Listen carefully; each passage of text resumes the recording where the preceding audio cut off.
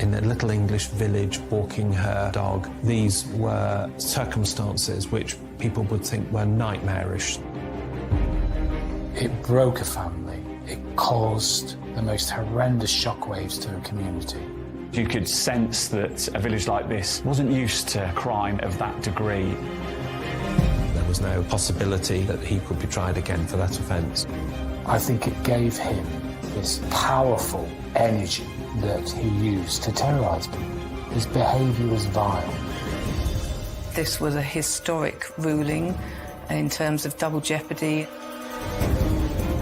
It was legally groundbreaking. It was high stakes. This was the first in the country. He clearly thought he'd effectively got away with it.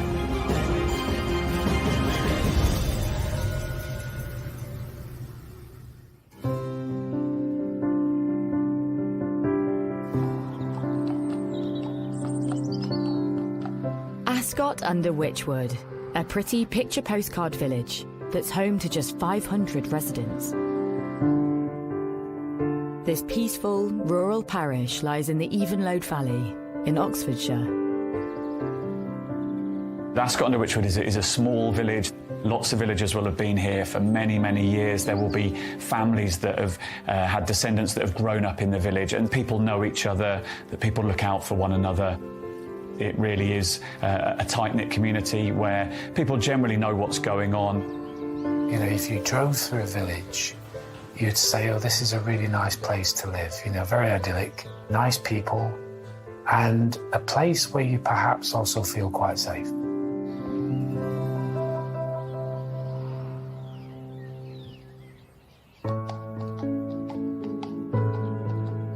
In this idyllic Oxfordshire village lives mum of two, Vikki Thompson. Vikki was an absolutely delightful mum, wife, and, you know, loved her family, great family unit. People that came into contact with her, you know, equally found her delightful. You know, she was a lovely, kind lady. Vikki was a key part of the village community, as many people were. People would have known her in the village, and clearly living a nice, quiet life in the Oxfordshire countryside. She's often seen out walking her beloved dog, Daisy. She loved the fact that she could just, you know, come out of her front door and within moments she'd be surrounded by fields, you know, with a dog and the children. So, you know, for her, I think it was a perfect place for her to bring up her family. But Vikki's perfect idyll is about to change. Vikki had just celebrated her 9th wedding anniversary with her husband in the village pub where she worked. So on the Saturday, they take it easy, relaxing in the garden. It was a pleasant day, the weather was beautiful, so it was a typical, you know, idyllic weekend really, that, you know, that's what families sort of strive for. In the afternoon, Vikki decides to take collie Daisy out for a walk. It would have been about 3:45, 4 o'clock when she set off at a regular time down the same country lane, across a little bridge over the river that ran through the village, to walk Daisy down to Shipton Lane, it was called, and to come back. It's typical of a village lane in this sort of area, perfect for walking the dog, and I'd imagine it was a well-worn route for Vikki and many other dog walkers in the area. But today, Vikki's dog Daisy does something quite unexpected.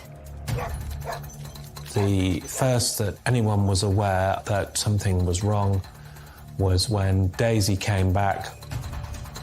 And then, unfortunately, when the dog returned without her, that's when alarm bells started to ring. As time goes by, with no news from Vikki, concern starts to set in. Vikki's husband went out, started looking, spoke to neighbours, spoke to friends, and then, you know, you almost naturally go into a sort of second phase of now starting to do a bit of a search, which is exactly what happened. So it sort of morphed into more of a search and thinking something's not quite right. Vikki's husband assembles a small search team of family, friends and neighbours. They retrace her steps on her regular walk down Shipton Lane in the desperate hope of finding her.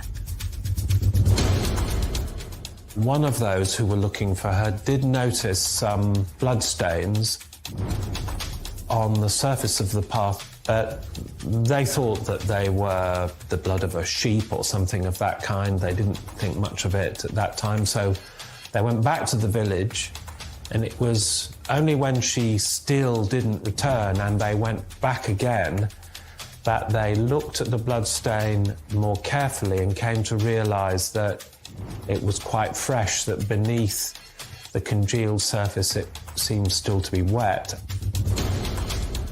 But much more importantly, nearby they then found some broken pieces of jewellery which were very quickly identified as hers.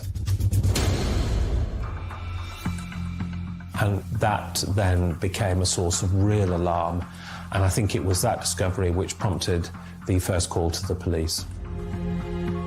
Finding that jewellery, all that did was, I think, heighten the sense of nervousness within those that were looking for Vikki at the time. As police make their way to the scene, the frantic hunt continues for Vikki. Her husband and neighbours are terrified she's clearly come to some harm. They make their way further down the lane. This is Shipton Lane. We've got the lane itself, and then to the right you can see the train track, and they must have really panicked and must have been desperate in time to find her, and it wouldn't have taken them too long once they'd realised that she was no longer on the path to scour the local area. 3 hours after Vikki went missing, they spot something sinister.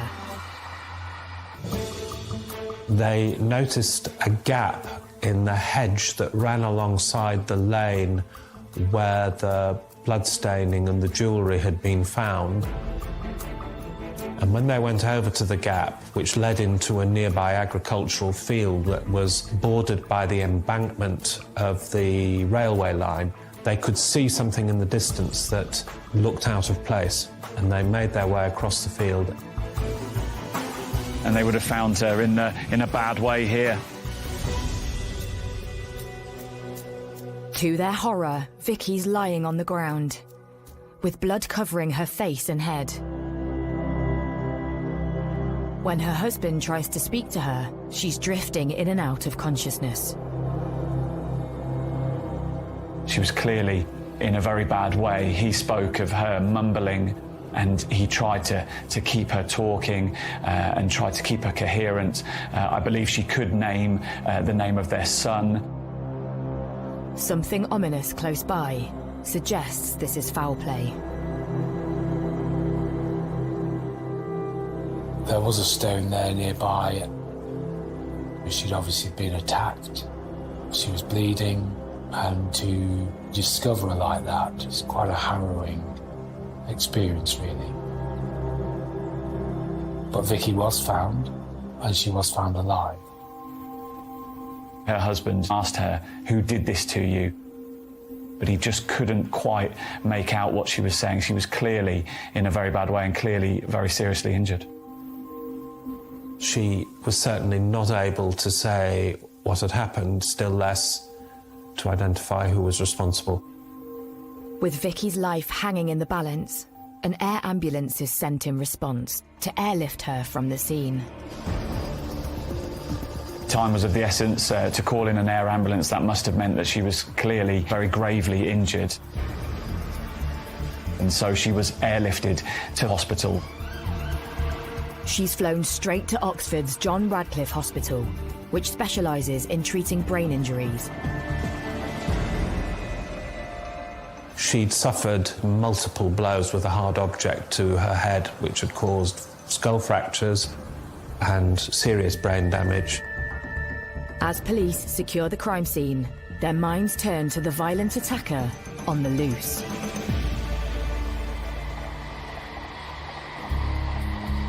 Had Vikki been in a position to talk, there is no doubt that she'd have said exactly who'd attacked her, because of course everyone knew everybody. Sadly, she wasn't able to do that. With no immediate suspect in the frame, the fear of an attacker living in their tight-knit community is the talk of the village. People think that it could have been them, that it seemingly there's no targeting, that perhaps this was just a random attack on any dog walker. It could have been them. And I think that probably did strike home to the local community and perhaps the wider community in the county and beyond. Within the community, there's no doubt that it was colossal. You know, that fear of crime can be just as powerful. And when you've got a small community that has been completely rocked by what unfolded, there's no doubt that it impacted that community severely. Over the next 6 days in intensive care, Vikki Thompson fights for her life.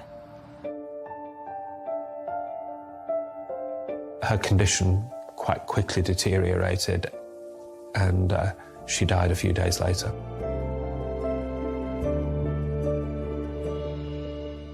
And the cause of her death was blunt force head injury. It's the news no one in the quiet village of Ascot under Wychwood wants to hear. Vikki's violent assault has now become murder. As a reporter, I've covered many incidences of dog walkers being attacked, and they strike a chord with people. But when it develops into a murder, then I think it really does chill people locally.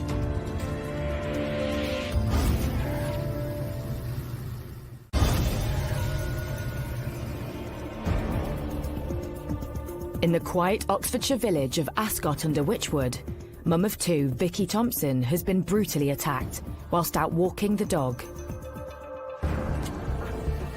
and dies 6 days later from her injuries. With Vikki's violent killer still at large, her community and the wider public are in shock.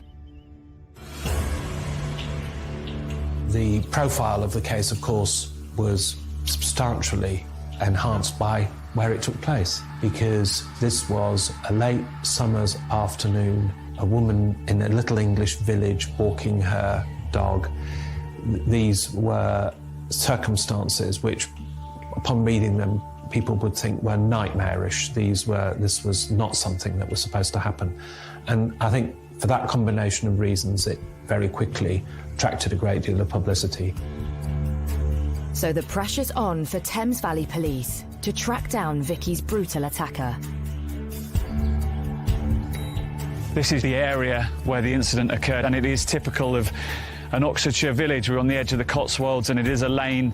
You can clearly see why it was popular with dog walkers. It's the kind of lane that's quite overgrown. It's the kind of area that someone who didn't want to be seen could perhaps sort of conceal themselves and look as people walked along. We've got the railway line to my right here, the embankment, which is where Vikki was found. Since the assault, police have been sweeping the area, looking for clues that could lead to the killer.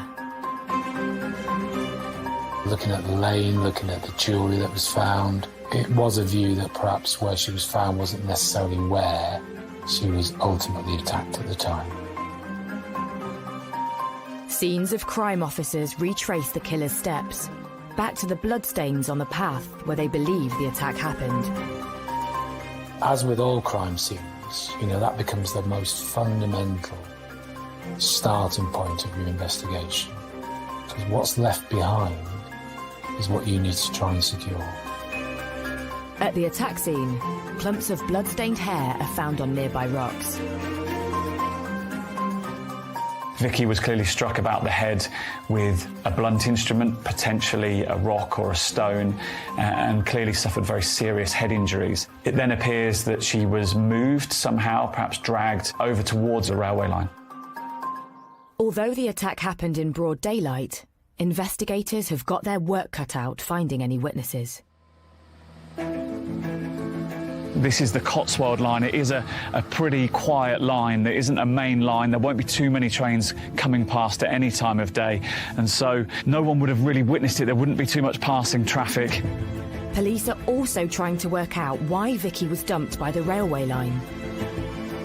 Potentially moving Vikki's body or moving her unconscious body towards the embankment might have concealed what had happened, that potentially it might have been made to look like an accident, but there was no real motive put forward for why she was moved closer towards this railway embankment. But 200 metres from the scene of the attack, officers make an intriguing find. In a hedge was found a plastic bag which contained 2 items of ladies' underwear that were discovered to have been contaminated with semen. This was obviously a hugely significant find, both because of what it was and because of where it took place. Although the underwear does not belong to Vikki, it's sent off to the lab for DNA analysis. Meanwhile, police continue the hunt for potential witnesses to the attack. 2,500 people would eventually be interviewed in the surrounding area. A huge amount of work was done. House to house was done, lots of statements taken. Because unless you start to build up a picture, you can only do that by engaging with the community. And so it was a significant, large investigation, treated as a serious investigation right from the very outset. But in the village, one name starts coming up on the doorstep. 20-year-old odd job man, Mark Weston. And there's those that, are mischievous and those that are perhaps, trouble. Mark Weston was trouble, not mischievous, he was trouble. And the investigation identified Mark Weston as a key suspect, and they had every reason to do so. And police are told Weston is often seen on the path leading towards the crime scene, Shipton Lane. He used to go down there. This is a chap, bear in mind, he didn't have a day job. He hanged around. So this place was a sort of regular haunt. There was lots of witnesses that would place him on this lane because it was a regular thing for him to do. Through door-to-door inquiries, 4 separate villagers tell police they saw Weston heading towards Shipton Lane just before the approximate time of Vikki's attack. The local post office clerk claims she saw him looking alarmed, covered in sweat, and running away from the village only an hour later.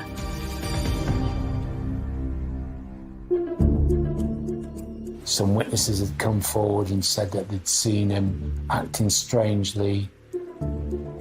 It became very clear, as a result of, the inquiries that went on, that Weston became a suspect. So police pay a visit to Mark Weston. On the morning of the murder, he claims he went fishing and shopping, but was at home all afternoon during the time of the attack. 3 days later, when police question him again, his story changes, and he says he was at home all day. 5 days later, it's a different story. Weston claims he actually left his house at 5 p.m, not long after the attack, to call on his neighbours who weren't in. But Weston's neighbours beg to differ. They say they had been at home at the time Weston said he'd visited and had never seen him. For police, something doesn't stack up. There are conflicting reports about where he was. All this sort of stuff was coming in that conflicted with what Mark was saying. It would be right to look at him very carefully. But looking very carefully is one thing. Having the evidence to support an arrest is another. But when scenes of crime officers search his garden 4 weeks after the murder, they find the charred remains of a sweatshirt or jacket that he's attempted to burn. As the investigation went on, other evidence started becoming apparent about, the burning of clothes. And so there's a few things that led the investigation to Mark Weston. Today, police have arrested a 20-year-old man in the investigation into the murder of Vikki Thompson. As the evidence builds, Mark Weston is arrested and taken in for questioning. He maintains his story, that he was at home at the time of Vikki's attack. Meanwhile, police search his house, seizing some of his clothing, including a pair of his boots. They are sent off for forensic analysis. The results come back to the senior investigating officer. The SIO at the time asked the question, was there blood on this boot? The answer came back, no. You can't do any more with that. The question's been asked, and the answer was given. Weston is released, and the police continue their inquiries. But soon, the lab has more news, and this time it could turn the case on its head. The lady's underwear found near the crime scene has a DNA result for the body fluids found on them. It matches Mark Weston. That became a key piece of evidence. It linked Mark Weston to the scene, no question at all.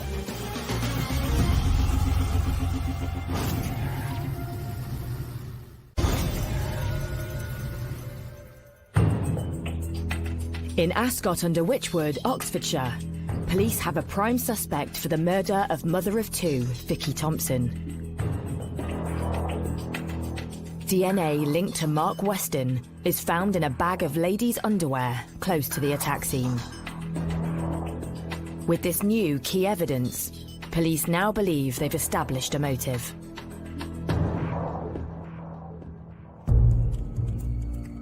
He quite possibly was seen by Vikki performing a sex act and perhaps reacted angrily to Vikki, perhaps accosting him and asking him what's going on, and then things escalated from there.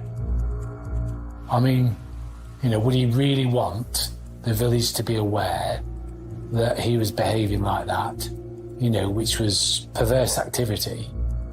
I think he was threatened with humiliation and possibly worse. And I think the initial violence that he used was in temper and spontaneous. Once things start to go wrong, they get worse. And I'm afraid I think that's what happened here. As Weston is put under the spotlight, more evidence is uncovered, linking to the bag of underwear found near the attack scene. During a search of a narrow watercourse that ran down the back of the gardens of the houses in the street where he lived was another plastic bag in which were found other items of ladies' underwear which had been placed there or an attempt had been made to conceal them after the day of the attack. He did not want items of ladies' underwear to be found in his home which would connect him to the scene, and so he had separately disposed of those so as to prevent that connection from being made.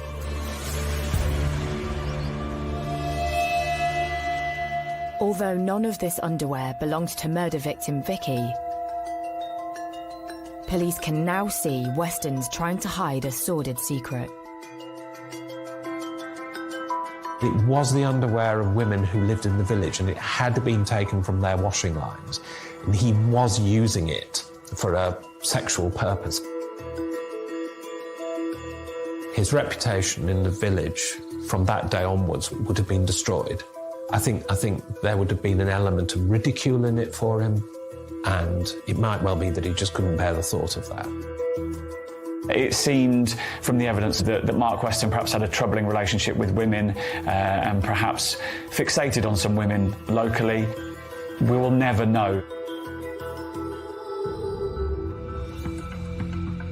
Today, a 20-year-old man has been charged with the murder of Vikki Thompson. 6 months after Vikki Thompson's brutal killing, Mark Weston is charged with her murder.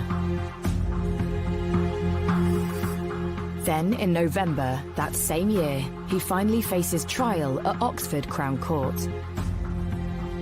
But before the case barely gets underway, the prosecution's dealt a serious blow. I think the police and perhaps the Thompson family felt very aggrieved that the judge presiding over the trial ruled inadmissible some key evidence, and that was our bag found with 2 pieces of underwear containing DNA from Weston very near the scene. That was ruled inadmissible. The jury couldn't know about that. With little other evidence proving Weston's inappropriate sexual behaviour, the judge believes this one piece of proof could unfairly sway the case. The judge felt it just wasn't fair for Weston that he would get a fair trial if that was admitted. And I've got no doubt having that judge make that direction would have been hard to be accepted. But the law is there to protect everybody, whether you're a victim or an offender, to make sure, from an offender's perspective, that you get a fair trial. But police have now lost their vital evidence linking Weston to the crime scene. And so a key bit of evidence, a key bit of fact-finding from the police was ruled out at a stroke. It is unfortunate that that wasn't admitted as evidence. It would have been crucial. It would have significantly helped the Crown's case. As the trial continues, the prosecution case never recovers. There have always been discrepancies and inconsistencies in the accounts which he gave at the time about his movements, but none of that was sufficient to prove an opportunity for him to have been where she was in order for him to have carried out the attack. And in the absence of a piece of evidence which could clearly establish that, it was always going to be difficult. Following a trial lasting 14 days, the jury retires to consider the case. To the court's surprise, they return in just 50 minutes. The verdict? Mark Weston is not guilty. It's a body blow for the police and Vikki's family.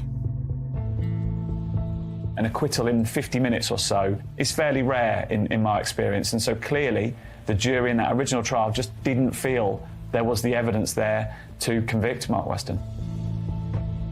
An acquittal so quickly after retirement was interpreted as a declaration of innocence, a statement by the jury, not merely that it hadn't been proved that it was him, but that it very definitely wasn't him. It is very disappointing when a jury does come back and return a verdict of not guilty, when you know and you strongly believe that that person is guilty. The case was thrown out very quickly, and so the police and Thompson's family and friends clearly walked away from the Crown Court that day very disappointed indeed. They made their decision at the time that had to be accepted. Mark Weston even appears on local news to boast about his acquittal. Cleared of murder, Mark Weston is this morning back with his family. Well, I've done nothing wrong, but they still kept saying it was me, though it wasn't. But now they've come to realise they had the wrong person. And to add salt to their wounds, Thames Valley Police comes under fire from the unlikeliest of places. Following the acquittal, one of the jurors felt sufficiently strong about what they had observed during those proceedings to write directly to Mr. Weston, suggesting that he might sue the Thames Valley Police for a wrongful prosecution. Although Weston secures legal aid to do this, his case runs out of steam. So he turns to other ideas of how to seek revenge. There's a thought that you might quietly just go back and just be perhaps under the radar. Weston was none of that. When he got acquitted, I think he had a sense of empowerment. He acted with impunity after that. He moved back into the community and he taunted the community perhaps in some ways and literally harassed people who'd been involved in that original trial. He didn't try to fade away. Barely a year later, Weston launches a campaign of harassment against the village bobby who helped investigate the case. Day and night, he makes up to 50 silent phone calls to the PC, his wife and their 2 daughters. He terrorised the officer. And bearing in mind, that's how we policed. You know, we're in that community, we're part of the community, because you are a member of the village. And I've been there, and it's lovely. But the thought of them being terrorised is just harrowing.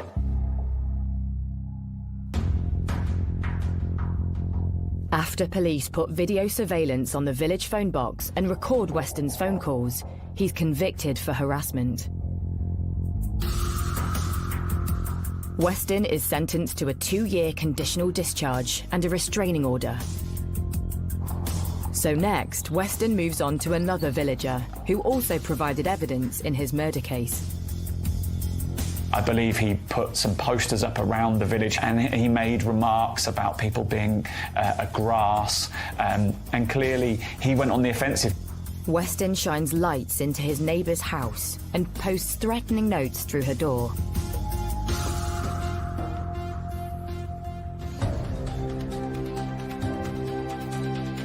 Mark Weston is convicted of harassment once again. He's sentenced to 100 hours of community service. This empowerment, I think, overwhelmed him. So he became very vexatious. I am permitted to do this because actually I've been acquitted. I think it gave him this powerful energy that he used to terrorise people. His behaviour was vile. He was perhaps a little bit arrogant. He didn't feel that he was under any threat from being hauled back to court. The law at the time meant that he couldn't be retried for the same offence, and so he clearly thought he'd effectively got away with it. But a change of law on the horizon would soon give the investigators new hope. Why? Because we knew, without question, that Mark Weston killed Vikki.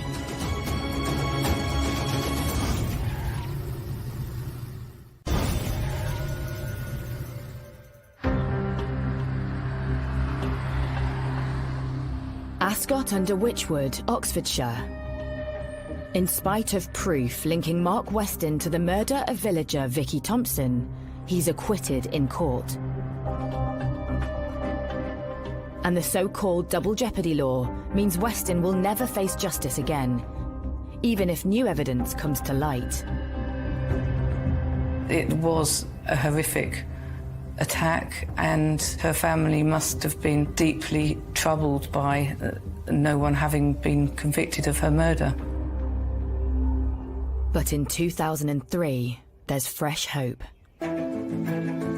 Parliament passed an act which abolished the common law rule of double jeopardy, permitting, in limited circumstances, the prosecution for a second time of the same individual for the same offence.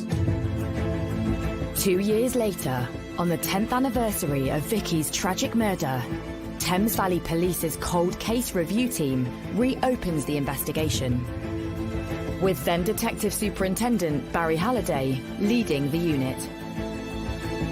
That was typically one of the cases that was immediately identified as needing to be reviewed.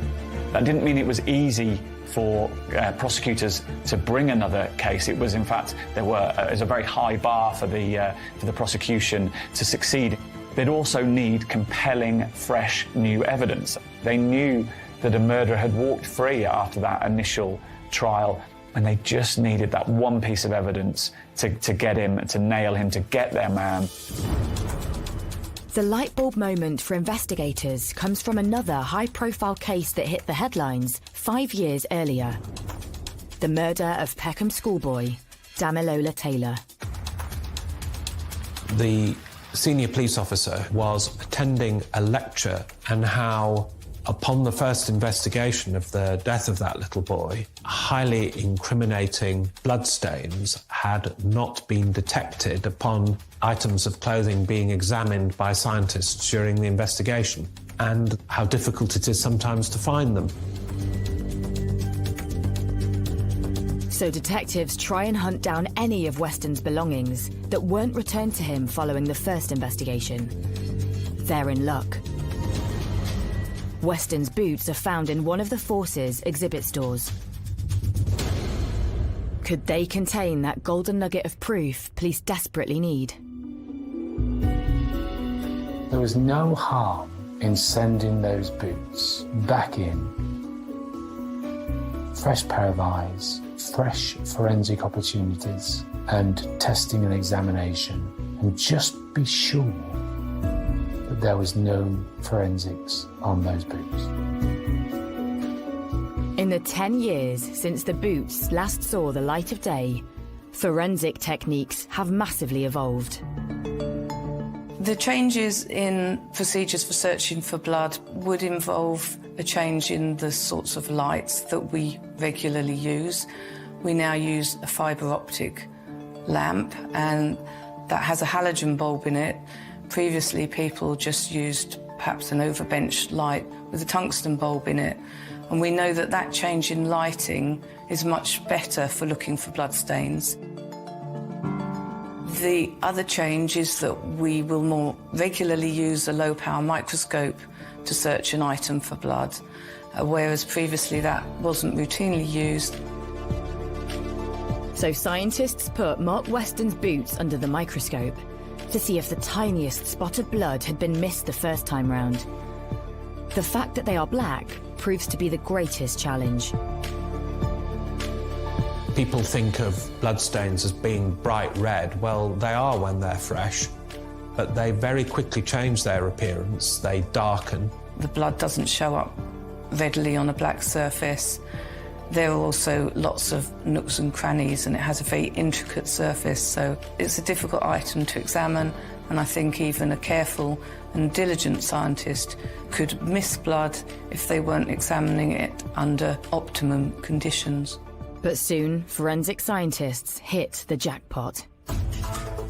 We found some blood staining on Mark Weston's boots, and DNA profiles were obtained from that blood, and those matched Vikki Thompson. That was really the significant moment in this case. It was the turning point. It's the news the cold case team have been longing for. The case was never closed, and to get a moment like that where you're told that all that hard work that your team has ploughed into, and actually you get fundamental evidence, is euphoric. They'd finally found that smoking gun, that real piece of evidence that they needed to seal the conviction that they thought they should have sealed years earlier. After 4 years spent rebuilding their case, police swoop in to rearrest Mark Weston. He was absolutely, frankly furious. You know, he was adamant, arrogant, can't believe this is happening to me again. You know, that sort of behaviour. So all the evidence was presented to him, including the overwhelming evidence of the blood of Vikki on his own boots. Absolutely no response from him at all, accepting any responsibility or liability for Vikki's death. A complete and utter denial.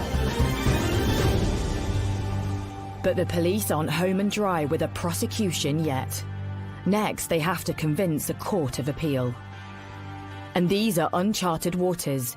It's one of the first times a double jeopardy case has been heard before the court. Our case was made very strongly, and then there is that huge sense of nervousness whilst you're waiting for the decision. After weeks of waiting, police and prosecutors finally get news. Given how compelling the evidence was, the Court of Appeal made the decision that it was in the interests of justice for Mr Weston to be tried again, and his acquittal was quashed. That was agonising, waiting. But the news came back. You are elated. It was a great moment when we heard that the Court of Appeal had overturned the acquittal. This was a historic ruling in terms of double jeopardy and introducing new scientific evidence. 5 months later, Weston finally hears the murder case against him for a second time.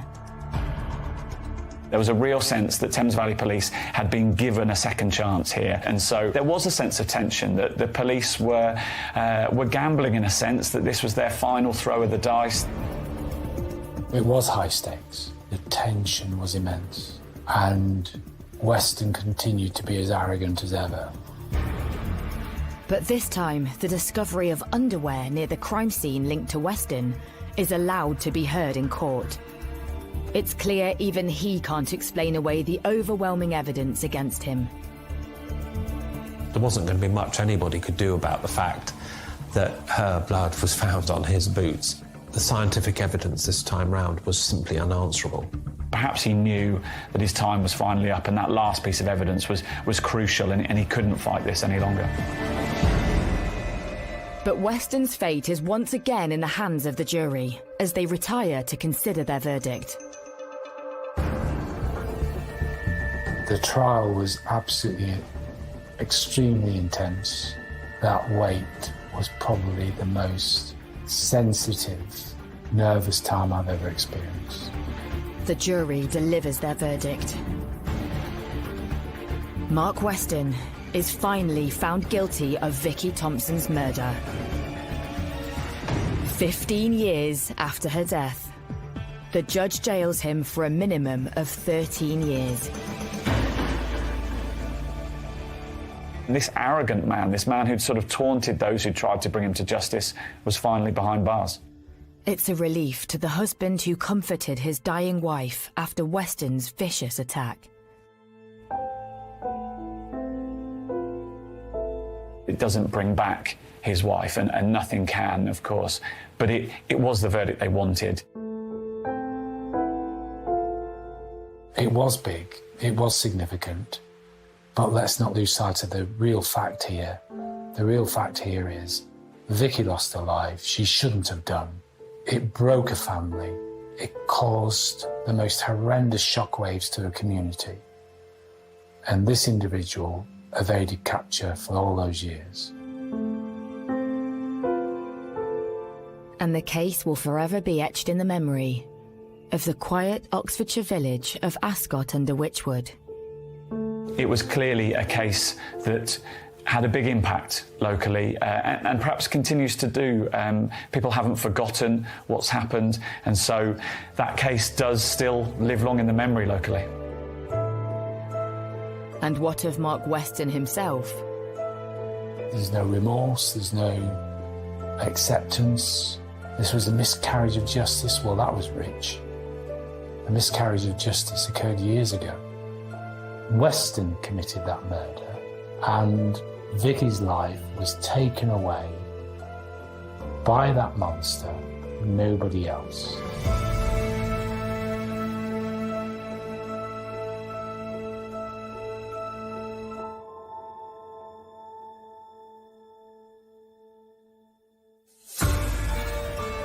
Gripping from the get-go, witnessing a murder is just the tip of the iceberg. The mob offers a way out and a tough decision in The Cleaning Lady, available now on Sky Witness with a new episode every Monday.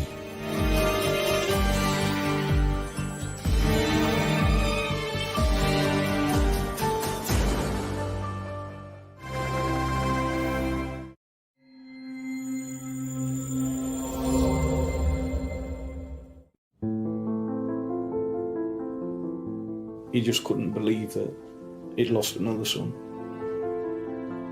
Just really broke him. When the villagers found out, they were shocked because it's such a quiet, peaceful village. It was a pre-planned and well thought out murder. In April 2003, the Nottingham village of Edwinstowe was shocked by the news that one of its residents had been found dead in the room of a local hotel, with his wrists and his neck elaborately bound. Was this a bondage session gone wrong? Or was it murder?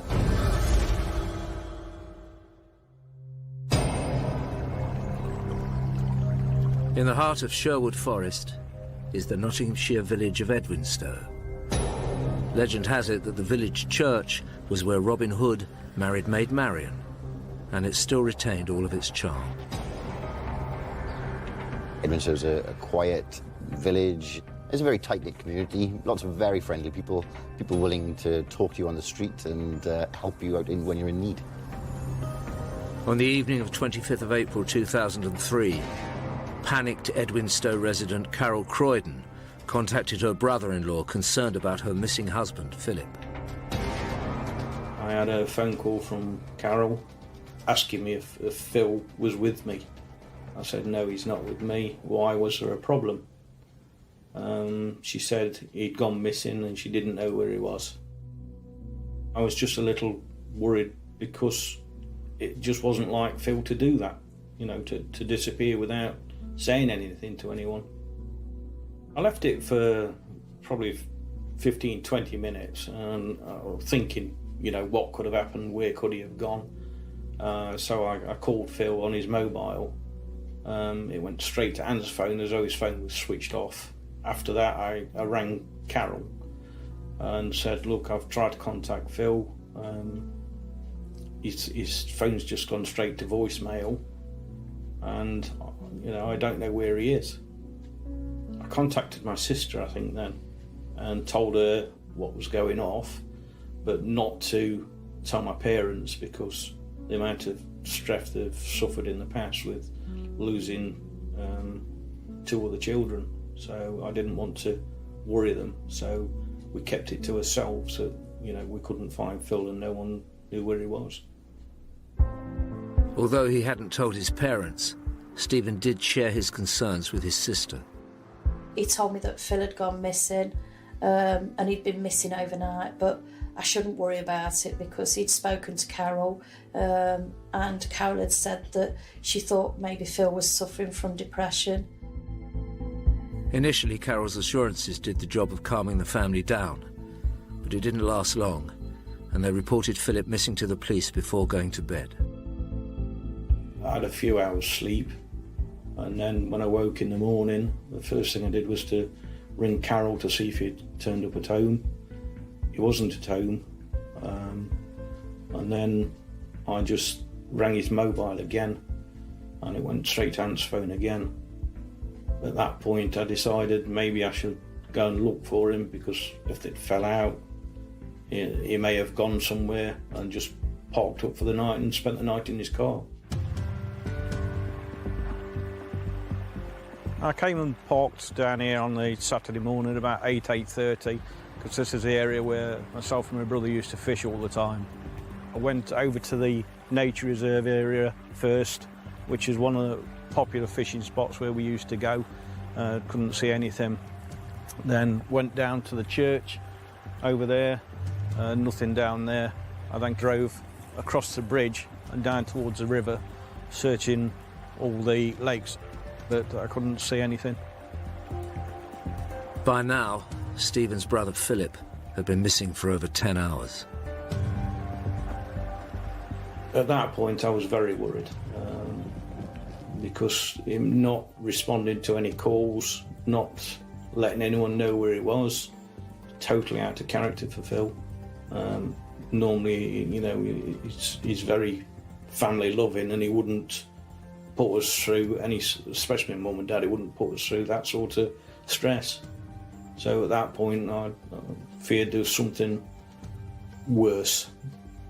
I'd just got flashes of my mum and dad running through my mind, thinking, you know, how they're going to cope, losing another brother, another son.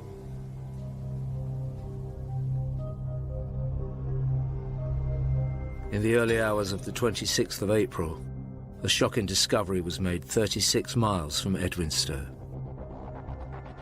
We received a phone call from an employee of a hotel that had found a body in the bedroom of the hotel. Officers arrived at the room in question, and it was immediately apparent that there was blood at the scene, and the man himself had got his hands tied. He'd also got a scarf across his eyes, at the back of his head. It's certainly an unusual set of circumstances.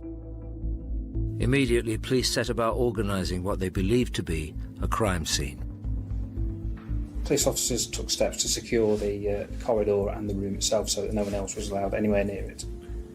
The senior officer called out for the forensic services and the pathologist to attend the scene. Certainly they spent some considerable time there taking samples for fingerprints, DNA, fibres, that sort of thing. It was apparent from the amount of blood around that it was a suspicious incident. And we were able to identify the man, Mr. Philip Croydon, and that was from his driving licence. Philip's wife Carol and his family were completely unaware that their worst fears had been realised, but it was the police's job to inform them of the news. When officers told Carol Croydon that her husband had been found dead in a hotel, she was clearly very distressed. She was hysterical at the time. She was really, really distraught. She couldn't understand what he'd been doing in a hotel room, and she wanted answers.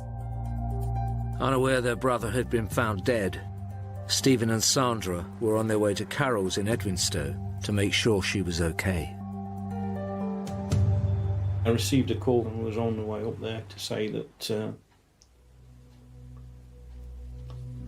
Phil had been found in a hotel and he was dead. It was such a shock that I kind of panicked a little bit, but it's happened and we've got to go and face and find out what the story is. Stephen and Sandra continued their journey to see their sister-in-law. When we got to the house, Carol was there. She was upset, but probably not as upset as the rest of us. When we walked in the house, there were there were probably 5 or 6 police officers there, because Carol had fed him the information that Phil was depressed. So Steve said, I hope he hasn't committed suicide. Obviously thinking about my mum and dad again. Steve, we need to tell my mum and dad. So the 2 police liaison officers drove with us up to my mum and dad's house. First went to the parents' address, to Ted and Marg, and the rest of the family were all at their house. I was with a colleague at the time. There was brother and sister, Steve and Sandra. Employed as a family liaison officer, involved with interaction with the victim's family, to interview them about the victim, the lifestyle, the background of that person, and to liaise with them and keep them fully updated with every step of the investigation. My dad knew straight away that something bad was wrong, and I told him that Phil had died. My dad was probably worse than my mum. He was absolutely distraught. He was in bits. Just kept saying, God, why? Just didn't. He couldn't deal with it. I think with losing 2 sons before that, he just couldn't believe that he'd lost another son. So, just really broke him. Despite having just received the heartbreaking news about their son, Philip Croydon's parents' thoughts quickly turned to his widow. Carol stopped and spoke to my dad and my mum for a little while, and then made her excuses, saying she had a headache and she wanted to go to bed, and would I help her to get in bed. My dad kissed Carol as she went upstairs to bed, and told her to try and get some rest. The family grieved and tended to a distraught Carol. I went and helped her get undressed and put some pyjamas on and get into her bed while we all sat downstairs, you know, discussing and kind of guessing what might have happened to Phil. In the hotel, the police investigation was unearthing more details surrounding Philip Croydon's death. The Home Office pathologist arrived at the scene, examined the body of Mr Croydon, and it became apparent that he'd received numerous stab wounds to the back of the neck and also to the chest. The ties that had been tied to his wrists and the scarf that had been placed over his head, it was his opinion that these had been placed or tied on after death. They were so tight that there was no discoloration of the wrists or no reaction when they were untied. And in relation to the scarf that had been placed over his head, he suggested that that would have fallen off in an assault. So it was quite clear that this had happened after death. And it was our opinion that whoever had done this had wanted to make it look like a sexually orientated assault. Now police were certain they had a murder case on their hands. And whilst Carol was grieving with the Croydon family, they checked a new potential lead. CCTV footage of the previous night from the hotel cameras was found and examined. It showed Philip Croydon entering the hotel alone at 5:09. What officers were hoping was that it would identify Philip Croydon's killer.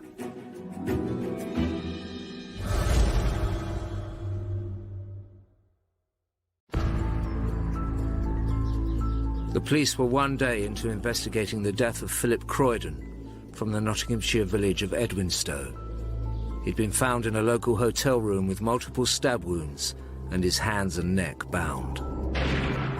Philip's wife Carol had reported him missing on the night of the killing. Police had already concluded this wasn't a sex game gone wrong, but murder, and they hoped the hotel's CCTV footage would help with their inquiries.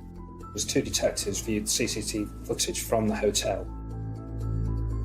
Armed with the details of all the Croydon family vehicles, 20 minutes after Philip had checked in, police made a surprising discovery. Mrs Croydon's car was seen entering the hotel on the Friday evening, and a lady who got out of the car fitted the description of Mrs Croydon. That was clearly very irregular to what she'd said to us about where she was the night before and the fact that her husband was out playing cards. Then officers saw Carol leaving in different clothes 40 minutes later. The two officers spoke to the senior investigating officer and immediately then went to Edwinstowe, saw Mrs Croydon, and she was arrested on suspicion of murder.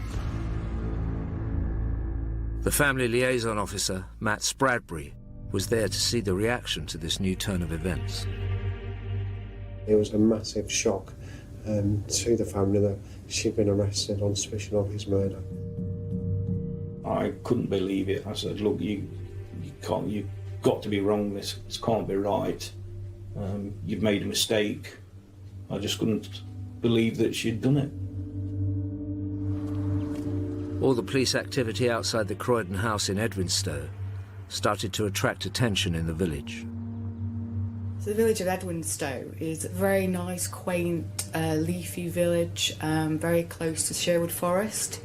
It's a lovely place to live, and for journalists there was a massive interest, and for us we obviously covered it every single day. Carol Croydon was taken to Wigston police station in Leicester to explain how she happened to be checking into the same hotel as the husband she had reported missing. The police obviously looked into her story, and they looked at the CCTV from the hotel, and there was Carol Croydon at the hotel. Apparently she had no knowledge that her husband was there, and she was going to see him, and she was also filmed leaving the hotel. Police could then prove that she did know where he had been. She was obviously aware that officers had got her going into the hotel on CCTV. She told police officers that she'd gone there to meet her husband to engage in a swingers session with another couple who we call Brian and Linda. Whilst Carol was being interviewed in custody, the family wanted as many updates as possible and we're waiting eagerly to find out whether there were going to be any charges against her. I had contact with Philip's brother Stephen in the main, and he was adamant that I made a personal visit to them to keep them updated no matter what time it was. Carol Croydon said that she left the hotel room, she left Brian and Linda in the hotel room with her husband, and that she'd lost her nerve and gone. This didn't sit right with me at all, because Phil just isn't like that. Never would have even entered his mind to do anything like that. Phil was very quiet and very shy, and certainly that was totally out of character. So then that made me think, what has she done? The police went on the hunt for Brian and Linda, the swingers from room 328. Whilst Mrs. Croydon was being interviewed, officers were checking the CCTV footage of the hotel. There was no evidence whatsoever of anyone else going into the room where Mr. Croydon was found. So it soon became very apparent to officers on the investigation that Mrs. Croydon was telling us a lie. Whilst the family tried to come to terms with events, and after the police had failed to find Brian and Linda on the hotel CCTV, they expanded their investigation to Carol's house in Edwinstowe. Mrs. Croydon's in custody. There's a lot of actions that are going on behind the scene. We have a lot of detectives who are working on this case. 3 days after Philip's death, the police made a discovery. Officers carried out a forensic search of her home address and found in a dustbin a carrier bag which contained blood marks, which subsequently, upon testing, turned out to be the blood of Mr. Croydon. The police continued their search, uncovering plane tickets to Dublin for Carol and a male passenger flying 2 days after Philip's death. With this new evidence, they questioned Carol again. She was asked about a number of contacts that were held in a mobile phone. There was a gentleman in the contacts that she described as being a friend and a shoulder to cry on. However, behind the scenes, officers were making inquiries into the various individuals concerned, and this particular individual, it soon became apparent from what officers found that he was more than just a casual friend, if you like, and possibly somebody that she may have been having some sort of relationship with. It wasn't long before Carol changed her story. When she was further interviewed, she introduced this person to us as somebody that she was having a relationship with. Mrs. Croydon told police officers that her boyfriend had come to the hotel, come into the room and told her to leave, later meeting up with him in the evening. He then told her that she wouldn't be seeing her husband again. Police acted fast, and Carol's lover was arrested.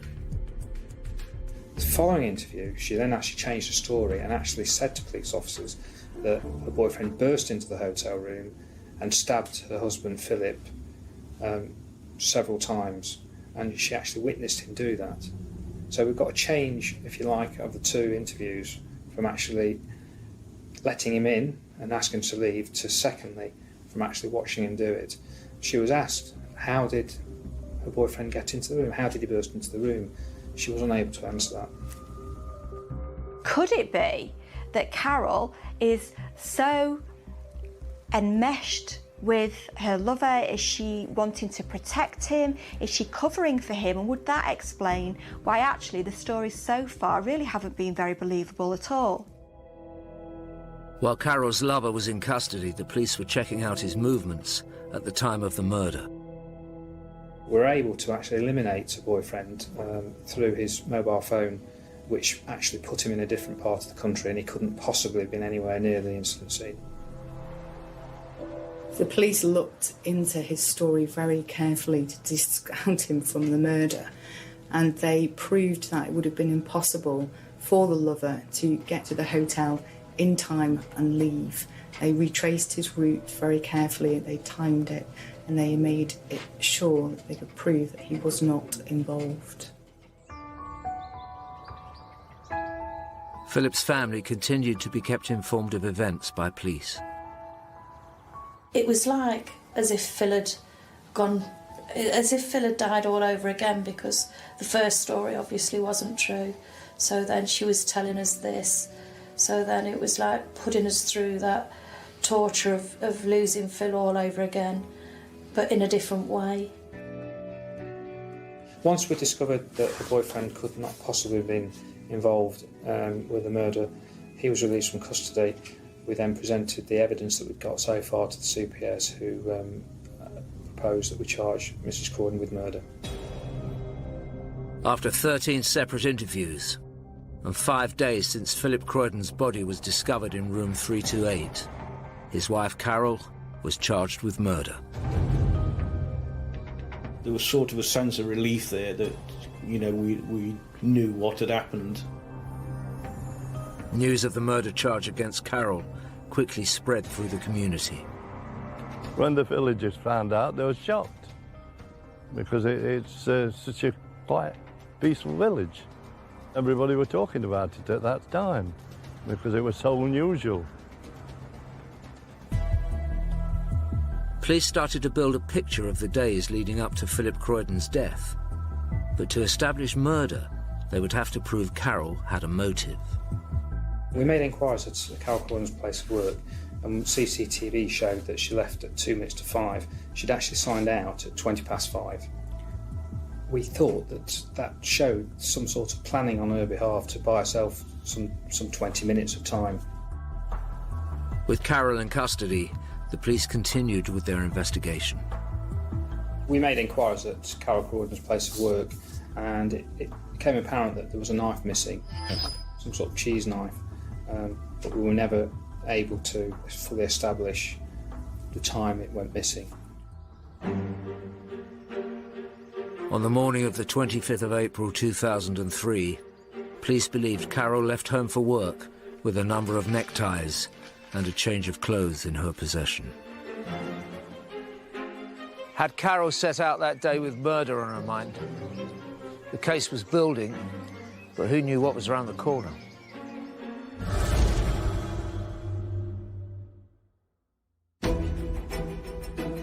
In Nottinghamshire, police were dealing with a murder investigation that was continually changing direction, but they were determined to find the truth. 5 days after Philip Croydon had been found stabbed in a hotel room near the village of Edwinstowe, his wife Carol had been charged with his murder. She'd already changed her story on 3 occasions, wasting police time and resources, but there was more to come. Whilst Carol was on remand awaiting trial, yet another version of events emerged. She now said Philip had asked her to tie him up. As a child, she'd been sexually abused by various people. She said that she'd had flashbacks to her childhood, which caused her to inflict the stab wounds to her husband, which subsequently killed Mr. Croydon. At this stage, it's quite clear that Carol has committed the killing. So really, the only other option for her is to try and get a reduced sentence by saying that it was diminished responsibility. Carol blamed flashbacks to her childhood, and that had sent her into a blind rage, and she couldn't remember doing anything, but just found herself standing over Phil's body, and Phil was dead. I've worked with a lot of patients who have flashback phenomenon, and they are very strong, vivid memories. What tends to happen though is that people go back to how they felt whilst that memory was formed. So what I would expect was for Carol to have felt small, helpless, immobilised with fear. With Carol now claiming she hadn't committed murder, it was the police's job to prove it was premeditated. So they looked into Carol and Philip's life together in the search for a motive. Carol's past was always kind of kept a bit of a, not a secret, but she never wanted to discuss it. And if you asked her questions about her past, which you could tell made her feel uncomfortable, she would move on to another subject. Philip Croydon and Carol got married on the 17th of June 2000 at St Peter's Church in the Derby suburb of Chellaston. Our first impressions were good. I mean, you know, Phil's obviously clearly madly in love with her. even though he'd not known her for very long.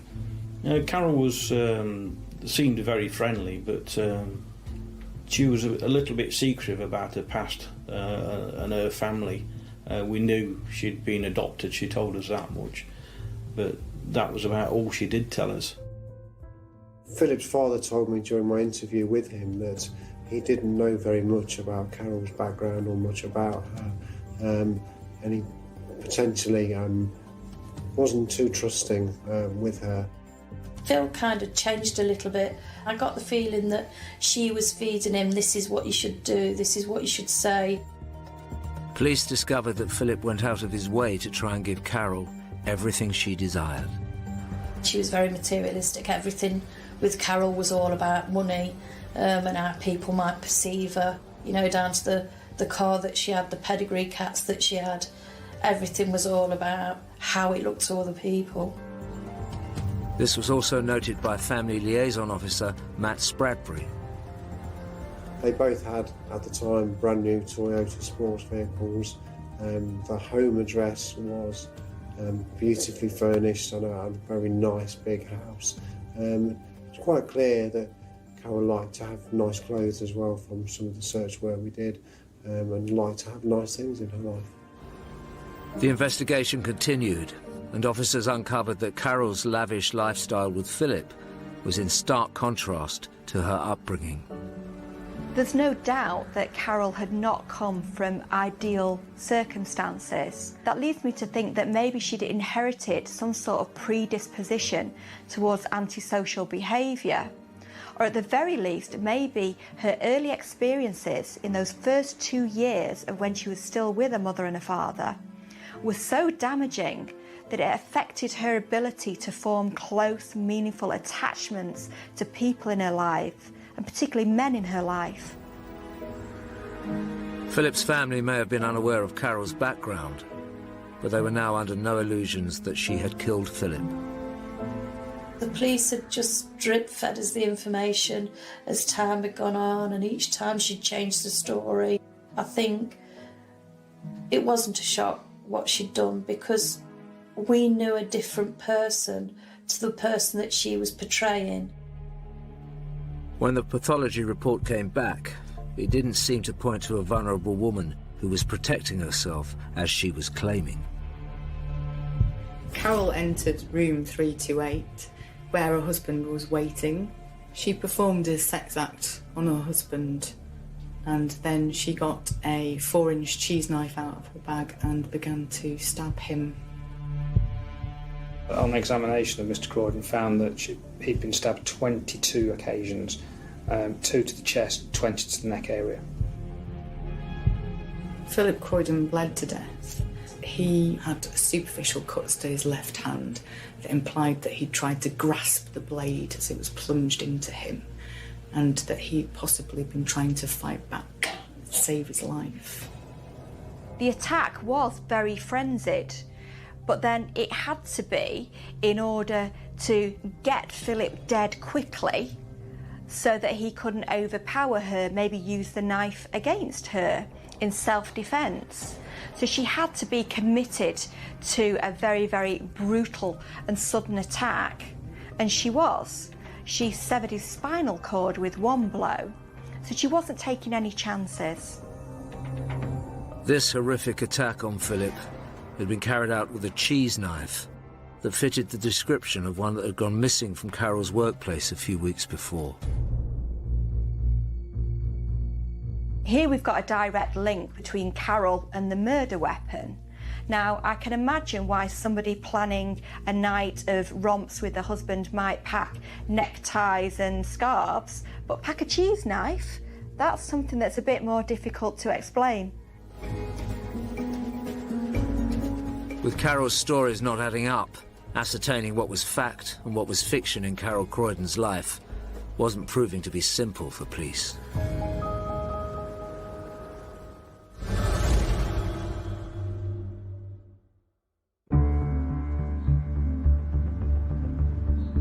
Carol Croydon was accused of murdering her husband Philip and leaving him tied up in a Nottinghamshire hotel room, trying to make it look like a bondage session gone wrong.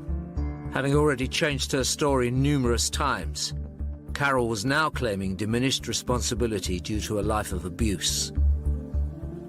Police were still busy trying to prove a motive, and thus murder. There just seemed to be no motive whatsoever for killing her husband, except that she stood to inherit the £300,000 family home in Edwinstowe and an insurance policy. Police carried on with their investigations and went through the hotel bookings on the night of the killing. A neighbouring couple who were in the next room to Mr Croydon reported hearing noises at the relevant time of the incident and a voice saying, "Don't." Officers continued trying to prove that Carol's motive was financial. Looking into her and Philip's relationship was key to their case. He met Carol at work. Carol went there as an accountant, and after a short period of time they developed problems with the company. Carol was fired from her position. Phil was that much in love with her. He felt that he had to give his notice in as well, so they both went at the same time. Detectives soon discovered a side to Carol that she'd kept hidden from everyone, including her besotted husband. She'd made a lot of false statements, if you like. She'd got a false driving licence in terms of her date of birth. Her birth certificate had been falsified, again with the date of birth. Her passport, even a national insurance number. She'd made herself appear 4 years younger than what she actually was. She was also, it was found that she'd applied for an accountancy course and falsified her qualifications. That enabled her to get a role later on in life as an accountant. Clearly, there's a lot of things going on in the background here that just didn't add up with Mrs Croydon. What police were discovering was that Carol Croydon's whole life was nothing more than a tangled web of lies. What they needed to do was prove that her claim of diminished responsibility was just another one. Carol said that she'd been abused, sexually abused, physically abused throughout her life and by various different men. It might provide some sort of reason for why she's so willing to really take advantage of any of the men in her life and why she was angry towards her partner to the extent that actually divorcing him wasn't enough. She wanted to kill him. After an investigation lasting more than 6 months, the police believed they had enough evidence to convict Carol of murder. But it would all be meaningless if her defence could prove diminished responsibility. On January the 28th, 2004, the case against Carol Croydon went to Nottingham Crown Court. She was brought into court, sat in the dock, very calmly. As all the charges were read out to the jury. There was one charge, obviously, was murder. I just remember her being very, very calm and cool in the circumstances. She was facing a murder charge. The prosecution presented their case, witnesses came and gave their evidence. The defence went down the line of provocation. Mrs Croydon was suggesting that her childhood she'd suffered sexual abuse by a number of people and that she'd suffered provocation into murdering her husband. The whole of Philip's family were in court from the first day. Carol didn't show any emotion. When she stood there, there was just a look of fear, but not any emotion showing at all. It was just like shock that she'd been caught. The extent of Carol's colossal amount of lying was laid out in every detail for the jury. There's only one witness to the crime, obviously, which was Carol Croydon, and she didn't give evidence about that. So the jury were reliant on the explanations that she gave to the police at the time, and there were varying explanations as to what happened and what her involvement was that changed. And that was probably one of the most interesting parts of the case, about how she had told lie after lie to the point where she couldn't remember what happened. To be a good liar, you have to construct a very plausible lie, and then you have to stick to it really quite rigidly. And this is where she comes unstuck, because Carol has to have points for flair and imagination, but when it comes to consistency and believability, she really does fall down. She's too much of a fantasist. The jury then heard Carol's final version of events. Mrs. Croydon admitted that she'd stabbed her husband many, many times, but she'd had a blackout, and that when she came to, she was just standing over his body and couldn't actually recall the actual incident itself. This was viewed by a psychiatrist in court as being very unusual in the circumstances. He said it was possible, but he doubted it.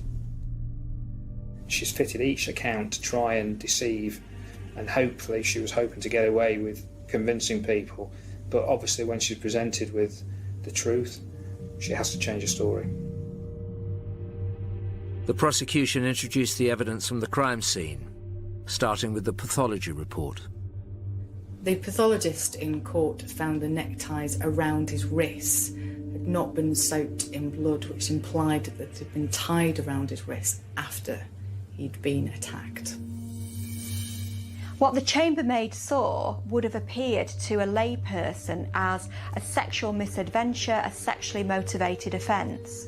But actually, it doesn't take too close an inspection to work out that it's not all as it seems.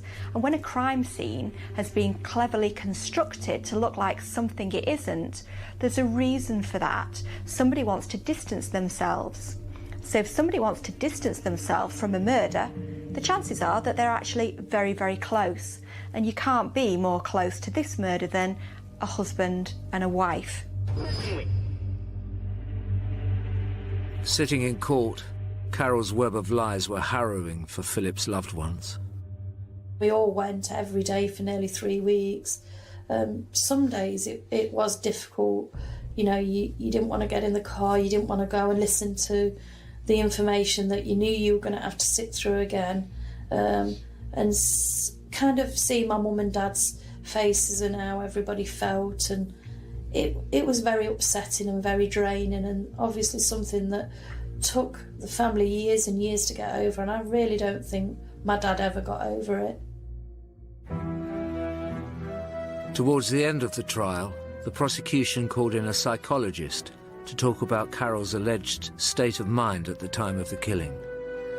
Carol says that she was very, very depressed. She was depressed as a result of problems in her marriage, and she was depressed as a result of trauma in her history. But the classic symptoms of depression are lack of libido, lack of motivation, lack of concentration and ability to plan ahead, general purpose apathy. Now that's actually the antithesis of what we're seeing with Carol, because this is somebody who was able to plan and execute a murder and also maintain several affairs. What the jury was told by the expert witness was to be key in the case against Carol Croydon. He's concluded that Mrs. Croydon couldn't have been suffering from any mental disability or depression at the time of the killing. With that, Carol Croydon's defence of diminished responsibility collapsed. It was the moment Philip's family had been waiting for. At this point during the trial, they were now beginning to think, you know, she's responsible for this, and they just wanted justice to be done. After almost a 3-week trial, the jury of 7 women and 5 men retired to consider Carol Croydon's various accounts of the events on the evening of the 25th of April 2003. After just 3 hours, they'd reached a verdict. On February the 12th, 2004, Carol Croydon was convicted of the murder of her husband at Nottingham Crown Court. She broke down uncontrollably in the dock when the jury came back with the verdict. She clutched a tissue to her head. I think when the judge found her guilty, I'm sure I screamed. It was panic. I was thankful that she'd been found guilty, but at the same time, you know, still kind of just thinking about Phil and what, you know, we were never going to see him again. On convicting Mrs. Croydon, the judge said in his summing up that he was quite satisfied that she'd committed a sex act on him, got him at his weakest point, and it was at that point that she murdered him. The judge sentenced Carol to life imprisonment set at a minimum term of 16 years. He told her that she was a cold-hearted, cold-blooded killer who tried to blame others for being responsible for her husband's murder. This Carol Croydon case wasn't a sudden loss of self-control during an argument. It was a pre-planned and well-thought-out murder. All along, Carol's allegations of abuse had just been more lies. Philip's family struggled to see the 16-year sentence as justice. The sentence can never be long enough for anyone to do something like that, to take another life deliberately and never show any remorse, which she hasn't. She's never ever admitted to it, never shown any remorse, never apologised. And to do something like that, my opinion is people who are 100% guilty, there's no doubt whatsoever, they should stay in prison the rest of their life. When she was found guilty, she sat in the dock and she sobbed, presumably for the fact that she wouldn't be able to live the great life that she'd led in the past, not for the fact of she'd taken our brother away from us, and she killed him in such a horrible way that would be emblazoned on all our minds forever. After the verdict, Philip's dad, Ted Croydon, read a statement in which he said, "I curse this woman every day I wake.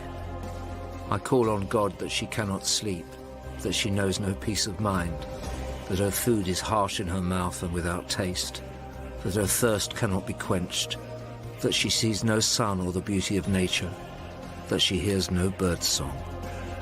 He added, "That woman is the devil incarnate, nothing but an evil witch." I absolutely hate her as much as I did the day that she did it. I hate her just as much, not just for what she did to Phil, but what she's put my family through. It's unforgivable. My father was never the same. It ruined his life, it changed him completely. He was a broken man. He died a broken man. I'll never ever forgive her for that. Because Carol Croydon refused to take the stand, no one will ever know for certain what happened in room 328 on the 25th of April 2003. But perhaps the most surprising aspect of the whole case is that Carol's lover left his wife and at time of sentencing still wanted a future with her, despite the fact that she named him as the killer, hoping to evade justice.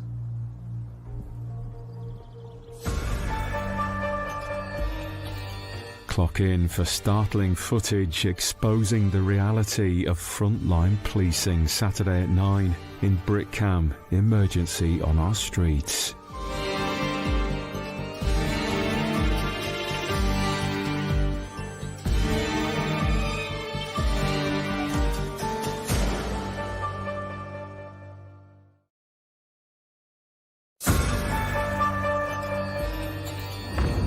There'd been a fire in the Elizabeth Road area of Boston.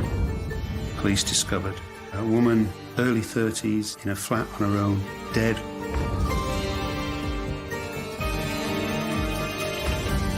It was clearly a very violent, cold-blooded killing.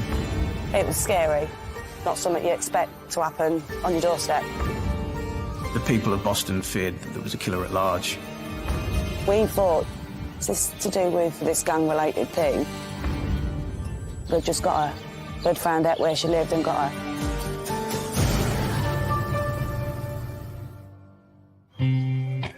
In the heart of the Lincolnshire countryside is the thriving market town of Boston. Boston's a town that's steeped in history. At one stage, it was the second largest port in the UK to Liverpool. You've got such things as the Guildwood Hall. We got a nice Boston stamp. It's a big church, which is very beautiful architecture. You can see from anywhere. If you get lost, just to look for a Boston stamp. Because it's rural, you've got plenty of nice open spaces. And then you've got a town with local people in it, local trades. It was a small village and now it's a town. And they're very lovely people, very laid back. They have a very Bostonian humour about them. Anybody that comes past, it's always good morning. It's not like city life where they just ignore each other. I would be sat on the doorstep having a cup of tea. An old woman or someone comes past, you're like, all right, good morning. Yeah, you don't know him from Adam, but you just say good morning. Yeah. With its surrounding farmland, Boston has long been a draw for those looking for work. Boston is essentially the vegetable breadbasket of the United Kingdom. About a third of the fresh fruit and vegetable comes from that area in the whole of the UK. Farmers need, packhouses need X amount of casual labour. Boston doesn't hold that amount of casual labour, so that labour has to come in from elsewhere. And that's always been the case all the way back. In recent years, the town has been transformed by the arrival of workers from across Europe. Boston's changed incredibly over the last 20 years with the migration from the European Union. It's had the highest amount of migration for anywhere in the country.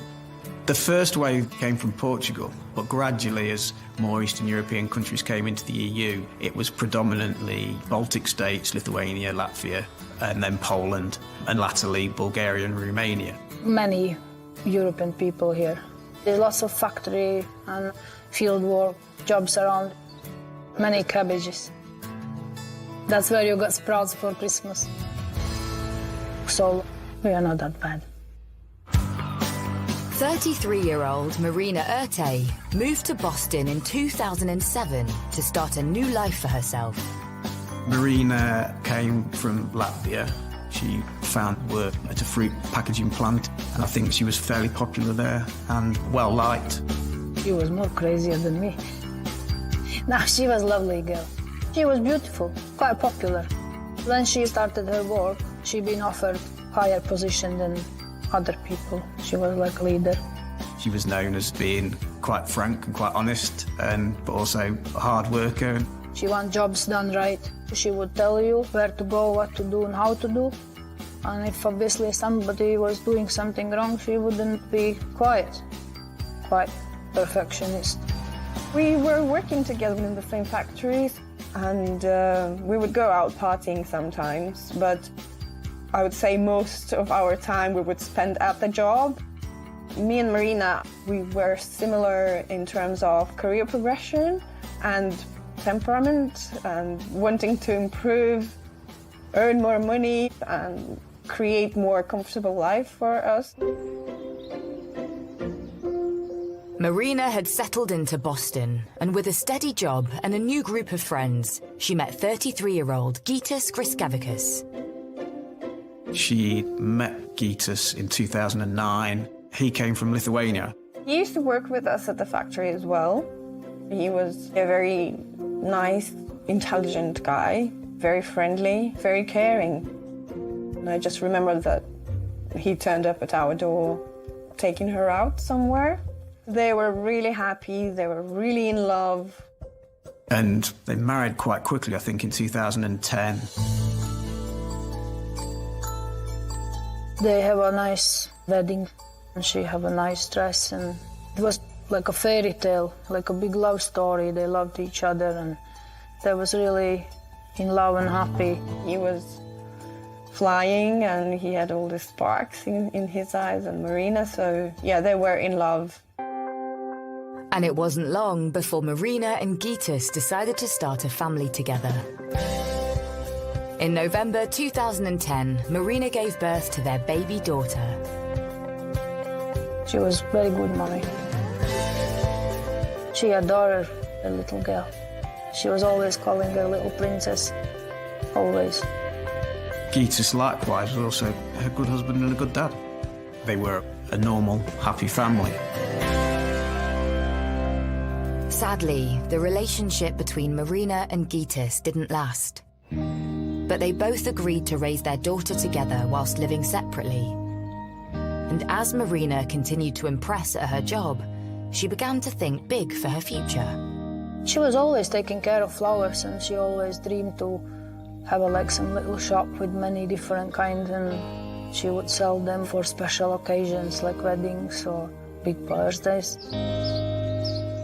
But in the summer of 2016, everything changes when one of Marina's neighbours calls an emergency engineer, believing there's been a gas leak.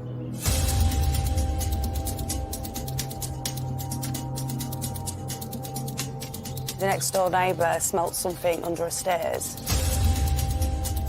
But when the engineer arrives, he suspects the smell is coming from Marina's flat and looks through her letterbox.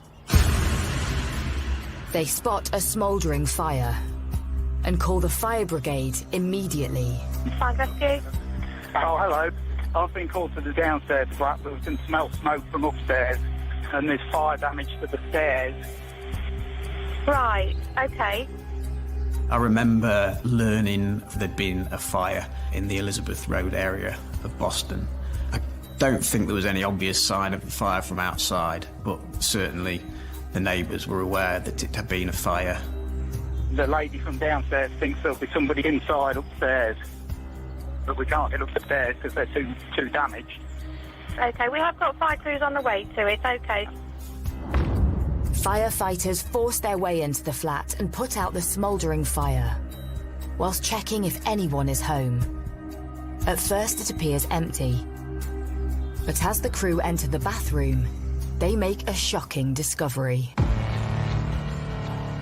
They find a woman, early 30s, in a flat on her own, dead, obviously by strange circumstances, in a bath, no water in the bath, covered in soot, with a hose on top of her. You know, you think, good gracious, you know, how on earth has this happened? Police are immediately called to the scene. I want to know what the cause of death is roughly at that stage. So is it a homicide? Is it suspicious? I mean, just because a body's been found in the bath doesn't necessarily mean it's suspicious. It could have been an accidental fire or something like that.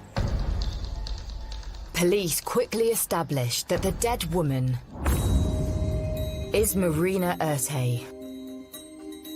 It becomes obvious she has been brutally attacked, with horrific injuries to her face and body.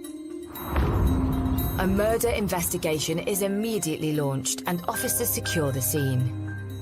It's all about scene preservation.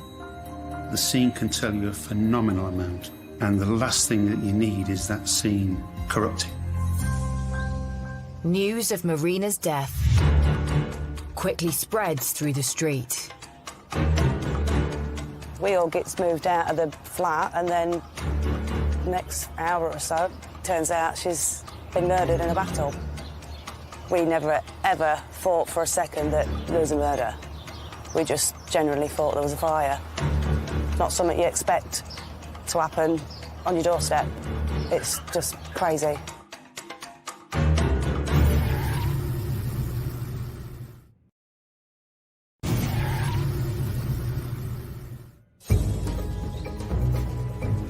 In the quaint market town of Boston, Lincolnshire, the usual tranquility has been disturbed by the sirens of fire engines, and neighbours on Elizabeth Road are stunned to learn that not only was the fire set deliberately, but that 33-year-old Marina Ertey has been brutally murdered. The residents were shocked to learn that it was a murder because initially, like everyone else, they thought it was a fire. Everybody was in shock. You just didn't know how to get your head around it. There was always a police car parked just there on the side. Constant flashes, weren't there? Yeah. Forensic cameras, it was just unreal, wasn't it? It's just not what we expected at all. It is a quiet area, so for something like this just happened, I think it did shake everybody up, to be honest. When a crime like that hits Boston, it's very painful to hear. Some Bostonian people, they do feel afraid, they feel afraid going out. It just brings this grey shadow over your community. As Marina has been senselessly attacked in her home for no apparent reason, the community is on high alert. The people of Boston feared there was a killer at large. It was scary. There was always that worry of somebody coming back. They could have potentially took more lives. It isn't long before Marina's family and friends learn of the brutal attack on their loved one. Someone texted me saying that the fire brigade and police is there, so she's been killed. I was in shock. I couldn't believe. It was my birthday, so obviously from very high happiness I went in deep sadness and proper shock. I thought, what? Is that really possible?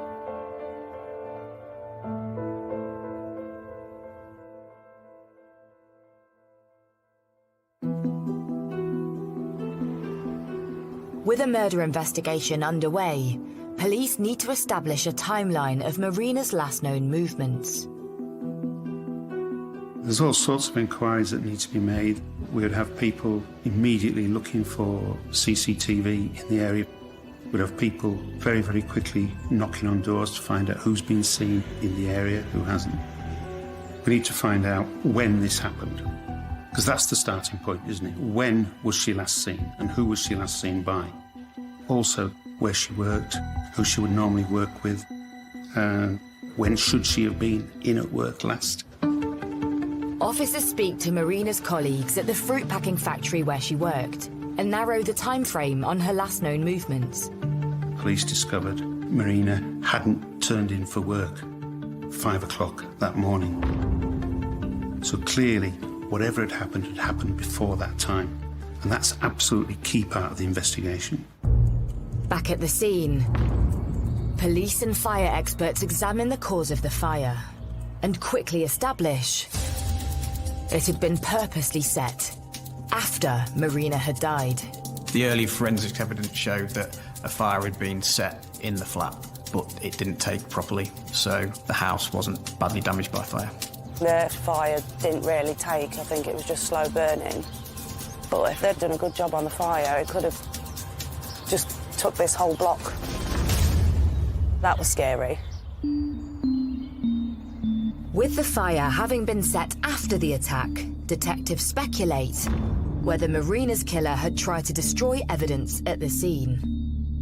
They won't have known if they left any forensic evidence there. They won't have known if they left any fingerprints there.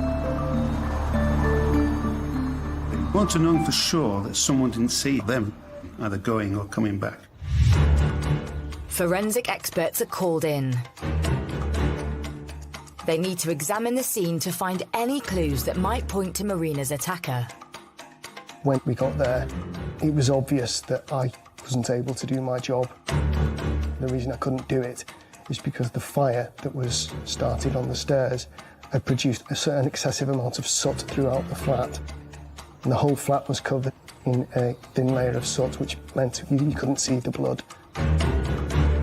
So at that point, after a brief look around, and we did locate some bloodstains, but it was obvious that the extent of that was much more than what we could see. We decided to go home and have a team of people come in and de-soot the scene, and then us to go back after that process has been done. Forensics must wait until the thick layer of soot is meticulously cleared before they can work. But detectives do manage to question Marina's ex-husband, Gitas. He says he hasn't seen her, but reveals some information which leads investigators to look deeper into Marina's personal life. And they uncover some disturbing connections to some violent people. Following the ending of a relationship with Gitas in 2015, she'd formed a new relationship. And it was quickly discovered that she had been involved in a very recent trial at Lincoln Crown Court. She had been charged with perverting the course of justice after her new partner was involved in a violent attack on another group of East Europeans. The man in question is 42-year-old Alexandra Kudryasov. Alexander, he worked at the same factory as well. Alexander was involved in what's it called, criminal activity and deviant behaviours and everything. He's got quite a rough background. Police found out that a new boyfriend had recently been sent to prison for 18 years for grievous bodily harm, dreadful attacking involving knives. And Marina herself had been acquitted for conspiracy to pervert the course of justice in providing him with an alibi, only a matter of days before her body was found. Clearly, it was an obvious line of inquiry that her death might be something to do with those circumstances. Police want to know, was Marina's involvement in a gang dispute anything to do with her death? Could this have been a revenge attack? One theory that the police would have been exploring is that maybe one members of the group that were the victims would exact revenge on Marina's partner, and the fact that he had been convicted and was now out of the way meant that, of course, there was no one to protect Marina at the time. Police explore the possibility Marina had become mixed up with a bad crowd through her relationship with Alexander. The theory of a revenge attack takes hold, and the safety of Marina's friends and family becomes a police priority. The fact that a group of East European men have been very, very badly injured by another group of East European men, obviously down in Boston, there would have been tensions between the various people involved, the various families. Clearly, one of the concerns for the police initially was the welfare of the child, and then the other family members as well. As police make sure Marina's loved ones are kept safe, post-mortem results arrive which offer clues to her attacker. Marina had suffered traumatic brain injury, and she had fractured eye sockets and other injuries. We know that it wasn't a knife used. It could have been done with fists, kicking, or a blunt instrument. It was clearly a very violent and cold-blooded killing. And with the scene now cleared of soot from the fire, forensic results arrive, which further paints a horrific picture.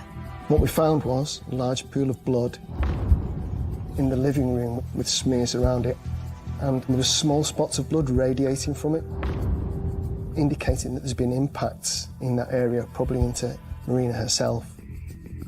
I suspect that she's gone into the living room for whatever reason, been hit, gone down almost straight away, and then been assaulted on the floor by punching or kicking or with a blunt instrument. Forensic results also show bloodied track marks from the living room to the bathroom. The two track marks is where her heels were in contact with the ground as she's been dragged across the landing and into the bathroom. In the bathroom, there were spatters of blood around the bath and on the floor to indicate that she'd been further assaulted in that area. Her body was found naked in the bath. There was no blood-stained clothing, so when it happened, she was most likely naked. And the pathologist said that Maria had actually been drowned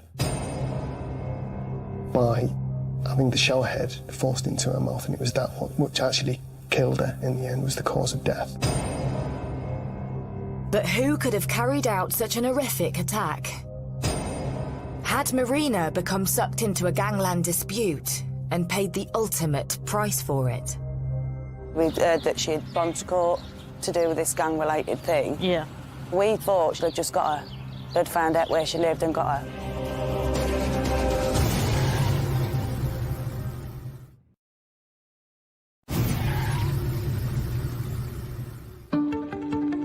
In the Lincolnshire town of Boston, police are investigating the murder of 33-year-old Marina Urte, who was found in her own home beaten and drowned in the bath. Her boyfriend, Alexandra Kudryasov, is in prison, serving an 18-year sentence for a vicious attack during a gangland dispute.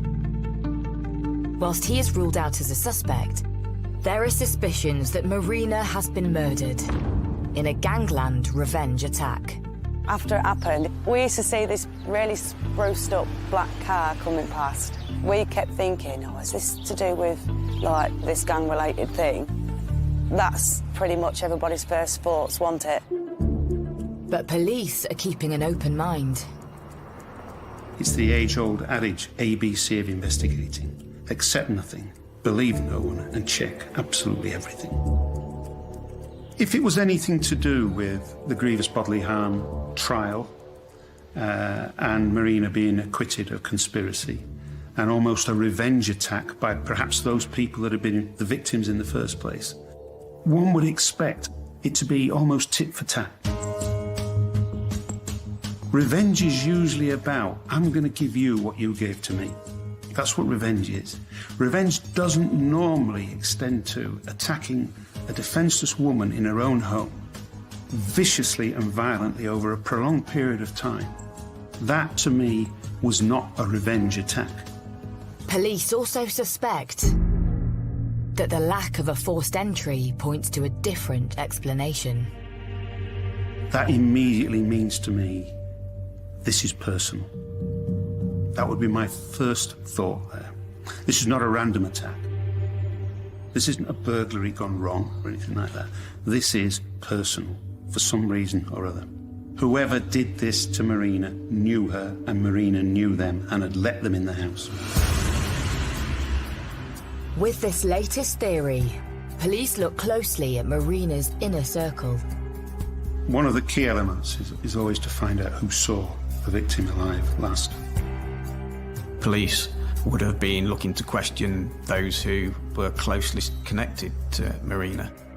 That would have been her former partner and her former husband, also her sister who lived nearby. As every police officer knows, most murders are committed by people known to the victim, so it would have been their primary avenue of inquiry. As Marina and her ex-husband Gitis had shared custody of their daughter, police question him about the last time he saw her.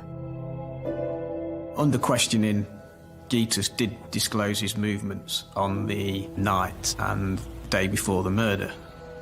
He disclosed that he'd been celebrating his birthday.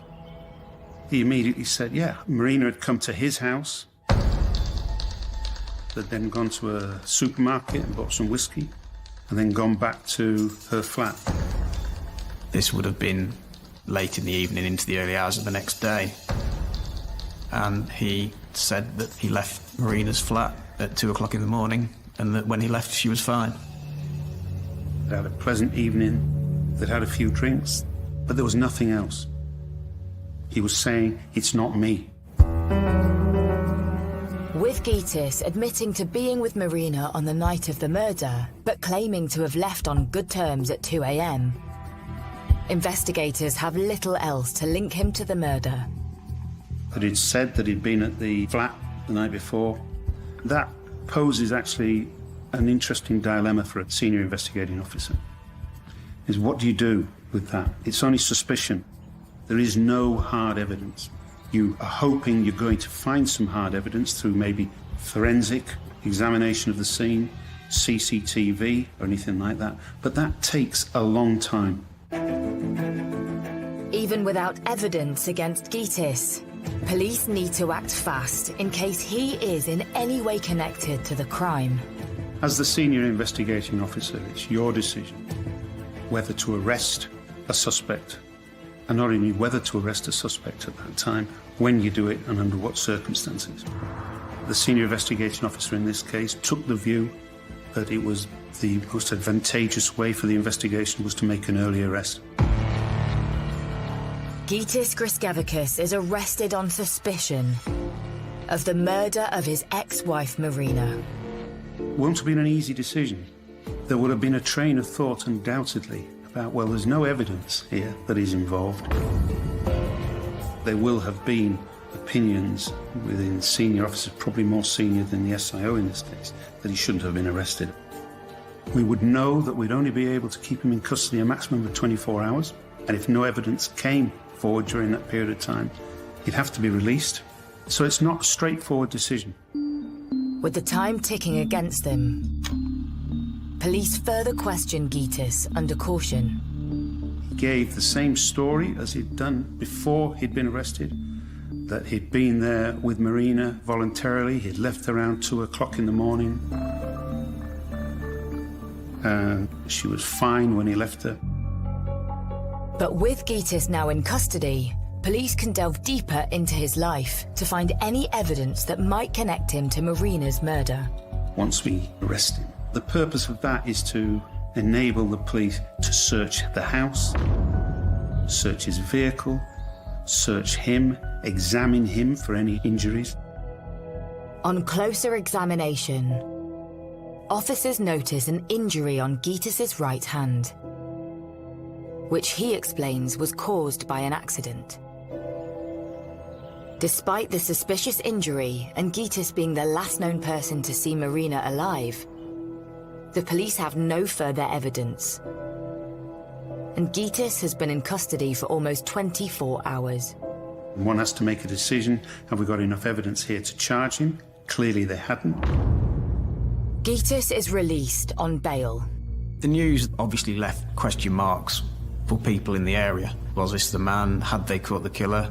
Or was the perpetrator still at large? Police now move their focus away from Gitis and cast the net wider. They trawl through hours of CCTV across the local area in hopes to find anything that might lead them to Marina's killer. They would have trawled hundreds of hours of CCTV. CCTV examination is an art form. It isn't just a straightforward process. It can take weeks and weeks and weeks to do it methodically. Some of the bigger police forces these days have dedicated teams whose sole job it is to do that.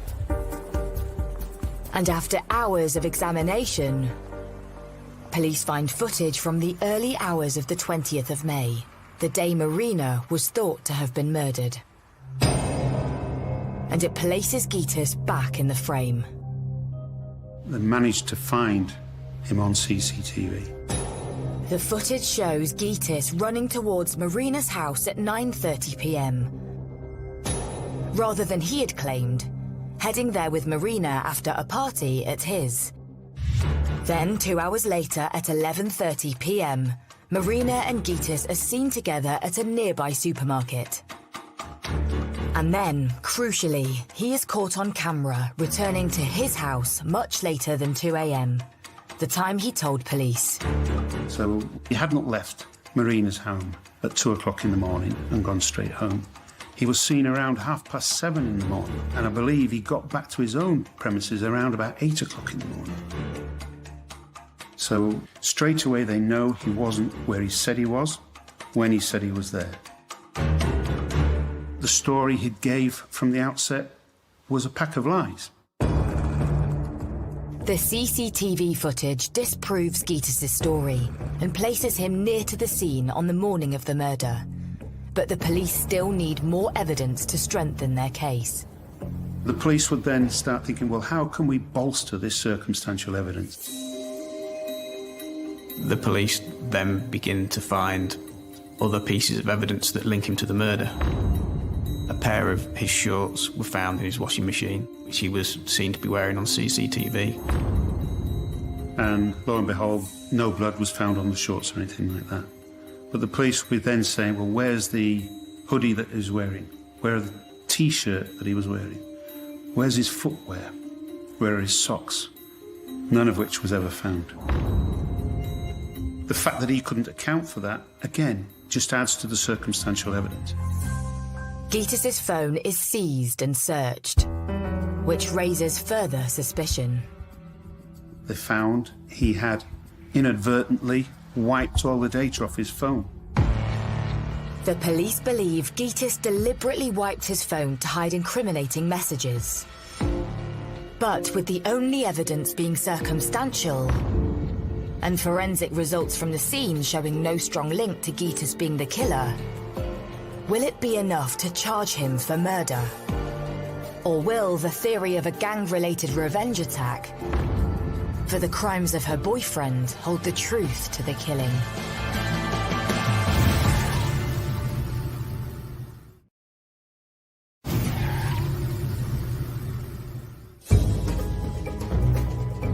Lincolnshire police are investigating the murder of 33-year-old mum Marina Urte.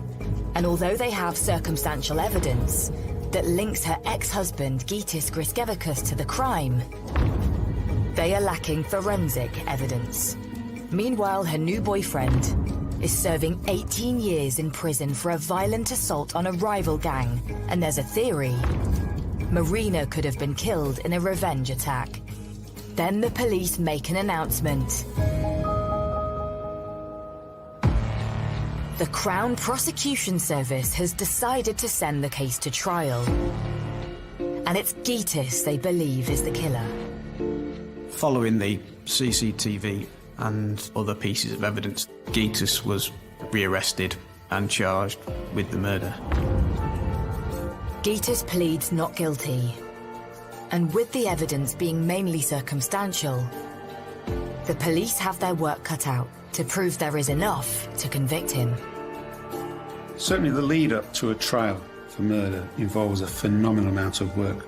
Making sure the evidence is presented in the correct fashion, making sure witnesses turn up.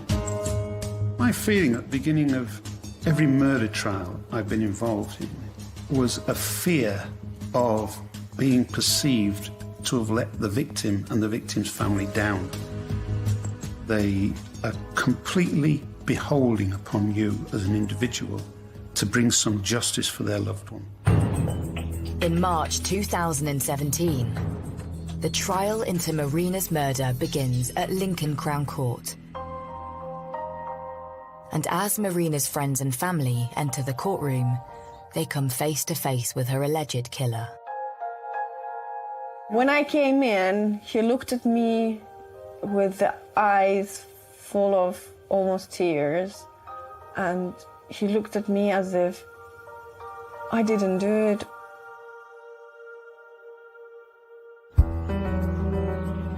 As the trial begins, Marina's close friends reveal to the court details of her relationship with Gytis. I remember she came to me when she was already heavily pregnant, and she was complaining that she's put on so much weight and Gytis is not happy anymore because she's not in the same shape as before. So I did notice that something was off. Why would you judge your wife for being a bit overweight when she's carrying your child? And as time went by, the relationship continued to break down. Then Gytis stopped investing into the family, doing anything around the house. And she would work and she would take all overtimes. So sometimes she would go weeks without a day off. And she would mention to him, maybe you should work more, or maybe you should at least wash the dishes. Then he would turn it back on her and humiliate her in terms of the weight or how she looks. Marina then began to consider a life away from her husband. She said to me that she wants a real man who'd take care of her and she would feel loved and cared for. And in 2015, Marina broke off the relationship. And it wasn't long before she met her new partner, Alexander. Marina was very happy. She said that I finally feel like a woman and I finally feel like I've been cared for. He gave me a perfume, and she said that over all these years with Gytis, he never gave her anything like that. She felt so much appreciated. And friends revealed to the court that Gytis did not take Marina's new relationship well. Griskevičius was still besotted with Marina. They'd split acrimoniously, but he still harboured a desire to get back with her. And he hated the fact that she was now with someone else. He was described as being very jealous about the new boyfriend. I met with him a few times on the street, and he said, how could she leave him? Because he's so good in bed. So he was not even thinking about the quality of life. He was raging about if his size is larger than his, how could she swap me for someone else? But when Marina was arrested for perverting the course of justice, Gytis decides to use their daughter as leverage to get her back. When Police come up and arrested her. She didn't have a passport, she lost the job, and she didn't have a place to live. She lost everything, and in that moment, he got the girl. She was praying and hoping that everything's gonna work out so she could then finally reunite with her daughter. When she was fully acquitted of any wrongdoing, Marina asked to be reunited with her daughter. But Gytis refused. I told him that you probably ought to allow Marina see the child, at least under the supervision of social workers in the children's center once a week for a few hours. She's probably missing her mother, and he was absolutely reluctant to do that, and he mentioned that we don't even mention mother's name in the house. Her girl was not allowed to pronounce her name in front of him. He was sending her nasty messages about the girl, like no money, no honey, asking for money.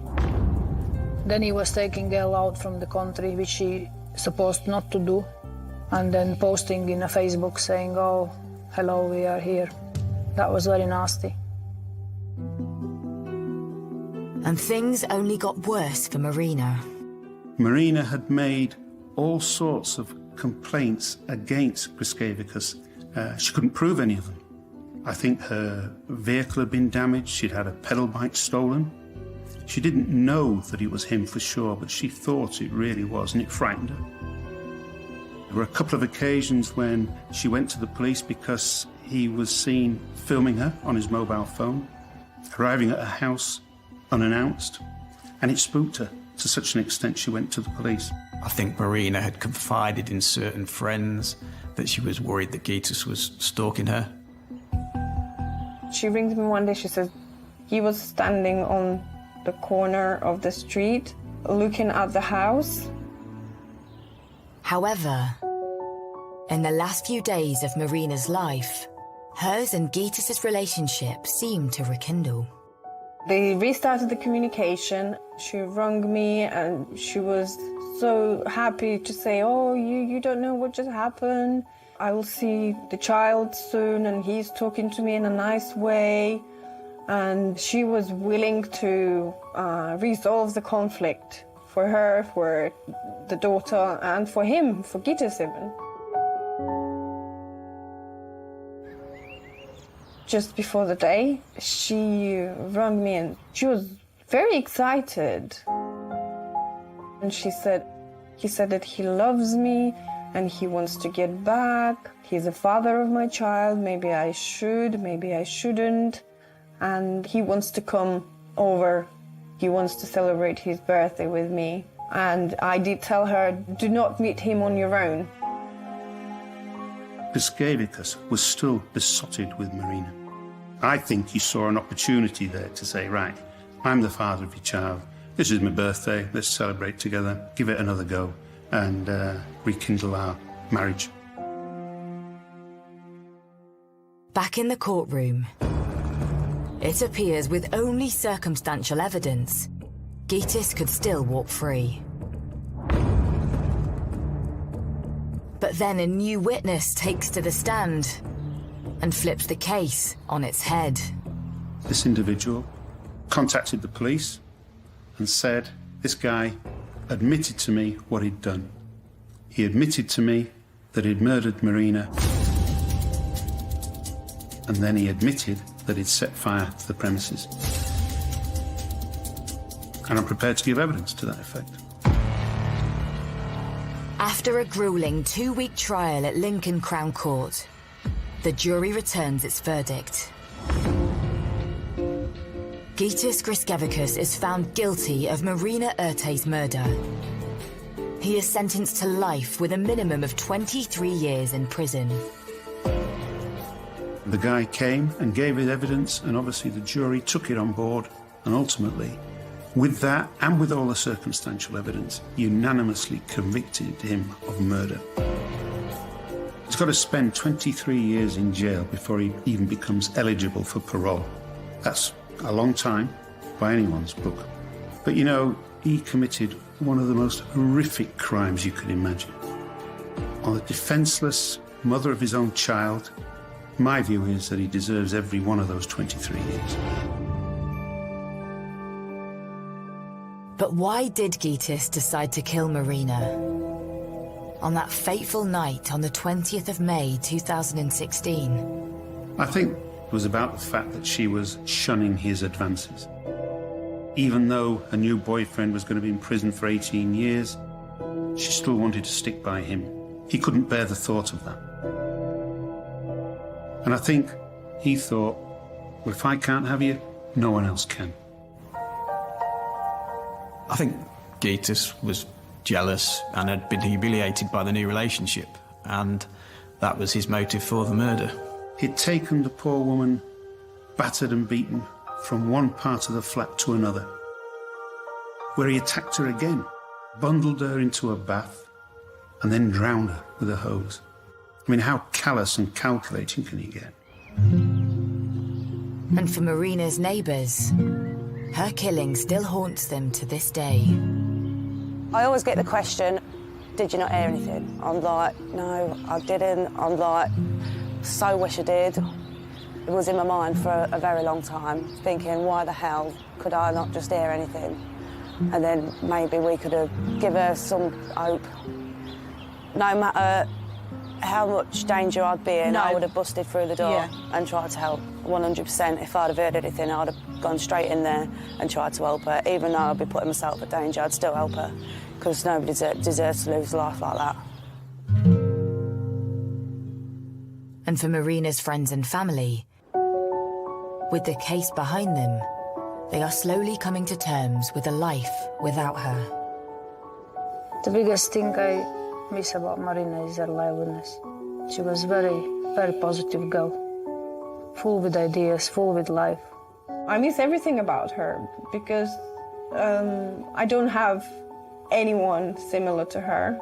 She was a very good friend, and in my difficult situations, when I'm so upset and I'm so down, I know that she would be the person to turn to. She would just tell me, everything's gonna be all right. Don't worry about anything. Everything's gonna be perfect.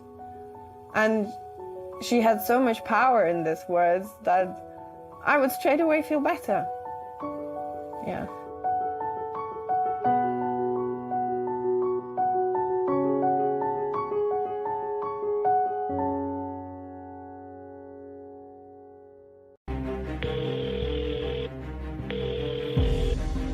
Please, how can I help? I need to report a missing person. She's only 16. She's not come home. She'd never gone missing before. She's just staying at her friends, you know, she's hiding. Maybe she's drunk a bit too much and she's sleeping it off. My Facebook blew up with her face, basically. It was everywhere. I just remember wondering what's happened and what's going on. You know, the gut feeling was getting stronger and stronger that something serious had happened. This is something you see on the TV, this is something you read in papers. There was a huge search operation going on over many days involving dogs, air support and boots on the ground. And I knew then that that was my Louise. I knew she'd gone.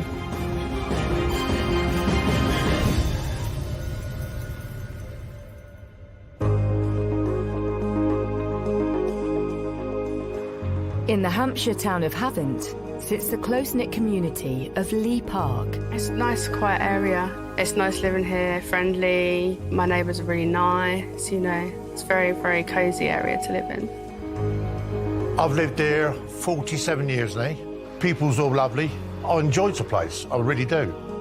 It's safe, and that's what made us move here, was the fact that it was safe and secure. There was very little crime. When things happen, the community does pull together and help the people out. So I think in a whole, Lee Park is a good place to live. Lee Park is also the home to popular 16-year-old Louise Smith.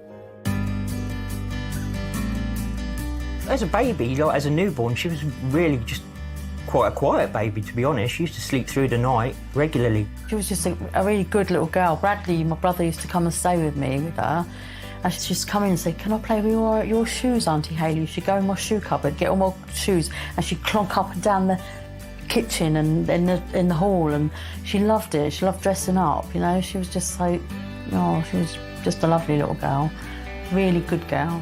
And as she grew up and she began to toddle around, you know, she started to show a cheeky sense of humour. You know, sometimes I'd look at her and she just had a certain look in her eye, and I just knew she was going to come out with something. I just knew straight away. You know, and she was quite a bright and happy child. As a young teenager, Louise enjoyed holidays and days out with her aunts and nan, and loved going to theme parks with family friend Sharon. Louise, honestly, she had adrenaline rush on the roller coasters, especially on the Smiler at Alton Towers. She'd come to Legoland, she'd come to Chesington. She loved Chesington, especially like the tigers and that. Louise was like my own daughter. We just really enjoyed each other's company. Louise's parents split, and her father Bradley later moved to Scotland, but maintained a close relationship. I used to have her every fortnight for a weekend. School holidays, half terms, I'd have her for a week. And one summer holiday, she stayed with me for 5 weeks. You know, because she just wanted to stay with me. And so, you know, whenever I could, she came up to visit. We went to Edinburgh. She always wanted to see Grey Friars Bobby and touch his nose, the statue for luck. By chance, when she came up, the Edinburgh Fringe Festival was on, and we walked around and saw it, and she loved it. I could have as much contact with her as I wanted. I was always allowed a good relationship with her, you know, without any problems. After school, Louise moved to a local college and studied veterinary care. She loved animals. There was no doubt about that. She absolutely loved animals. Like I said, we went to Chesington, and out of everything, it was the animal shows she wanted to watch. She just wanted to do anything, I think, with animals. You know, and the world was her oyster. I think her plans were just to get the course done and then decide what direction she was going to take with it. Being a typical teenager, it wasn't long before Louise's attention shifted towards other interests. Louise always had a boyfriend, always interested in boys. She's a very pretty girl, so there was no reason for her not to have a boyfriend. But some boyfriends wasn't the right sort of boyfriend for her. She went to college, and I think she had a boyfriend and she struggled a bit, and I think she just wanted to be with him a lot. She wasn't interested in anything else, you know, she just wanted to be with him. It's like I'd rather talk to my boyfriend than my parents, you know what I mean? It was one of them. But certainly had had chats with her, the do's and don'ts. Not that she'd ever bloody listen to me, but yeah. But in March 2020, the COVID-19 pandemic hit the UK, and a national lockdown meant that Louise would be spending more time isolated at her mum's house. Unable to see her new boyfriend, tensions started to grow at home, prompting Louise to pack a bag and move in with her cousin and her husband, Shane Mays, nearby.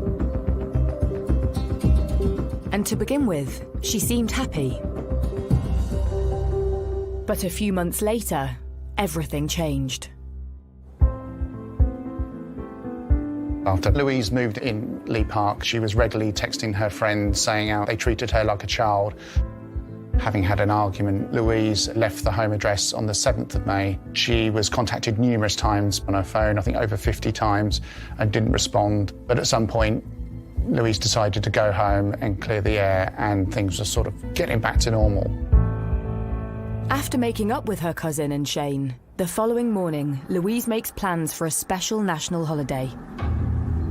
On the 8th of May, which was actually Victory in Europe Day 2020, where there were lots of celebrations going in gardens, etc., in people's homes, that morning she woke up and she did a Snapchat around about midday saying that she's got, you know, a huge hangover, her head hurts as a result of drinking. It was established that Louise was going to meet her boyfriend at the skate park at around about 3 p.m. that afternoon. But we know that Louise didn't arrive at the skate park, and that's when concerns were being raised by her boyfriend. Louise's cousin makes numerous attempts to call her mobile, but after an hour of phoning, the line disconnects. And by 6 p.m, Louise's cousin is left with no choice but to call 999. Some details would have been taken by the call taker at that point to establish how high risk Louise was, so what were her vulnerabilities. Obviously she was 16 years of age, so one would argue she's still a child and therefore vulnerable anyway. But we would also look at our records to see what we know about Louise. Some could say she was streetwise, only been missing 3 hours, not particularly alarming at that particular point, and there was no other information to suggest she would be high risk at that stage. With the case considered fairly low risk, police don't arrive at Louise's cousin's address until 1 a.m. to write up a missing persons report. And those inquiries would be basic inquiries, speaking to friends and family, where she may be hanging out. Shane explains to police that he accompanied Louise towards the skate park in Emsworth that afternoon before heading off in a different direction towards Tesco. Officers want to know if there could be any reason why Louise may have left of her own accord. So if it came out that she had had a falling out, then the police may take the view, well, she's sulking, she's just going to be staying with a friend or hanging around a park or something overnight, teaching them a bit of a lesson to worry about, you know, and then she'll turn up safe and well in the morning. But the following morning, there is still no signs of Louise. I actually got a message saying Louise has gone missing, but lockdown was on, and I technically was in a different country. I didn't know if I could travel. I was trying to arrange things. She'd never gone missing before. She'd obviously stayed at people's houses, but she always let people know where she was. I just thought, no, she hadn't. She's just it's drama. It was like, you know, I thought, no, perhaps she's just saying it. She's just letting everyone believe that she's gone missing. She's just staying at her friends, you know, she's hiding. Yet as friends and family try to reach out to Louise with no luck, concern sets in. It was completely out of character for her to disappear entirely, especially not be on her phone, because she was always on her phone. That was the scary thing.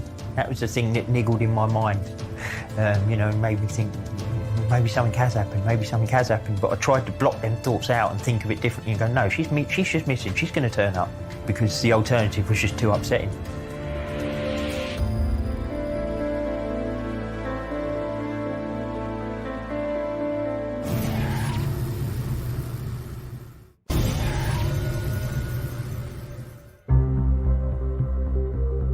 In the Hampshire suburb of Lee Park, concern is growing for 16-year-old Louise Smith, who was last seen heading towards a nearby skate park the previous afternoon to meet her boyfriend.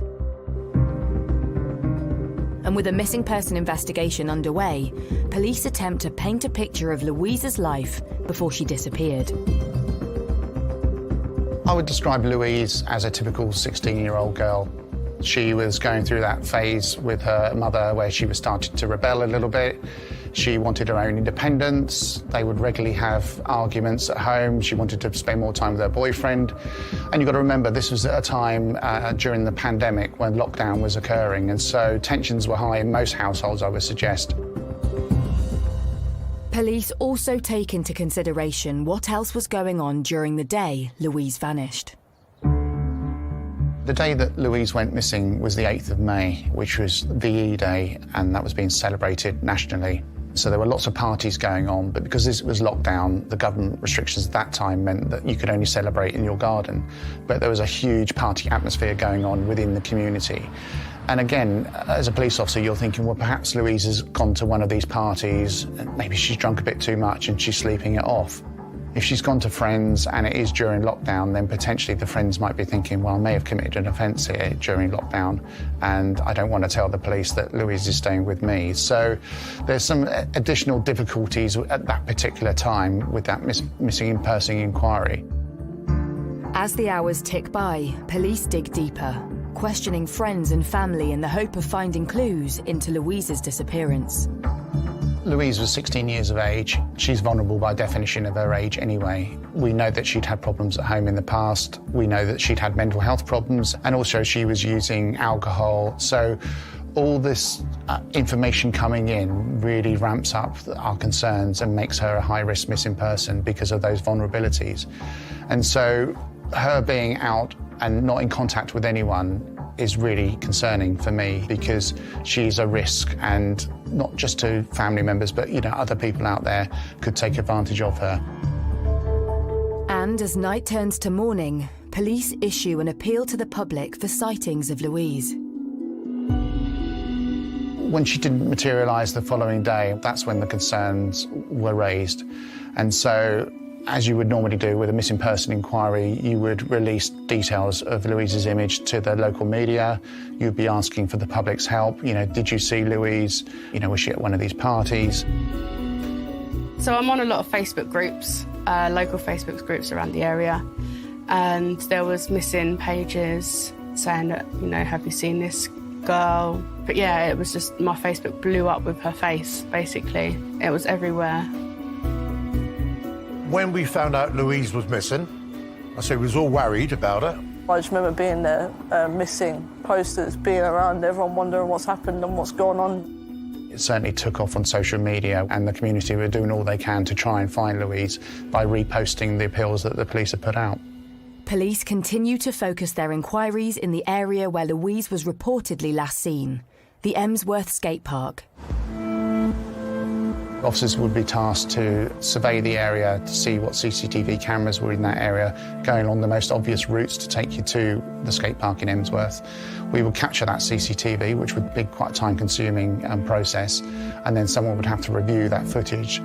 And while police scour the area for CCTV, the local community also gets involved in the search for Louise. A lot of people around Emsworth were looking for her, because obviously that was the last place she was seen. That was their centre point, and what I'm working out from there. The community seemed to come together to try and sort of help everybody to sort of get through the situation that we were in. There was people out all the time, in family and in the community of Lee Park. There was loads of people out and about looking for her. It was a massive, massive hunt. There was lots of volunteers as well looking for her. I did go out in the car many times looking for her. I remember once that I thought I'd see her and I jumped out the motor, and I was hoping it was her, I think. And it did really look like her. Unfortunately, it wasn't her. But I wanted to do all I could for Louise in the hope that I was going to find her. There was a hell of a lot of hope that Louise Smith was going to be found safe and well. But as 2 days pass, there is still no signs of Louise. As the case got on during the lockdown, there was no more news. It started to get a bit more escalated, and it definitely was an atmosphere in the local area. The gut feeling was getting stronger and stronger that something serious had happened. I think with any missing person inquiry, statistically, if someone isn't located within about 48 hours, the chances are they may not be alive. I think I just didn't allow myself to think like that, because the hope of her still, of her turning up overrode everything out, because that was my only concern. I just wanted my little girl to turn up. But it's when police look into the reason why Louise moved out of her mum's home at the start of lockdown, concern grows. She'd had an argument with her mum, and she didn't like the boyfriend of the mum, who her mum used to call her stepdad. She didn't like him. She did not like him at all. So in the end, that's why she moved. That's why she moved out. Could this revelation be in any way connected to Louise's disappearance? But after making their inquiries, police are able to rule out Louise's stepdad from the investigation. Attention then turns to Louise's boyfriend, who was due to have met her the afternoon of her disappearance. We were told that Louise was intending to meet her boyfriend at the skate park in Emsworth at 3 p.m. that afternoon. Her boyfriend was a nice guy. I dated him in year 9 for about a month. His little teenage little thing, just when you're kids, and we was good friends, and I see him sometimes around here. But Louise's boyfriend claims she never turned up as arranged. So where did Louise go?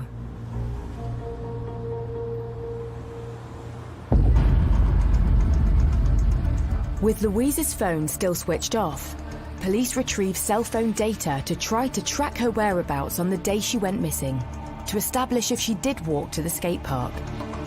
So we would expect to look at the call data and the cell site analysis to show that that's where her phone is moving.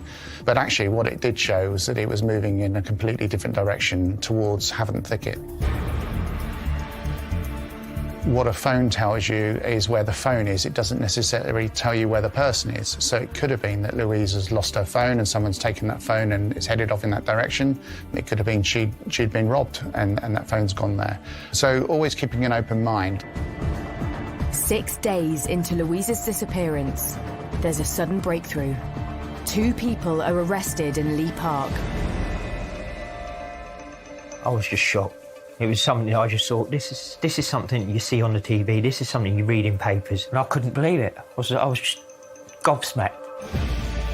Louise's cousin and her husband, Shane Mays, are taken in for questioning.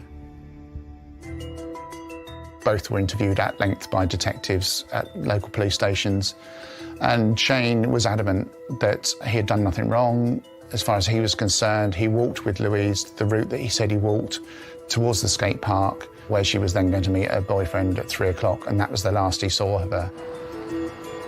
But for police investigating Shane's account, things don't add up.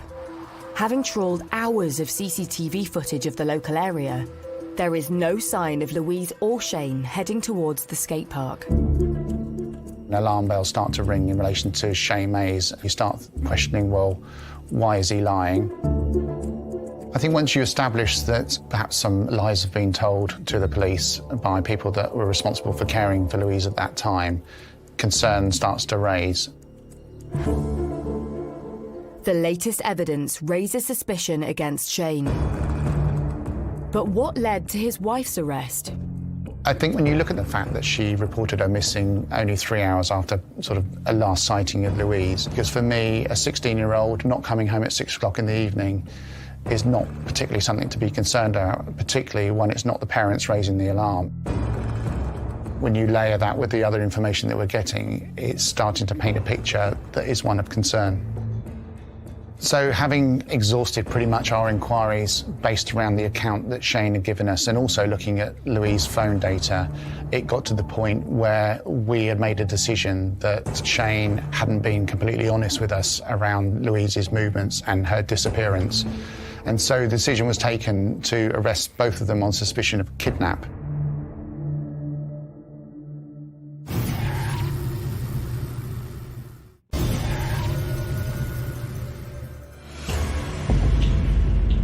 In Havant, 16-year-old Louise Smith has been missing for 6 days after she failed to meet her boyfriend at a local skate park. Analysis of phone records and CCTV has failed to show signs of Louise going there, and investigations soon rule out her boyfriend. But police have arrested Louise's cousin and her husband, Shane Mays, on suspicion of her kidnap. So Shane Mays, I would describe, he was a 30-year-old man. He was out of work.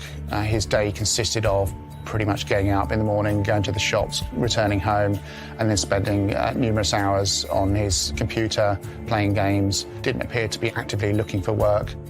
Louise never said to me, oh, I'm scared of him or anything like that. She never said that to me. She never told me that.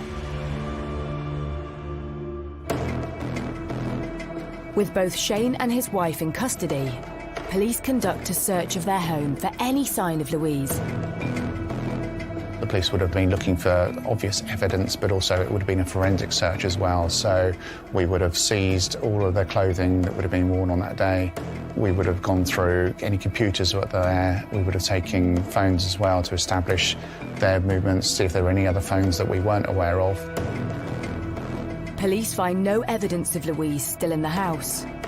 So focus turns to Havant Thicket, since that was the last location of Louise's phone signal. What it allowed us to do was then focus all of our resources in that area to really flush out, what clues were there and hopefully try and identify where Louise would be. And so there was a huge search operation going on over many days involving dogs, air support and boots on the ground looking for Louise or clues to establish where Louise may be. But also we could then move our media appeal to people that were using Havant Thicket on that day, VE celebration day, where a lot of people, would have been out getting their fresh air during lockdown and may have seen something suspicious. So we were really focusing on that area at that point. While the search for Louise intensifies, police have no concrete evidence to prove Shane or his wife had anything to do with her disappearance. A decision was taken to release them on bail, but with conditions that they reside elsewhere other than their home address. And so they were placed in a local hotel near to their home address, which gave us the time and space to actually conduct our inquiries at their home address without interference from either party. You had a watch on 24 hours a day. There were 77 officers, vehicles surrounding the block. You had them knocking on doors in the general area, obviously trying to see if they could get any further information. The police had been working on a theory of kidnap. But 13 days after going missing, everything changed.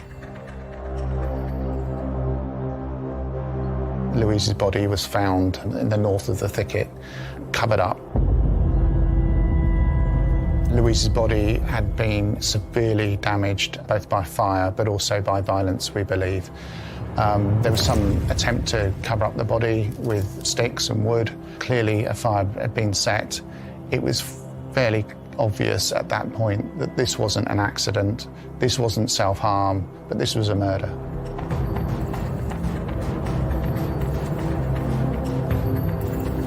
We're just approaching the area where Louise's body was found, and you can see it's hugely dense here. You can't even see the footpath that we've just come off of, so you can only imagine what it would be like in the summer when you've got those really tall ferns around.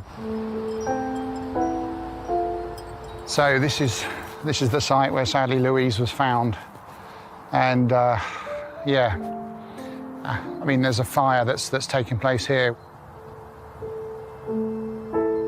I think that's what saddens me about this, it should be an area where kids can come and play and have fun and relax and feel safe. But this kind of beautiful location has really been tarred now with this horrific attack.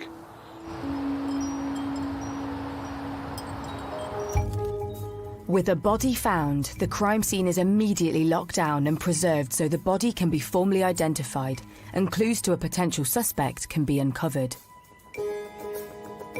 And a pathologist is called in. I was asked to attend at Havant Thicket.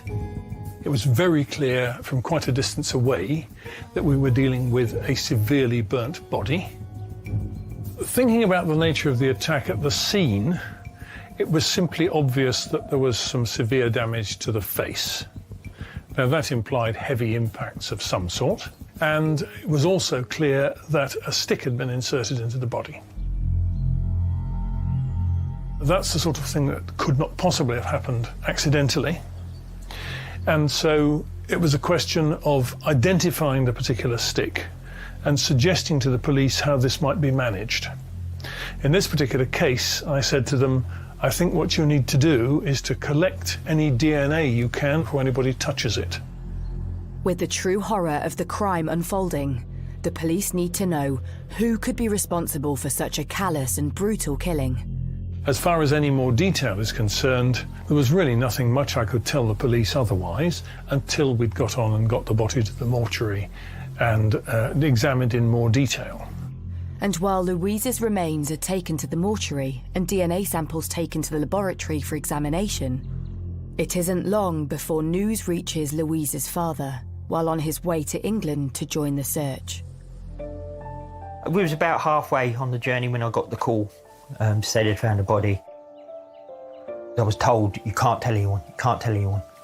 Nobody, not even your family, in case they say something, because it could jeopardise the case. It was a very anxious journey because I just wanted to get here and, see firsthand what was going on, what's happening. I had somebody message me that they had seen a black private ambulance come out of the thicket. I got in the motor. I drove down to the thicket. Obviously, we weren't allowed into the thicket. I had my friend in the car with me, and there was just police everywhere.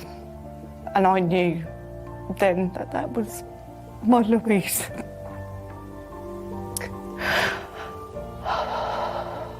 I knew she'd gone. I remember it vividly, but I got the family round because Bradley was coming down. He came in and told me in the kitchen, and I just broke down. I went, nah, it's not her. He went, Hayley's been a body found. I went, no, it's not her, it's not her. They got it wrong. It's not her. I just didn't think it would be.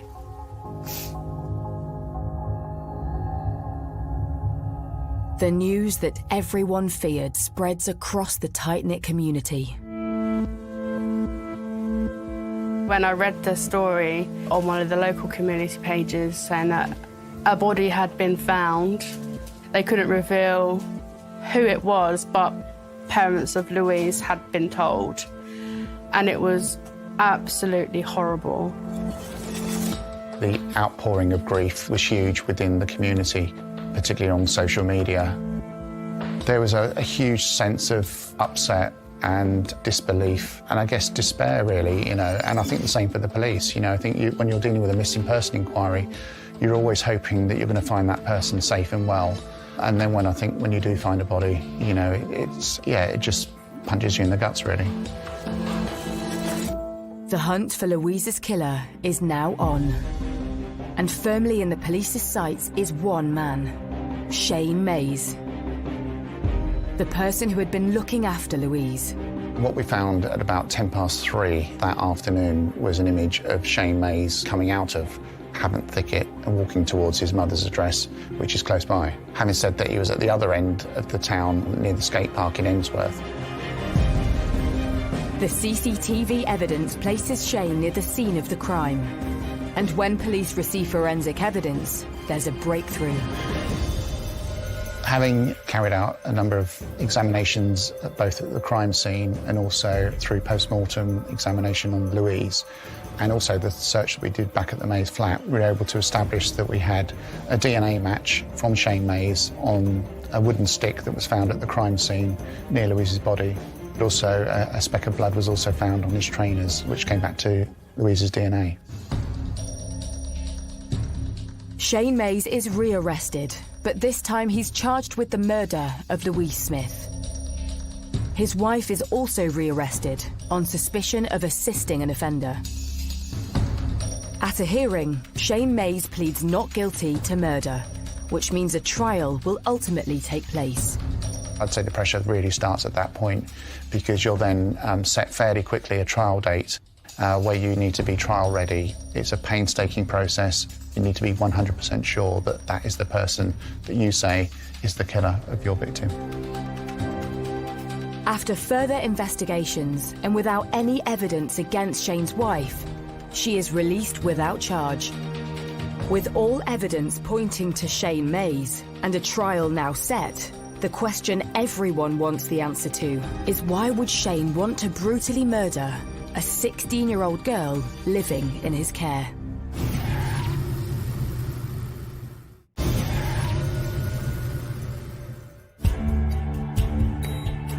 Shane Mays has been charged with the murder of 16-year-old Louise Smith after DNA and CCTV evidence linked him to the crime.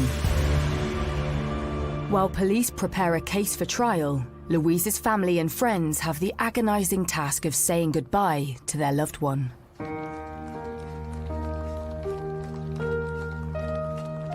The day of Louise's funeral, there was hundreds and hundreds of people.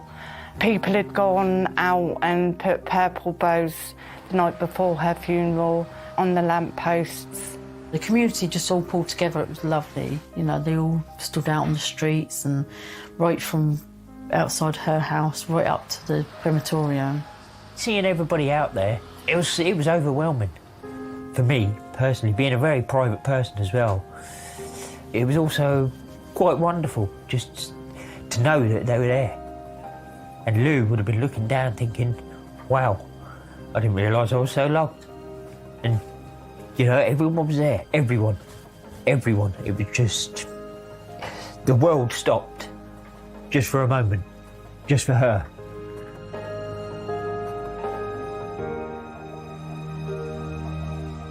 6 months after Louise's funeral, the trial is set to begin at Winchester Crown Court. But just as the court case begins, there's a surprising twist.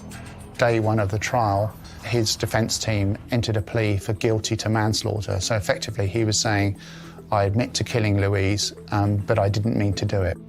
He basically then admitted that he had taken her to have a chat and everything because they'd had a falling out the night before, and that he basically just wanted to chat with her. They argued, she hit him with a stick apparently, and then he attacked her because he lost his temper. He just lost control. He said that he just like hit her and punched her in the face and did what he did to her, horrific things. And then he said he walked away and he heard her moaning. We examined that plea. We weren't happy with that. We were confident it was a murder. We were confident this was pre-planned, and so we stuck with our guns and said, no, this is a murder trial, and that's what we're going to be seeking for. As the prosecution presents its case, the jury is shown a Snapchat video showing Shane tickling Louise's feet while she was staying with him. Some of the things we heard in court was there was a lot of, you know, flirting going on between Shane and Louise, and, you know, she was still a child. He should not have been interacting with her in the way that he was. It wasn't appropriate at all. But according to neighbours, Shane had a more aggressive side. The feeling of my wife and I being around Shane Mays was one that we didn't want to be around him. Shane would be the sort of person, I believe, that would belt you for something if he thought you'd done something wrong. Running up the days to the incident, because they were upstairs neighbours, it was quite a lot of raised voices. A lot of it was targeted at Louise. The court then hears how unhappy Louise really was while living at Shane Mays. When it came out in court that she was reaching out to other people, she hadn't spoken to me about it. The only indication I ever got was one day she just said, look, I don't want to be here at the moment, Dad. I want to come up and see you.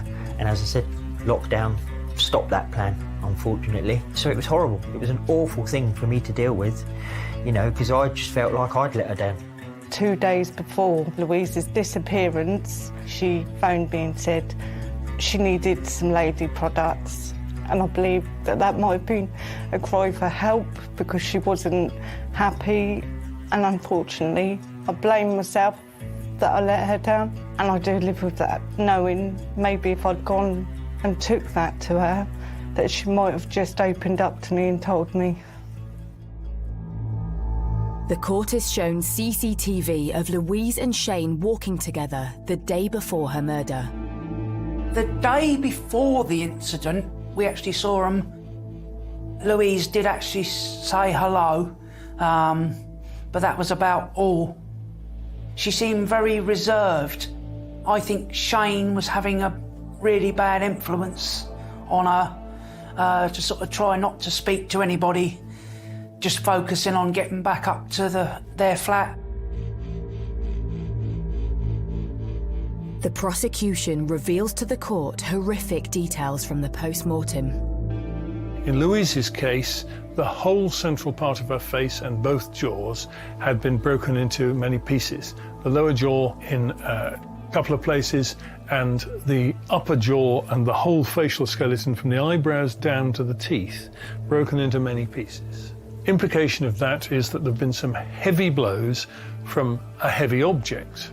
And the obvious thing in woodland would be a heavy branch of some sort, something of that kind.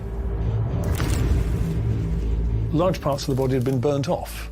The upper limbs, the head, much of the chest, much of the belly wall at the sides especially, and to a certain extent at the front. The level of damage to Louise's body meant it was almost impossible to establish a cause of death. But the most shocking bit of information was yet to come. It was also clear that a stick had been inserted into the body. Something that I was asked about specifically was whether or not Louise was pregnant. Now, there was nothing left at autopsy to say that she might have been pregnant. The womb muscle itself was really quite well preserved. The lining of the womb that gives you a better idea of whether she might have been pregnant or not, all gone. Long since vanished, so I couldn't say that. But the reason that's important is someone might have tried to, the assailant might have tried to disturb a pregnancy by putting a stick in there. That suggestion was made. After days of breaking down all their evidence to the courtroom, the prosecution pieced together the full horror of what likely occurred during the last few hours of Louise's life. That morning, Louise woke up and she'd arranged to meet her boyfriend that afternoon at the skate park in Emsworth. So having seen her phone active around about midday, we know that Louise and Shane Mays left the address around about 1 o'clock. But instead of heading in the direction towards the skate park, her phone signal moves towards Havant Thicket, revealing Louise's final movements on foot with her killer. How did Louise end up going to the thicket on foot with Shane Mays? There's no suggestion that she was forced there or dragged there. The thicket itself is huge, and there are so many areas you can go to where you could not see anyone else. That started to show that this was pre-planned and that he lured Louise to that location that was remote with the intention of possibly sexually assaulting her. At some point, Shane assaults and murders Louise and is seen on CCTV leaving the thicket at 3:30 p.m, heading towards his mum's house. Around 5 p.m, he arrives at Iceland supermarket in Lee Park. He went and bought some pizzas for both him, CJ and Louise, knowing that Louise was never going to be returning home to eat that pizza. By 6:30 p.m, Shane's wife calls the police, reporting Louise missing. Police, how can I help? I need to report a missing person. She's only 16. She's not come home. But I think once the police became involved, I believe that he realised that at some stage we were probably going to locate Louise because her phone would show that she was in Havant Thicket. And so it's my belief that he returned to the crime scene at some stage, probably during nighttime hours, so that he wouldn't be seen. And he then built effectively a bonfire over Louise and set fire to her, possibly using an accelerant to destroy the evidence, knowing that it's highly unlikely that you'd get a dog walker or a pedestrian walking through the thicket during the night reporting a small fire taking place. He went back a couple of days after and finished her off. We're hoping that she died instantly so she wouldn't go through all that pain. After a grueling 3-week trial at Winchester Crown Court, the jury returns its verdict. Shane Mays is found guilty of murder and is sentenced to 25 years in prison.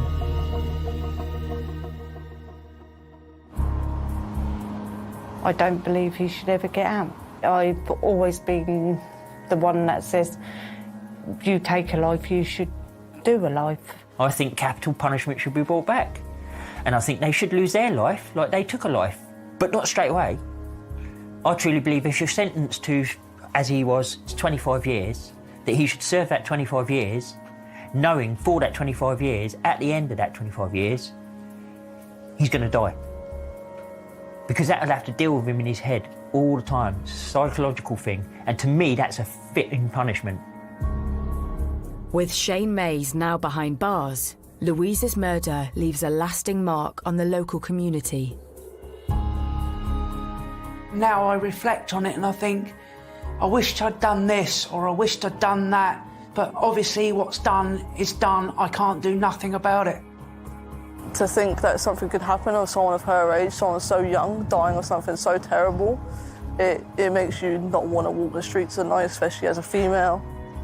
It's never going to be the same in our little community here, because what's gone on, it's been wicked, really. There's definitely a dark cloud lingering, definitely a sense of mourning, I guess, of Louise. And every time I drive past the thicket now, I always look in. You just think to yourself, that's where it happened. I don't think I could ever go there and I don't really see many people go there when I drive past to go to the local shop. It's really much of a barren, kind of left alone area now. And 2 years since her passing, family and friends try to come to terms to life without Louise. The thing that sticks in my mind is the last minutes of her life. Was she scared? You know, she must have been scared. She must have been so scared. That's what really hurts me. I think she must be calling out for us and we couldn't get to her. People say time will heal. It doesn't. Time allows you to cope better. And I am starting to cope a bit better now, but I'm not there.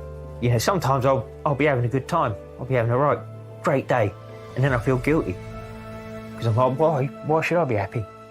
Yeah, it's awful. And the whole family try to get on with it, but all of us think about her daily. Of course we do. Of course we do. We miss her.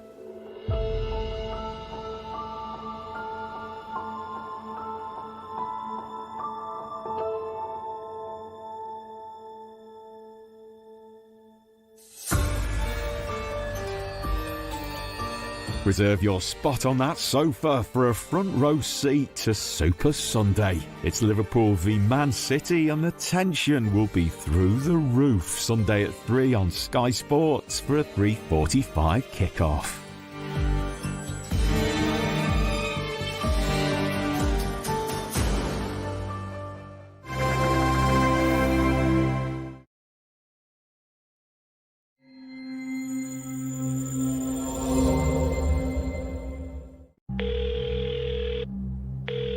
Is it the building that's on fire? It is, yeah. It is, okay then. I got out. I managed to get out. Right then. It's okay. Is everybody out of the building? No, there's still my partner in. Right, is he able to get out of the building? No, because there's fires near the door.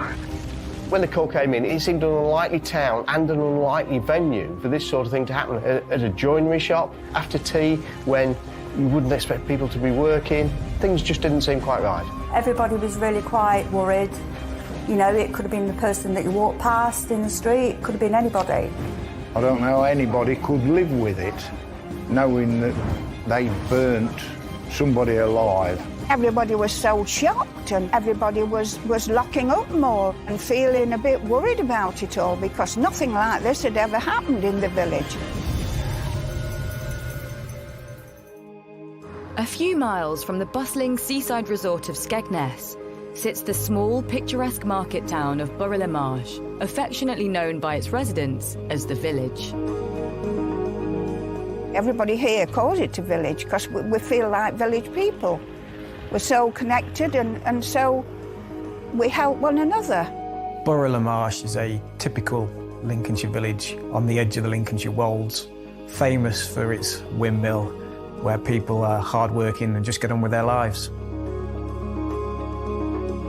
I've had a salon in Burgh-le-Marche for 14, 15 years and it's a lovely, quiet village where everybody knows everybody. Everybody gets on with everybody and my clients are lovely. But the peaceful tranquility of the village is about to go up in flames. We've just gone up to the workshop to pick some things out. Yeah. And somebody came up with us behind. Yeah. And they attacked us and set fire to the place. The workshop on fire belongs to well-known local couple David Twigg and Julie Dixon, who own a joinery business next to their home. As the emergency call comes in, Lincolnshire Fire and Rescue Station Commander Gary Milson is immediately dispatched to the scene. Once I received the call, I'd be straight into my car and making headway down to Burgh-le-Marche. It's only a few miles down the road. There's not a lot of time to mull over things and get other information in. The information that was relayed to me at that point was that two men dressed in black and wearing balaclavas had accosted David Twigg and his partner. They'd locked David into the storeroom and then proceeded to pour petrol into the foyer of the building and lit it before fleeing the scene. As I approached the premise, there was a white picket fence surrounding it. It seemed quite surreal, the appliances at the bottom with the lights on. As I walked past that towards the entrance where the activity was taking place, the incident commander gave me a quick brief and said that there was very little fire and the fire was out, and they was now trying to locate David Twigg, who they'd been informed was locked in a room inside the building. With the blaze having been brought under control and extinguished, Gary and his team desperately tried to locate David Twigg. The workshops were an old railway buildings. They were long and thin, and at the end there was a small area with a kitchen, a storeroom and a toilet and a small foyer that linked these all together. And they were all involved in the fire. They was all black and heated and sooty, but they were all empty apart from the storeroom door that was locked. There was no keys present. The decision was made that the wall might be easier to break through than the door, and a hole was made in the wall, and we could see that there was somebody who appeared to be on the knees facing the door. We tried to rouse them through shouting and speaking to them, but there was no response. With David not responding, the urgency to reach him grows and the fire crew break deeper into the wall, releasing the door. As the door opened, David Twigg fell forward into our arms and forward onto the floor. The crews immediately turned him over and began resuscitation. We had an ambulance already in attendance and the paramedics were very quickly there, and we assisted the paramedics in placing him into the ambulance where they could work on him further. In the back of the ambulance, paramedics battle to resuscitate David Twigg. The time frame from the call to us getting David out of the cupboard may have been around about 10 to 15 minutes, and then we worked on him for probably another 15-20 minutes after that, before the paramedics decided to call time and pronounce him dead. With David dead, the situation immediately changes, and a murder investigation is launched. The first information I got was that there'd been a fire at a business premises near Skegness in Lincolnshire, of course, and that two men had been involved. They'd made off, where they hadn't been found at the moment. A man had tragically died, believed to be the owner of the business, and his partner, who worked with him, a lady, had been quite badly injured in the incident. She was being taken to hospital to be treated, and officers were at the scene. So lots of things going through your mind, but at no stage anything other than, this is a murder case.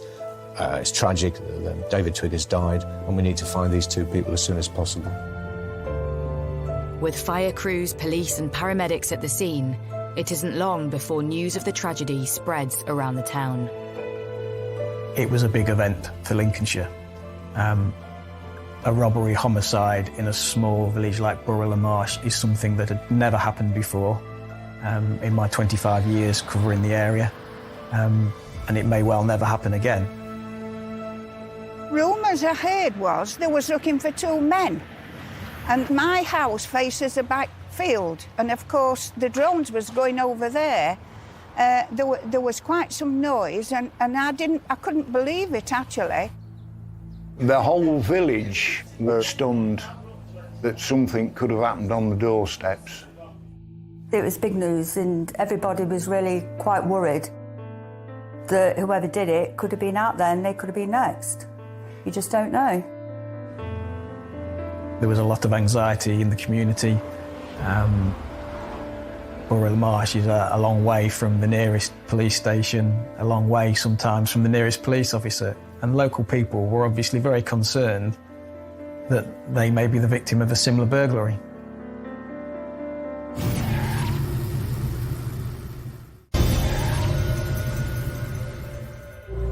In the Lincolnshire town of Borough-le-Marsh, police have launched a murder investigation after local joiner David Twigg was pronounced dead following a fire at his workshop.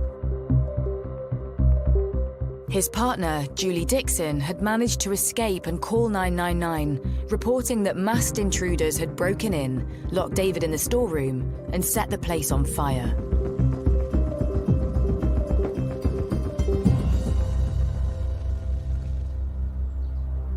The impact on the local community after this happened was immense. That's the only way I can describe it. I was clearly getting phone calls. The local community officers were being stopped in the street. People were going to the police station. There was a kind of sense of not just why has this happened, but who's responsible, and just as importantly, is it going to happen again? Is somebody else going to be, the target of these two individuals? And nobody could think of a reason why David and Julie would be targeted. David Twigg was an only son. He grew up in the area. His parents remained in the area. He was a master joiner, very popular and a hard-working man in the local area. He was also a very big man, well over 6 feet tall and 19 stone, but he was a presence in the community. David met Julie in 1996 when she was going through a divorce.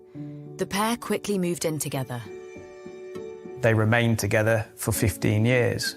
They came across as a typical middle-aged couple. In Borough-le-Marche, David and Julie were seen as a team. David was the carpenter, the joiner at the business, and Julie was doing the finance and the accounts for the business. Outside of joinery, David soon discovered a new hobby, stock car racing, which opened up a whole new social circle for him and Julie, with professional racer John Mickle and his wife Lisa. So from that very first race meeting, really kind of just kicked it off. We enjoyed each other's company. They wanted to come to every single race meeting. They wanted to be involved. And David soon found a way to combine work with his newfound love when he set up a sideline alongside his joinery company. As David's business grew, he was quite happy to sponsor the motor racing team. That was one of his passions. And so they undertook that deal, which was several £1,000s. Julie and David were keen to promote this new kitchen bits and bobs business, which is an online business that they were trying to get off the ground. I think they felt that probably some branding on the race cars, and then obviously we can promote it through social media as well.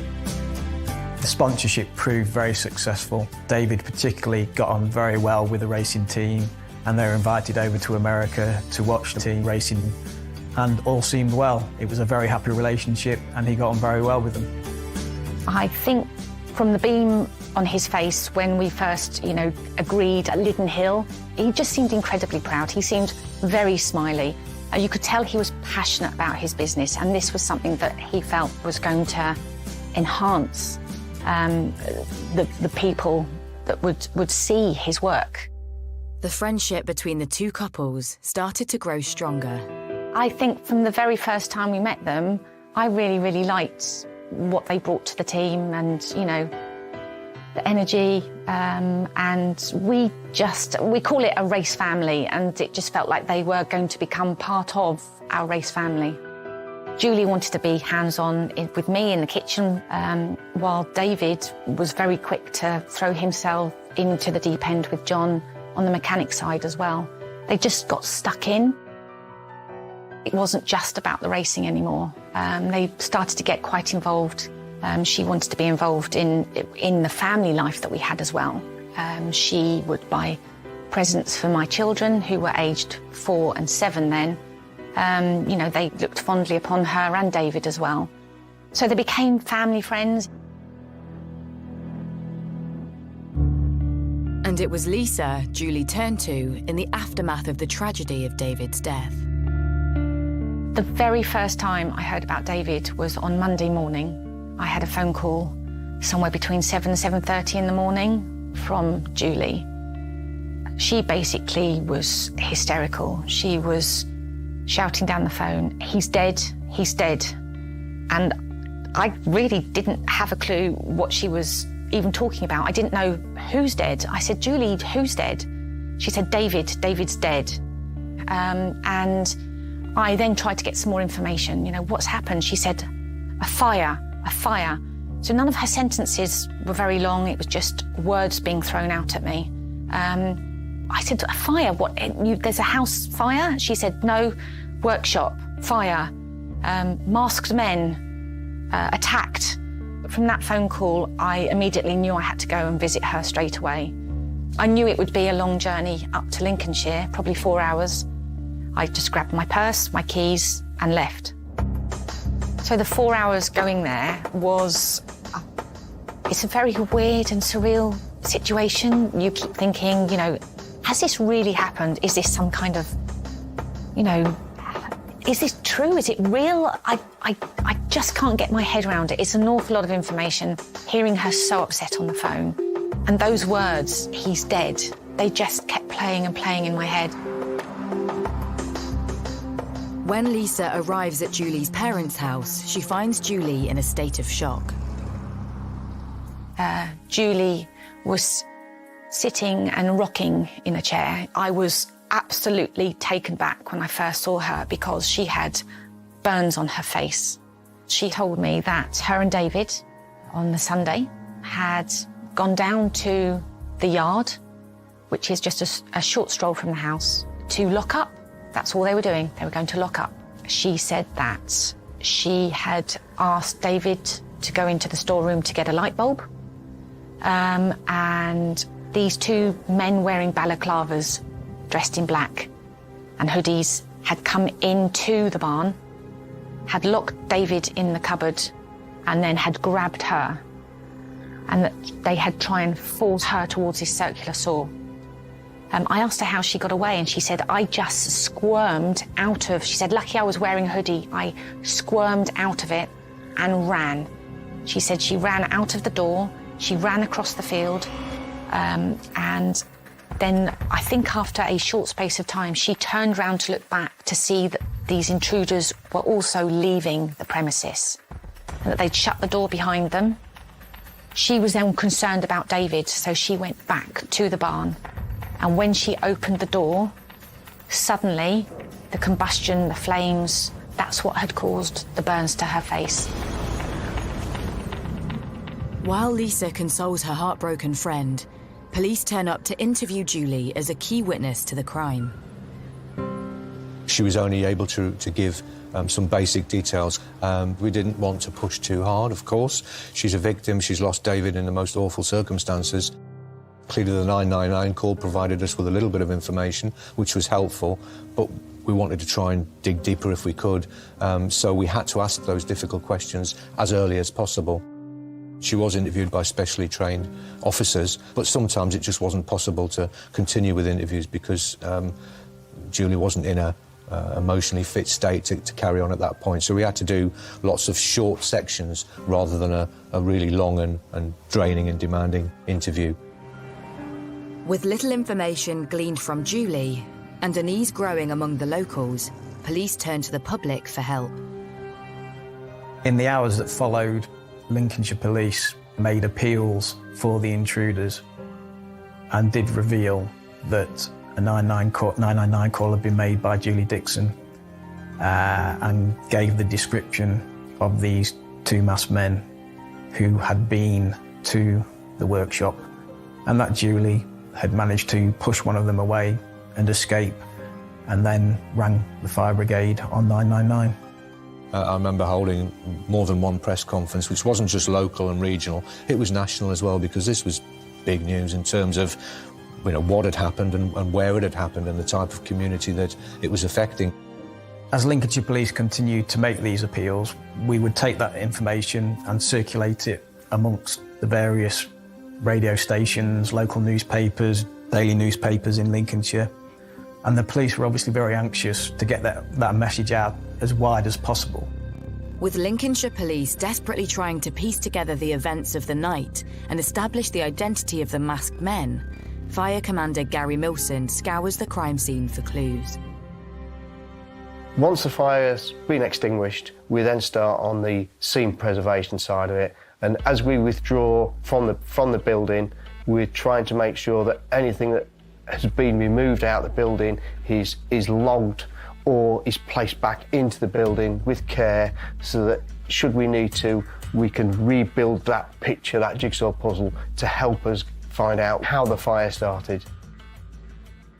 I've dealt with quite a few fires, and unfortunately fatal fires as well, and murder cases, and It's probably one of the most challenging cases that you have to deal with, because by its very nature, fire destroys, and fire destroys evidence, not just the fire itself, but the water that's used.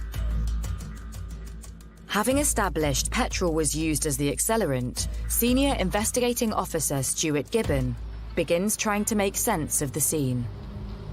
All police officers and detectives are constantly reminded about how important the golden hour is. It's a time where you can lose evidence, but if you get it right and you gather the evidence and you secure and preserve that evidence, it can have a positive impact on the rest of the investigation. The golden hour in this particular investigation was kind of twofold. One was about securing the workshop to make sure that we could get access to it and that nobody else used it, and it could be forensically examined over a period of days, which it was. Also, from a financial point of view, it wasn't going to be a kind of random attack. There's something that I almost eliminated from a very early stage, simply because of where it is. So was it a customer that had been in before? And then you start to think about the reasons why. Is it financial? Is it a robbery or a burglary that's gone wrong? Did David owe somebody some money and they were trying to recover the money? So we drafted in a financial investigator working with the police, and he was starting to look at the actual basics of the business, how it was doing financially, what was going on. Could David have been targeted for money? Was it a revenge attack for a business deal gone wrong? Or something closer to home? So Julie did actually send me a few messages, and she called me quite distressed, probably a couple of weeks before David was killed. She did say that her telephone had been cut off, but then was restored again. She said that her electricity had been cut off, but restored again. She felt that someone was messing around with them. Aware that this information could be key to the investigation, Lisa contacts the police. So we had what are known as a PULSA team, police search advisor team, specialist search officers that did a kind of fingertip search in the parameters around the building. And actually they found something which appeared quite significant. Deposited in some bushes on a neighbouring piece of land next to the joinery workshop, they found some keys, and we were able to establish at a slightly later point that one of those keys fitted the storeroom that David had been locked inside. So this was quite a significant find for us. Obviously those items were forensically examined, they didn't yield any evidence, but the finding of those keys supported at that point the account that Julie Dixon had given, because they were found in the direction that the two offenders were alleged to have gone off in. Further inquiries begin to yield some surprising discoveries. I think the first kind of breakthrough in terms of new information for the investigation wasn't, surprisingly, to do with the two offenders. It was to do with the financial affairs, if you like. We'd been led to believe by the inquiries that we conducted that the business was in a good place financially, that David was doing well, and that the accounts were healthy. In actual fact, when we had a financial investigator start to look more closely at the accounts and the business, the opposite was true. They were in dire financial straits, on the verge, if not already, bankrupt, and there was some serious financial issues. Having been unaware of the financial issues at David's business, further inquiries throw up more concerns. The post that was going to the business was supposed to be going to David Twigg Joinery, had been redirected to this garage. And that was quite a big point for us as well, because then that begs the question, well, why is the post being redirected? Who's redirecting it? And what lies behind that?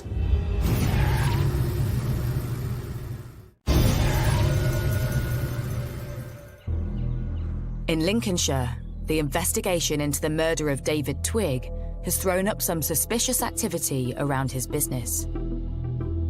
It soon became clear that both the workshop and the bungalow where they lived had been remortgaged. Finances were becoming a little bit more of a priority line of inquiry, and we needed also to know why the post was being redirected to another address. We were still keeping an open mind. Obviously, we were still trying to establish these two master offenders, who they were, where they were, why they'd done what they did. But also these other things were starting to kind of build up in terms of the finances, first and foremost, very, very different to how we'd initially thought they were. While the investigation homes in on David's financial affairs and whether his death could be linked to a business deal, 2 months after his murder, David's body is released so he can finally be laid to rest. Friend Lisa accompanies David's partner Julie to the funeral. That was a huge, big turning point for us. Suddenly my gut feeling started to take over. The funeral, she acted very strange for someone that was basically saying the last goodbye to a partner.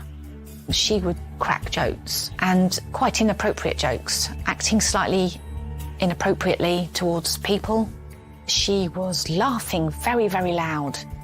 Then suddenly she'd be upset. It just seemed really irrational. And I felt uncomfortable. But it isn't just friends who have their concerns. Having uncovered some financial irregularities surrounding David and Julie's business, Lincolnshire Police have more questions. Yeah, we were looking for answers to these questions, and the only person that really could probably provide them was Julie Dixon. I was conscious that we were asking her a lot of questions and being quite direct with her when actually, on the face of it, she was a victim of the most awful circumstances. But we had to ask those questions. We weren't always given the answers that we were looking for. As well as the finances, police inquiries with David's creditors flag up something else. All the inquiries that we carried out with the businesses and the authorities that were dealing with this financial debt, nobody had ever spoken personally or otherwise with David Twigg. Every kind of communication, be it on the telephone, email, that sort of thing, was with Julie Dixon. And what we also uncovered, which was really quite concerning, was that people were being told by Julie that David was terminally ill, that he was abroad on holiday, that he was really unable to take any calls for various different reasons. And this concerned us because we couldn't corroborate this in any way. Having also discovered the post addressed to David's business was being redirected to a local garage, Stuart and his team trawl through the garage's CCTV, hoping it will reveal who is behind the redirection. Instead, they find another clue. And when we examined that CCTV, we found that Julie had driven there in a vehicle on the morning of the murder and had filled up petrol cans with petrol at the location. And when we did challenge her with finding that information in the CCTV footage, she told us, yes, I did go to the garage that morning. We were doing some gardening and I needed to get some petrol to fill the lawnmower up. We established also that Julie had a BlackBerry type mobile phone. And as part of a murder investigation, you're always looking at mobile phone data because it can tell you a lot of things, and we couldn't get into it. So clearly we asked Julie on more than one occasion, could you please help us and tell us what the PIN number is so we can access this device? She was unable to do so. She said that she'd forgotten, she couldn't remember it. Clearly she had been using it very recently and on the day of the murder. We had evidence of that. If nobody else uses it and nobody else has changed the PIN or password, then she must know that number or that code. What's in that BlackBerry? Why won't she tell us the PIN number? We really desperately needed to get to the bottom of what had happened, and this was the point where the investigation focus really changed. As the months tick by, friends of Julie also start to have their doubts as to what really occurred that fateful night. One race meeting that I remember very, very clearly was the last race meeting that she's ever come to. When we arrived there was a police car there. She started screaming and hitting things, shouting at the top of her voice, making some very loud noises. And I just said, Julie, talk to me. What's wrong? Why are you upset? She sat, she rocked, she cried, she rocked, she cried. And then she started saying, I'm sorry, I'm sorry, I'm sorry, I'm so sorry. And I just said, what are you sorry for? Tell me what you're sorry for. She rocked, she cried, I'm sorry. And it was like a repeated process. She said nothing else, she did nothing else. While Julie spends a weekend away with friends, back at the investigation, forensic evidence starts to build up. Now, the account Julie gave was that the two men had come in, there'd been a tussle, she'd managed to get out of the place, and she'd gone to ring 999, and then she'd noticed them running out, the two offenders, and they ran off round the back, and she went back in to try and rescue David or find him, and as she opened the door, there was a flashback, and she was hit with the fumes from the fire and the explosion, and that was how she got the injuries. Actually, forensic evidence would say otherwise, and would indicate that it was what's known as a vapour cloud. When the petrol would be originally poured into the foyer and lit, as the petrol's ignited, the vapour cloud would ignite first, and anybody in that vicinity would get caught in that vapour cloud, and depending on the amount of vapour and the intensity of it, they may just get slight singeing and flash burns, or they could indeed get quite badly burnt. That seemed to be fitting more with the burns to Julie Dixon than rather what she was telling us, that she would open the door and it flared up. In fact, we considered it quite unlikely that she had opened the door and the petrol had flared up like that. Once it's lit, it's done that initial flare up, and it's unlikely that would happen again. There was a petrol can behind the door. Had she have opened the door right at the start of the fire, she would have moved the petrol can, so that evidence didn't add up. We also recovered from a forensic examination of the bungalow some very small hairs in the bathroom sink.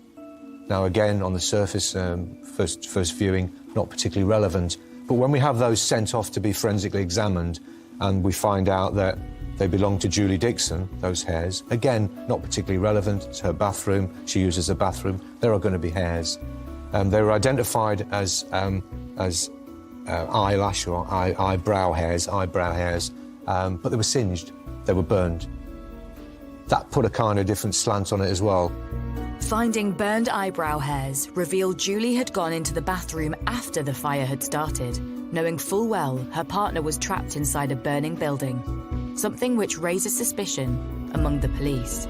Not only that, but the fire investigators believe Julie could only have received her injuries if she'd been inside the building when the fire started. Julie Dixon had given various different accounts. She'd given us very little information. The more we tried to put to her by way of questions, the more withdrawn she'd become at that point, and actually became quite defensive at various times as well.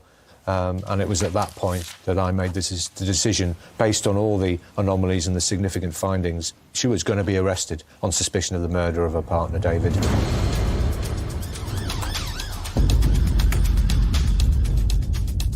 Three months after David's death, and news of Julie's arrest soon spreads around her hometown. Obviously, there had been a lot of anxiety and fright in the community about intruders being at large. So in some ways, the arrest of Julie put that to bed. But equally, there was also some anger that obviously they'd spent 3 months believing Julie's story. There was a lot of upset people. She had upset a lot of people because she befriended, well, she was everybody's friend. She was a very likeable person. And yeah, it was a big shock to everybody. Julie Dixon is brought into the police station for formal questioning, this time as a suspect, not as a witness. I was prepared, I thought, for most things to come from that interview, including a no-comment interview, which is quite common. So we'd gathered together as a group, the interviewing officers, the SIO, the interview coordinator, to discuss what could happen. But what actually did happen, I think it's fair to say, threw us all at that point. She provided a prepared statement, and what it said in a nutshell was that this whole situation had been a suicide pact. So what she said was that both her and David had wanted to die due to the dire financial circumstances around the business and personal issues, and that they were preparing to do just that, but that when the crunch came to lighting the petrol and setting the fire, she panicked and ran out of the building, leaving David behind.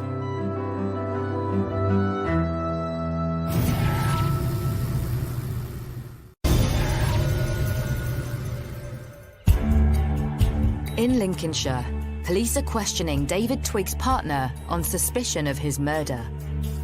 My initial thoughts were that if Julie was prepared to lie about two masked raiders and invent a story around what had actually happened, then what else had she lied about? In interview, Julie claims the fire was a joint suicide pact, but that she had panicked and fled. So police need to establish if there is any truth in her account. Let's go back and speak to friends and family. What sort of state of mind was David in?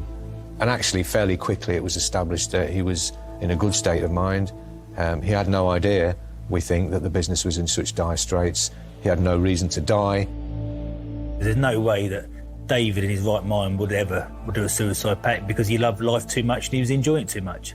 You know, the weeks before he got killed, he was down with us, enjoying it, planning the next year, the next trips, where we were going. He would never had that in his back of his mind. So we knew for ourselves then that she was bonkers and she had done it, and she was now trying to get herself out of a murder. Suddenly, here we are. It's now a suicide pact. And who has a suicide pact but's locked behind a door that they don't have the key to, so they couldn't even change their mind if they wanted to? Poor David died on his hands and knees in a praying position, leaning against a door that was locked from the outside. That's not a suicide pact. With time running out to hold Julie Dixon without charge, Senior Investigating Officer Stuart Gibbon consults with the Crown Prosecution Service. So we clearly were very concerned about this prepared statement and just felt that it was probably another way of shifting focus. You know, we've had the masked offenders, they no longer exist now, so now we're going to go down the suicide pact, which is, interestingly enough, is a partial defence to murder, and if found to be true, could result in a conviction for manslaughter rather than murder. So that kind of made sense at that point. We had CPS working with us, so we could talk to them about the content of that prepared statement. They were already fully au fait with the evidence that we gathered that far. And the CPS lawyer was happy at that point that there was sufficient evidence to provide a realistic prospect for conviction. So the decision was made to charge Julie Dixon with murdering her partner, David Twigg. With Dixon charged with murder, police and CPS prepare for trial, and part of that means trying to establish a motive. Why would Julie want David dead? The main strands of evidence, really, I mean, there were quite a few bits of circumstantial as well, the petrol and the redirection of the post, but the main ones were really the finances. You know, we found out that they were in dire straits. What I think is that it was getting to the point where a warrant was issued for non-payment of fines. The bailiffs were going to turn up at the workshop at some point. That is the stage where David would become aware of the scale of this debt, in fact the debt existed at all maybe, and Julie Dixon could then hold that back no longer. That was where it was all going to come to a head. As well as discovering the couple were in serious financial trouble, police now had CCTV proving Julie purchased petrol on the day of the murder. But it's forensic evidence of a computer found in the couple's workshop which really helps build the case for the prosecution. We'd heard stories that she'd been Googling stuff on a laptop, claiming that David had been Googling stuff. How do you commit suicide with it being undetected? She was Googling on her laptop how to poison someone with cakes and how to get away with murder. As the trial approaches, Julie Dixon changes her story yet again. Things kind of changed a little bit again when Julie Dixon then started to say that it wasn't a suicide pact. Actually, David did want to die, and she was just trying to help him along, basically. So she's trying to remove herself even further from any kind of blame whatsoever. You know, it was David's idea. David wanted to do it. I just kind of helped him. Things had changed hugely since the first 999 call to the emergency services, but we felt we had a strong case.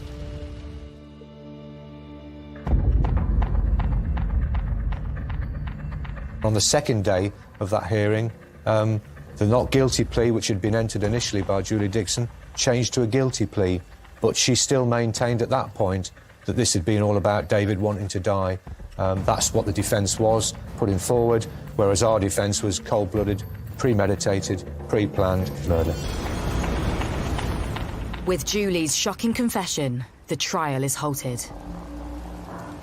Once Julie Dixon had admitted her guilt and pleaded guilty to David's murder, the role of the jury was no longer needed, but then falls to the judge to decide on what basis he believes her plea and on what basis the killing was carried out. So this is what is called a Newton hearing, and the judge hears evidence from all the parties in the case, and it's in the judge's role to decide how the murder was carried out effectively. The prosecution lays out its case to the judge, and Julie's 999 call is played to the court. The attackers and set fire to the place. So the place that actually set fire? Yeah. Is it the building that's on fire? It is, yeah. It is, okay then. I got out. I managed to get them. Right then. It's okay. Is everybody out of the building? No, there's still my partner in. The phone call, on the face of it, sounded very genuine. She sounded distraught. She was hysterical. But actually, the first information imparted was more of an account about what they'd been doing, like a rehearsal, rather than just saying, I need help and I need help quickly. Over 5 days, the court hears how Julie's account changed throughout the investigation. From masked intruders to a joint suicide pact, to her assisting David in his own bid to take his own life. The defence argued, once Julie Dixon had pleaded guilty, that matters had spiralled out of control and that in some ways this had been an emotional response from Julie Dixon, almost that she had panicked because of the financial difficulties she got into. However, I think from the prosecution's point of view, and certainly from the police point of view, this was a perpetrator who had changed her accounts whenever it had suited her, whenever she had been confronted with new evidence. There was always a line of defence. So it's hard not to see her really as a very skillful and manipulative liar. Julie Dixon didn't take the stand at all, didn't give evidence, was again very impassive, didn't present any emotion at any stage of the court proceedings, merely sat in the dock and appeared to be listening to the proceedings. The extent of the couple's financial difficulties is revealed to the judge. David wouldn't have had a clue about that bankruptcy. He was quite happy going about his everyday business. I think if he had found out that he had been declared bankrupt, he would have been incredibly upset, being such a proud man. So, yeah, she obviously kept that from him. And I can't see that those finances would have been enough for anyone to lose their life over. At the end of that hearing, Judge Heath had to decide whose account he believed. And he came firmly down on David Twigg's side and said that he in no way believed that David Twigg had wanted to commit suicide. And he described Julie Dixon's account as a pack of lies. The judge was quite damning in his comments and quite clear that he thought it was a cold-blooded murder and that, you know, she'd been kind of playing the part and it was potentially worthy of an Oscar nomination if it hadn't been so sad and so true. Julie Dixon is sentenced to life with a minimum of 23 years for the murder of David Twigg. 11 years on, he is still remembered fondly. No sentence can ever bring back a loved one. It will never be enough, of course, and it will never bring David back.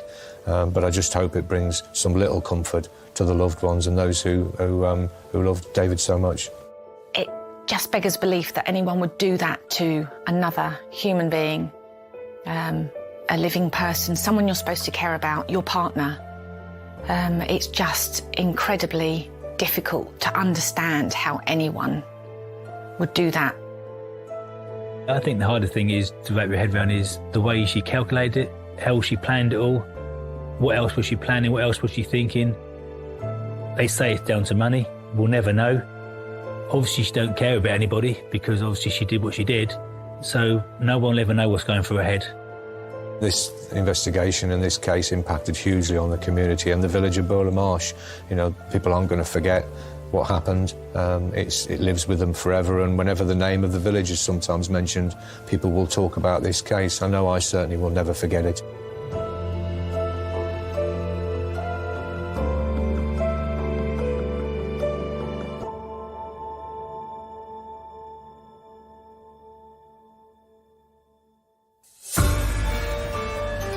When a routine call to a house fire turns into the biggest murder investigation in Welsh history, you know you're in for a chilling ride. New Murder in the Valleys starts Wednesday at 9.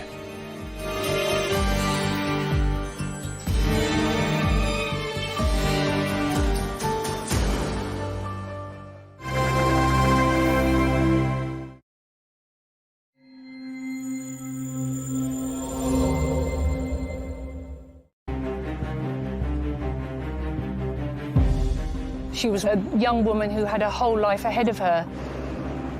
Everybody was jittery, wondering what had happened to her. Clearly a very dangerous person. This is the real whodunit.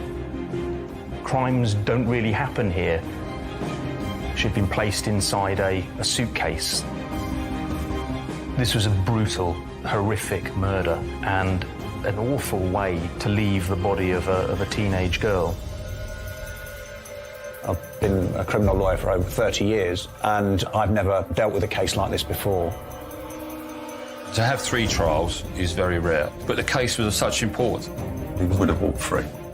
And given what he had done before, we were in no doubt that he was a dangerous man.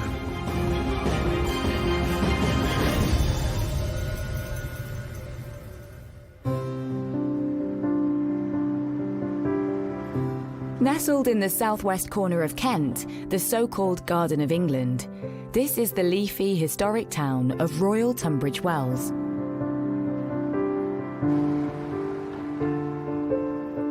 I would describe Tunbridge Wells as a safe family sort of location, wealthy and middle class.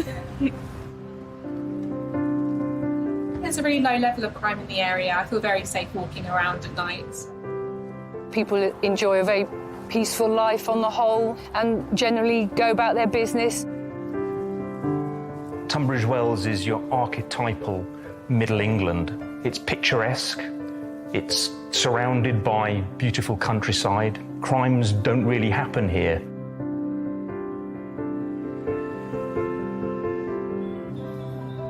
But that picture postcard image was about to be shattered. Kent police receive a call about a missing person, 17-year-old Terry Edmonds. The day before, Easter Monday, Terry had arranged to meet her boyfriend, but she never showed up. This was really out of character. She stayed in contact with her boyfriend regularly. She texted him on the hour almost, and he did the same back to her. They sent multiple texts to each other each day. So the fact that she did not text him was really unusual and set the alarm bells ringing. Terry's boyfriend sent her 20 texts, but she never replied to any of them. Her boyfriend got concerned, tried to phone her, didn't get any response, and then alerted her mum. And her mum then reported her missing to the police.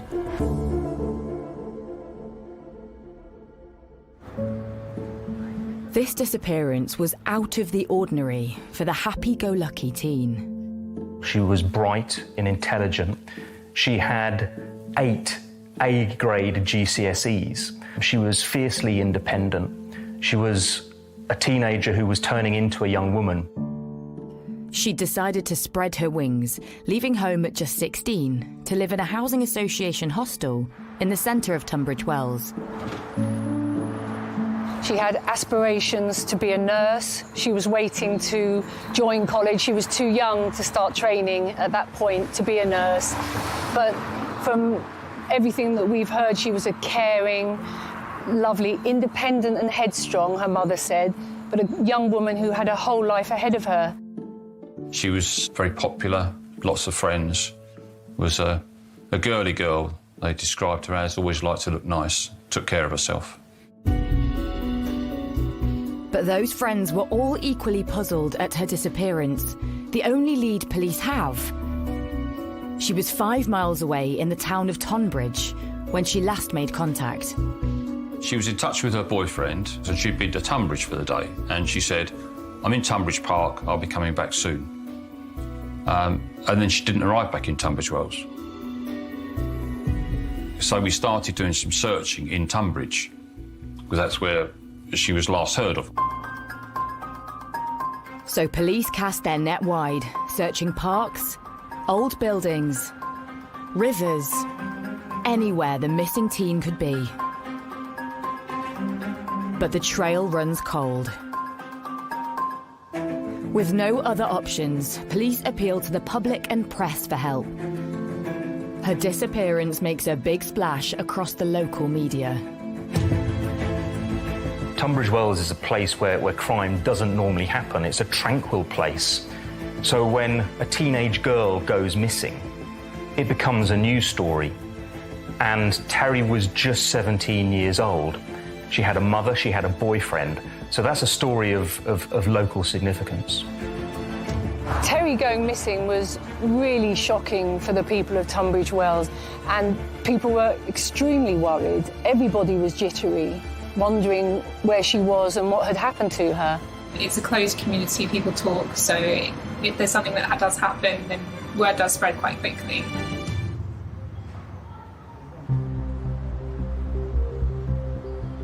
It's 10 days since Terry went missing, and still no word from her. The family makes another desperate appeal to the public.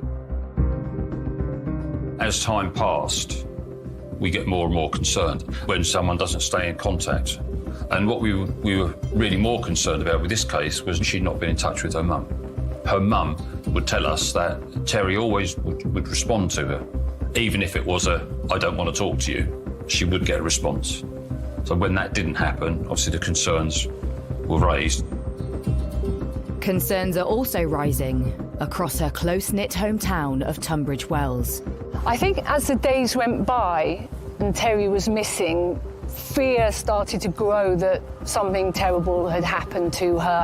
And there was a big community effort. There were posters everywhere. The taxi drivers all carried flyers. And there was even an information point by police for two reasons. One, to gather information, and other reason to try and reassure people, because there was a lot of worry at that time.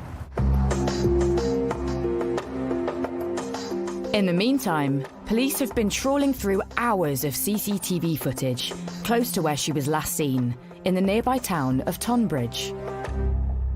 Suddenly, there's a breakthrough. Terry is spotted at Tonbridge railway station on the day of her disappearance. When we checked the CCTV, we actually found that she had actually got on the train to go to Tunbridge Wells. And then checking the CCTV at Tunbridge Wells railway station, we found that she had got off the train at Tunbridge Wells.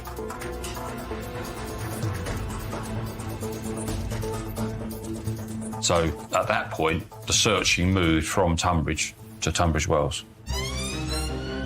The investigation suddenly picks up pace in the hunt to find the missing teen. Police now draw up a search plan using this new CCTV sighting. The last sighting of Terry Edmonds was at Tunbridge Wells rail station, where she got off the train at 6:23. So she walked across here, and Terry was never seen again. Investigators plan a search grid around this last known location. The hunt leads to the supermarket car park opposite the station.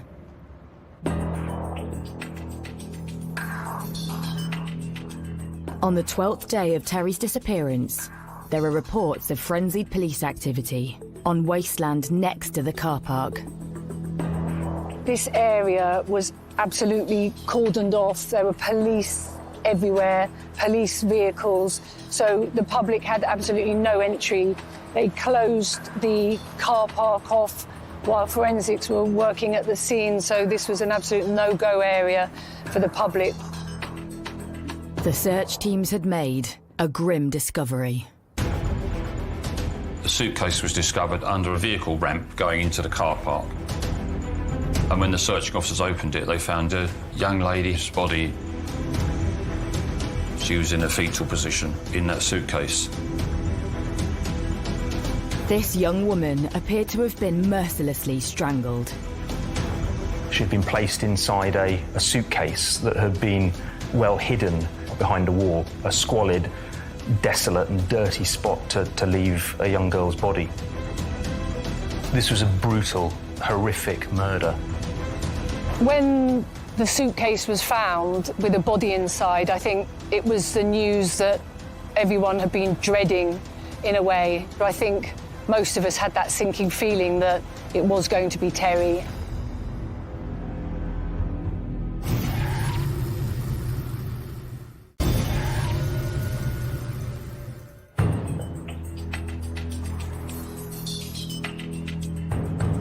Police in Tunbridge Wells have been searching for missing teen Terry Edmonds. On the 12th day of her disappearance, they make a gruesome discovery under a car park ramp close to the station. The body of a teenage girl is found stuffed into a suitcase. She'd been strangled. This was a brutal, horrific murder, a desperately tragic and awful way to leave the body of a teenage girl.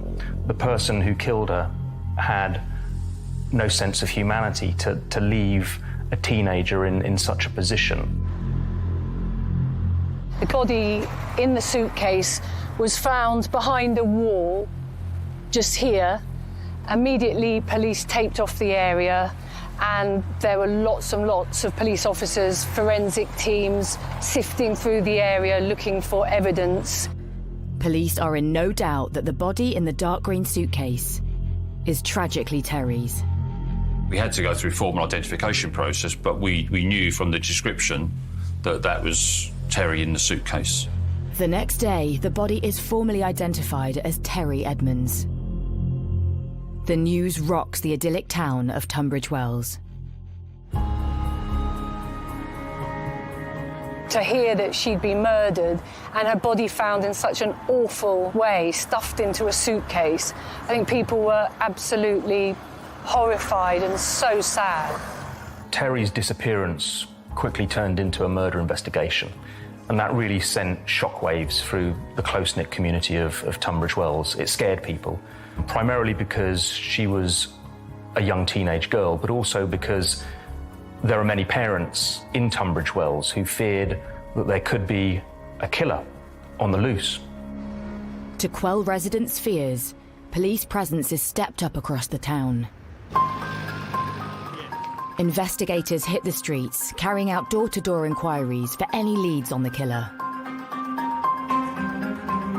Kent Police followed a lot of lines of inquiry. They had 50 police officers working on it. They were talking to quite a few people in relation to her disappearance and death. The post-mortem reveals horrifying injuries to the young teen. The details of the post-mortem were shocking, they were horrific. And as a seasoned journalist, it was upsetting. Terry had endured a really brutal and violent attack. She had been physically overpowered. She'd been raped, and she'd suffered a number of injuries. And her last moments would have been truly horrific. The post-mortem examination showed that she had grazes on her back and she'd been strangled. Terry was strangled by a scarf that she was wearing. She looped it through, and by pulling it tight, he'd strangled her. She had some facial injuries where she'd taken some strikes to the face as well. And she was probably smothered with a pink sheet, which was found away from the scene. Blood is found on this mysterious pink sheet, which is retrieved with Terry's trainers and her cigarette lighter in a pile of rubbish close to her body. They're sent off for analysis at the lab. But it's the suitcase that police hope could be the key to finding her killer. Once the body had been removed, then the suitcase itself was considered as a crime scene. And that crime scene was essentially packaged up carefully and submitted to the Forensic Science Laboratory for examination. Police hope testing for traces of DNA could provide answers to some of their biggest questions. Initially, we were looking to see where the suitcase had come from. Could we have an owner of the suitcase? Could that be a big clue for us? Whilst the lab pores over the suitcase, the spotlight falls on the person who raised the alarm. Terry's boyfriend. New evidence comes to light about a fallout with his girlfriend. The last person that the police were initially aware of that had spoken to Terry was her boyfriend, and they'd had a row. Bearing in mind, most murders are committed by people that are known to the victim. Samples of the boyfriend's DNA are also found on Terry's body.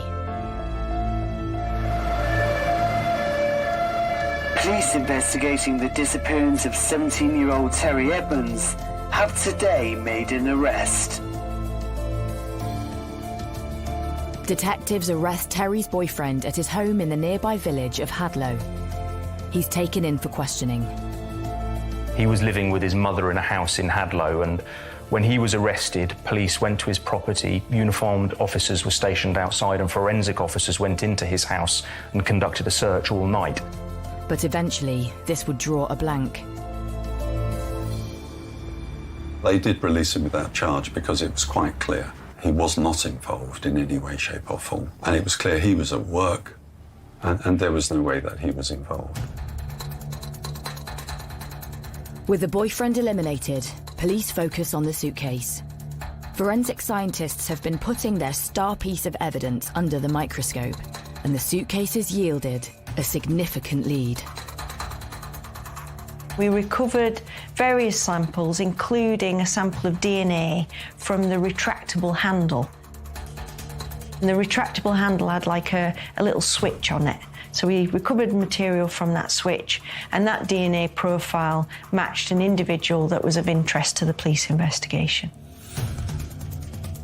That was a light bulb moment in the investigation, because we felt that, you know, that would lead investigatively to the identification of a suspect. So police make a second arrest, and the man is brought in for questioning. It's a turning point for the investigation. That suspect, in this case, turned out to be the previous owner of the suitcase. Now, that person then gave information to the police to say, that is my suitcase, but I gave that suitcase away. I believe, actually, it was given to the Salvation Army, so a charity donation. As the police hit another brick wall, the clock's still ticking, and there's a brutal murderer on the run. Clearly a dangerous person, clearly a very dangerous person, and trying to get them. This is the real whodunit. So detectives have to go back to the drawing board, refocusing their efforts on the location where Terry was found. The car park. Through their inquiries, investigators discover it was often part of her regular journey through town. And she used the car park as a short cut through, if you like, to make her way back to the hostel that she was staying at, that was just at the rear of the car park. Though nothing on the police's CCTV trawl shows Terry's last suspected steps through it. There was no CCTV in the car park itself, but there was CCTV at the exit, and she wasn't seen to leave. So we checked everything, double-checked it, triple-checked it. We couldn't see her leave. Police can now prove Terry never left the car park, which means she must have been killed there. They double down their efforts to find out who else could have been using it on the Easter Monday evening she went missing. We had to look wider, and we were looking at other people. And within the car park in Tunbridge Wells, there were some people that we called the rough sleepers. They were homeless people who'd found certain areas of the car park, stairwells of the car park, that they used as accommodation. And on those stairwells, certain people sleeping rough there on cardboard mattresses, sleeping bags, duvets, that kind of thing. We started looking at those people to see if there's anyone there was of interest to us. We made inquiries to the rough sleepers in the car park. Did any of them own a suitcase? And they all denied it. But intelligence from an officer on the beat suggests otherwise. A local police officer told us that he knew of one person who had a suitcase. And we looked through our records and we'd spoken to that person, he denied it. So there was a reason why he denied being the owner of a suitcase. With their suspicions raised, detectives head straight back to the car park. They need to find the rough sleeper whose story doesn't quite stack up. We then went and spoke to him again. He said he did have a suitcase, but someone had stolen it, and it was kept in the stairwell. Someone had emptied his clothes out from it, and the suitcase had gone. But for investigators, something about his story doesn't seem right. So they arrest him. Perhaps this new suspect could blow the case wide open.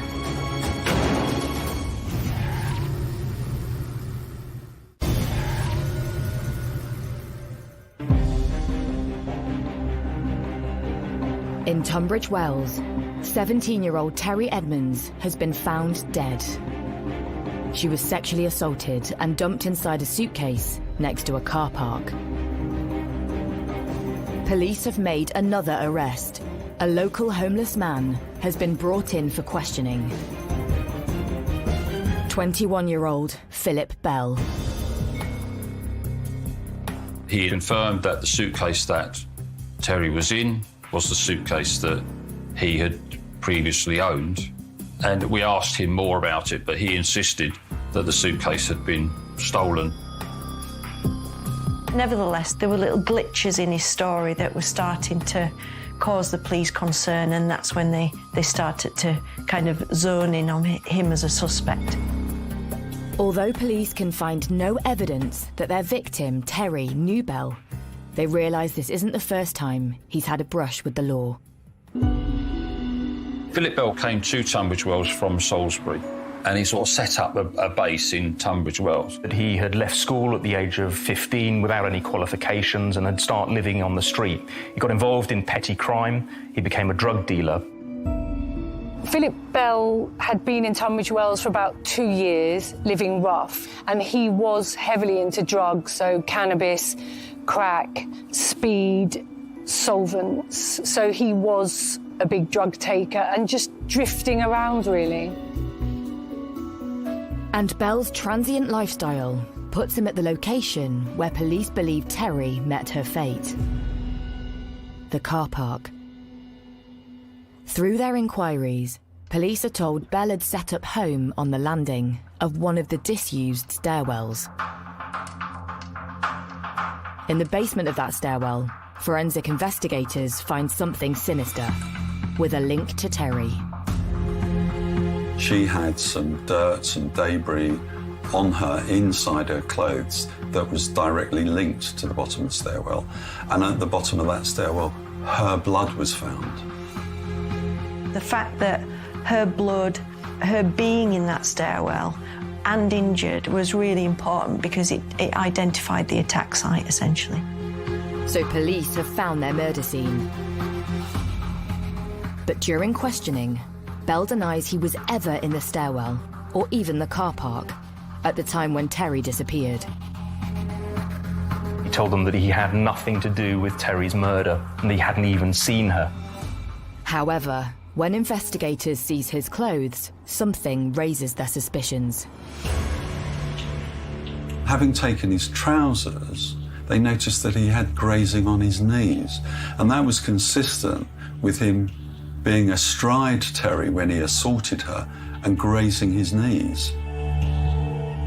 Now, he said he'd done that playing football. Now, we interviewed all the people that he used to play football with, and none of them ever remembered him actually falling down or hurting his knees whilst playing football in the time frame we were talking about. So again, that disproved part of what he was saying.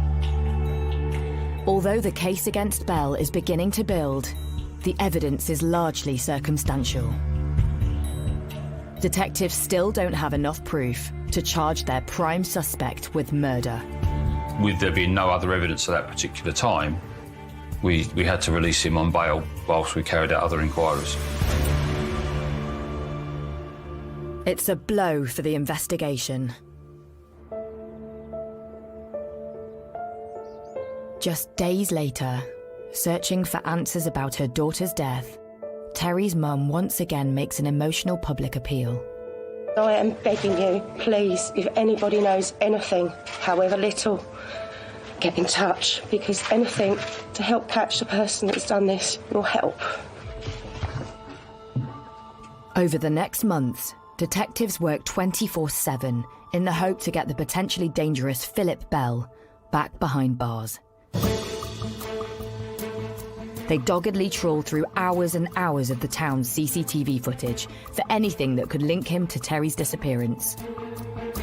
Suddenly, something catches their eye. It was some time later we were looking at more of the CCTV and we found Philip Bell.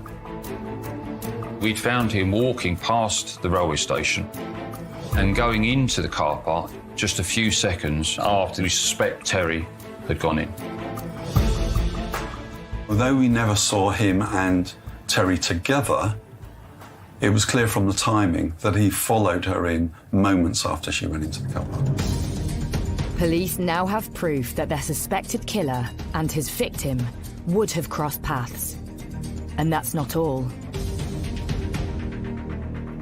We then, about an hour later, we had CCTV of him leaving the car park. So that sort of brought us to a conclusion that she'd gone in, he'd gone in shortly afterwards, he'd come out, but she hadn't. So that added to our suspicions that he could have been responsible. For the investigation team, this is really big. The new CCTV blows apart Bell's claim that he wasn't at the murder scene at the time of Terry's attack. Initially, when Philip Bell was arrested and interviewed in May, he denied that he'd returned to the car park. Although there was no CCTV or eyewitness accounts from what happened within the car park, the CCTV was absolutely crucial because it demonstrated that Terry and Philip Bell were effectively on a collision course as they entered the car park. Detectives also spot something strange about Bell's clothing as he leaves the car park. When we suspect was the hour in which Terry was killed, he came out wearing a different pair of jeans.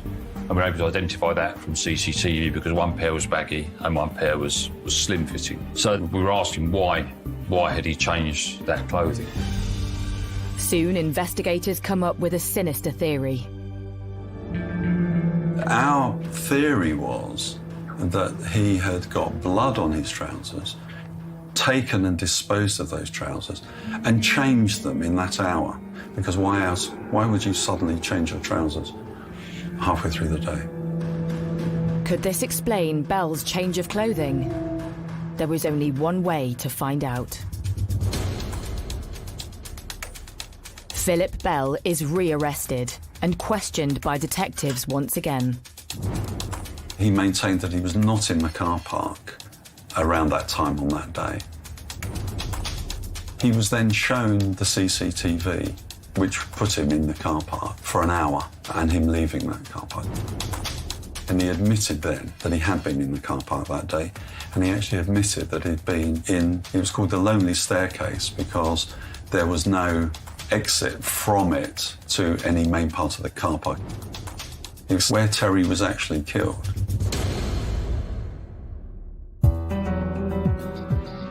But Bell is adamant he never saw Terry or took part in her attack. Philip Bell had said during that hour between him going to the car park and him coming out of the car park, he'd been in his sleeping area smoking quite a large amount of cannabis. What he said was that he was, his words, stoned on cannabis, which was illegal. That's why he lied to the police about where he was.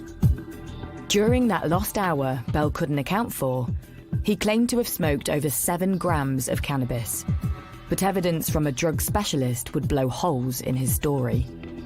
We were able to disprove that through the use of a drug expert who was able to analyse the CCTV of him walking in and him walking out, and saying, walking out, he was not under the influence of cannabis, such as would have been the case if he'd consumed what he said he had. It seems the suspect who claimed he was high was walking far too steady on his feet. He couldn't be walking in that way if he was smoking a large amount of cannabis in a short period of time. For the team's advisors at the Crown Prosecution Service, the case against Bell is beginning to stack up. CCTV evidence was absolutely key in this case because it provided evidence to undermine Mr. Bell's initial account that he hadn't returned to the car park.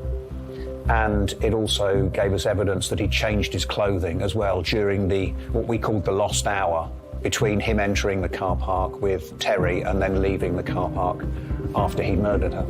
Meanwhile, the forensics lab also has exciting news. An item of Bell's clothing that was seized during his first arrest has also yielded a result.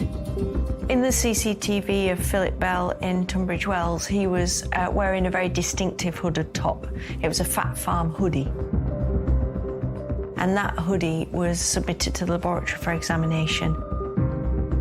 And on it was a blood stain. It was a very small blood stain, about the size of a penny, that matched Terry Edmonds. And the lab finds more evidence on Bell's belongings that were seized by police in the stairwell where he slept. On his sleeping bag, 2 large stains of blood. Through DNA testing, these are also confirmed as Terry's. It was absolutely pivotal in the case because it demonstrated that there was a very clear link between Terry Edmonds, her being injured, and the belongings of Philip Bell and that stairwell. To add to that, the pink sheet found near Terry's body that's suspected of being used to smother her throws up more clues in the forensics lab.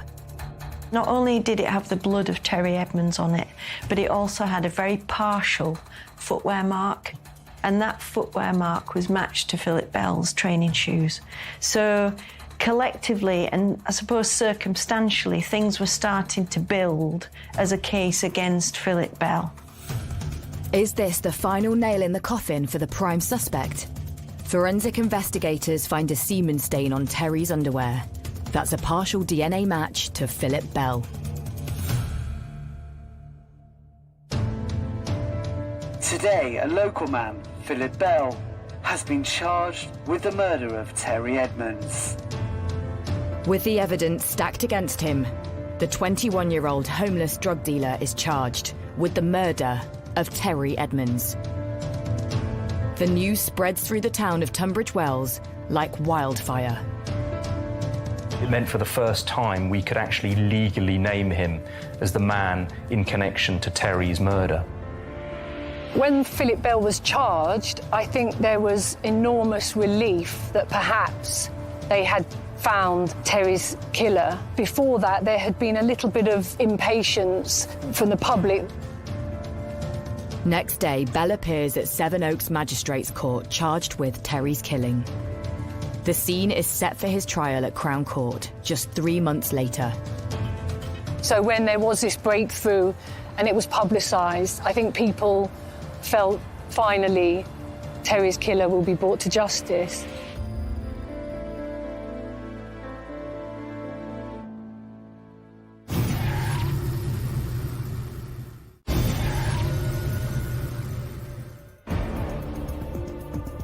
In Tunbridge Wells, 17-year-old Terry Edmonds has been found strangled and sexually assaulted, then stuffed inside a suitcase. With the evidence stacked against him, 21-year-old homeless man Philip Bell has been arrested and charged with her murder. He's spotted on CCTV following Terry into a car park, and his hoodie has a stain of blood belonging to his victim. Detectives have built up a chilling theory of how he carried out the attack.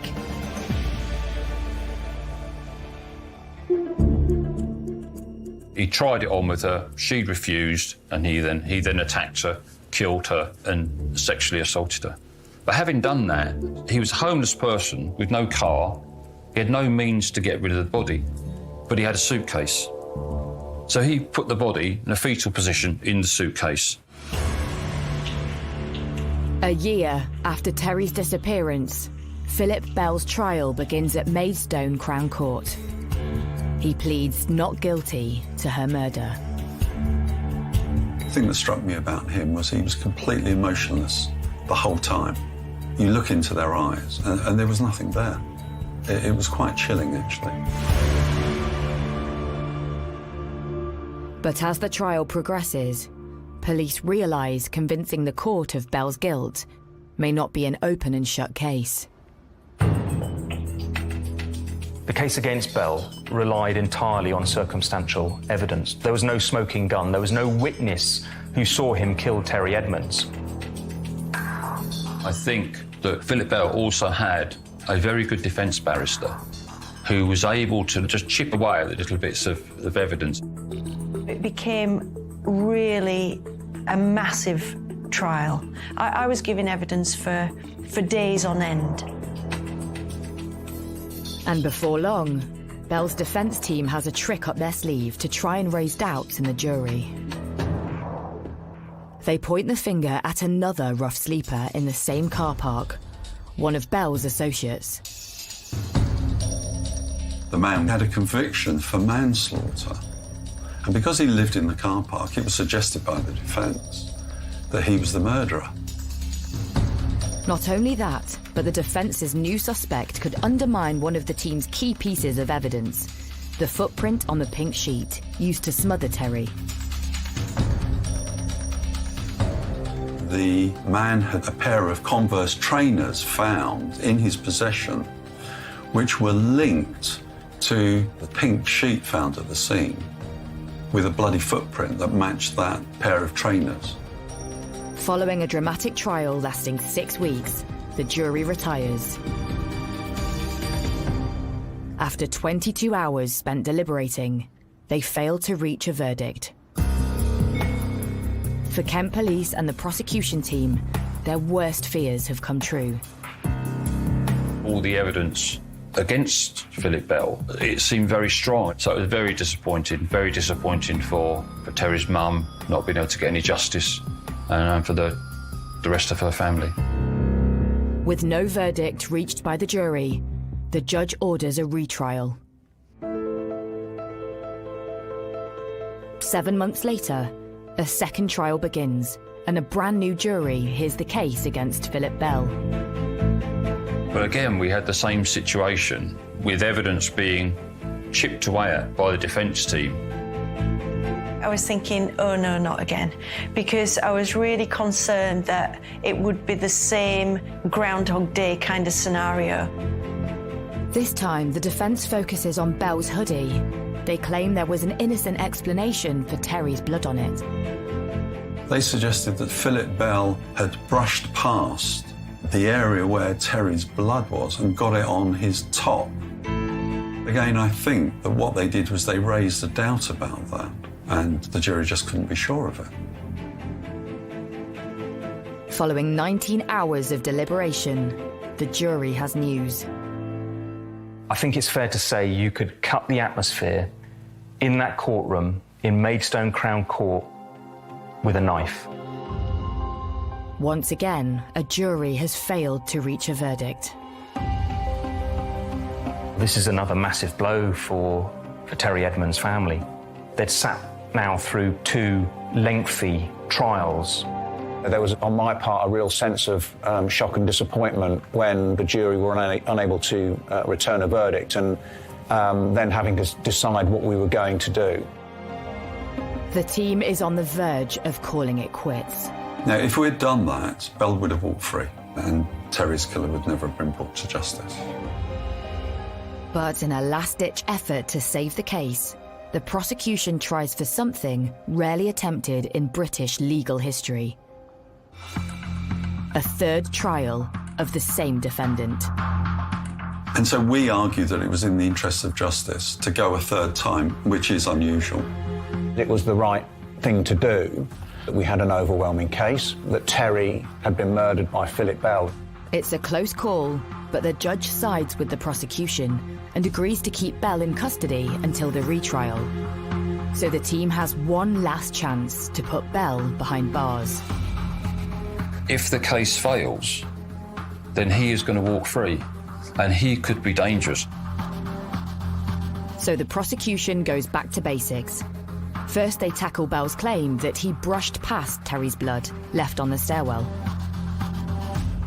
Forensic scientists run tests using the same small amount of blood that was found on Bell's hoodie. This tiny amount would have started drying if he'd touched it after the attack. So you can see that if the blood has started to dry quite considerably, the stains start to break up. They're quite gritty, they're quite flaky. But the stain on Bell's top seemed fresh, questioning his version of events.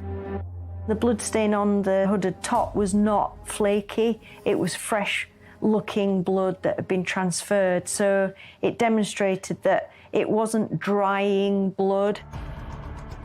So that blood must have transferred very quickly after it was available, which started to put Philip Bell being involved in the assault on Terry Edmonds and being exposed to her blood after she was injured.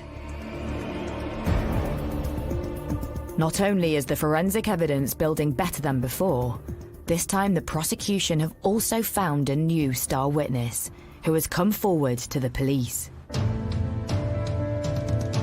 15-year-old girl came and gave her account about how she had been invited to go to the stairwell that Philip Bell was staying in. And quite chillingly, she described what we believed had happened to Terry, her being straddled by him and being bruised by him and him trying to assault her.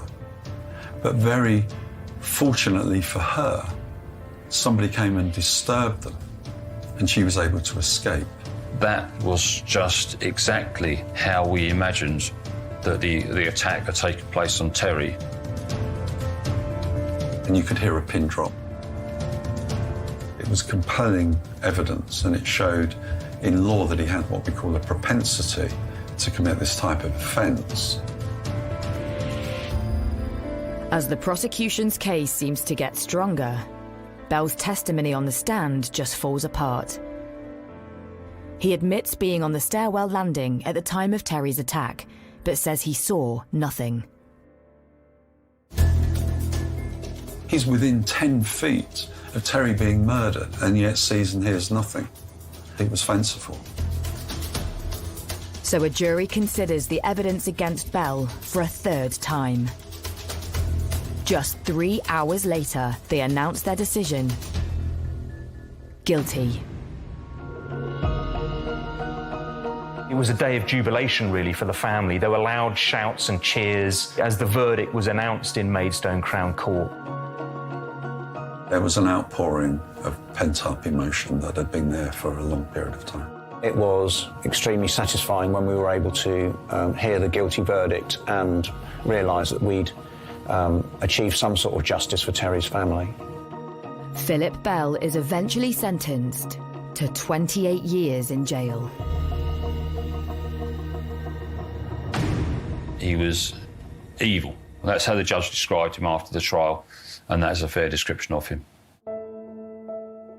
Justice is a consolation for the family, but it will never bring their beloved daughter back. Terry was a bright, intelligent girl, and she had a long life to look forward to that was cruelly taken away by Philip Bell, for no reason, really. And the case has left its mark on the quiet Kent town of Tunbridge Wells. I think Tunbridge Wells has never really got over the murder of Terry Edmonds, and I think the wounds are still there in Tunbridge Wells because Terry was part of our community and a lovely young woman. You could feel that fear and sadness that this had happened in our town.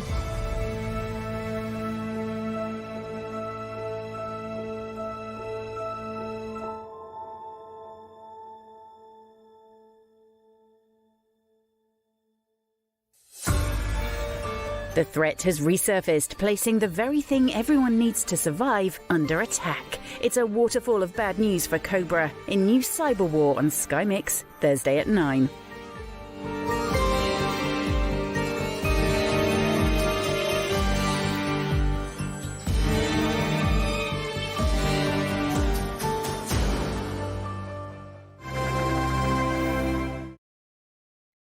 Ông anh củ khờ tôi ngồi cái đạp chân vào nữa. Trông vừa đúng.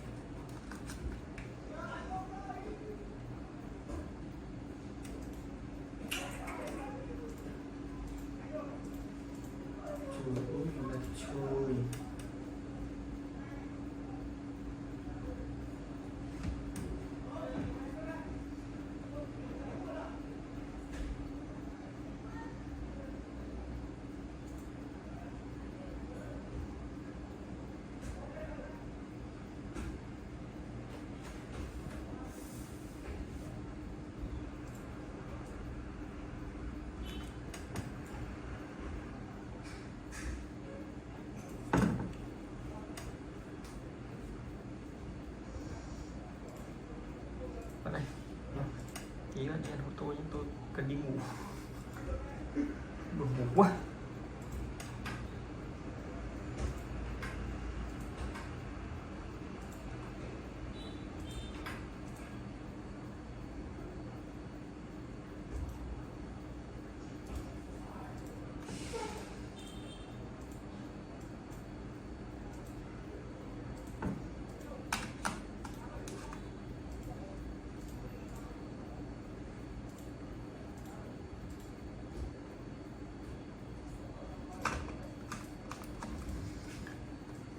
Xuống chán nhỉ.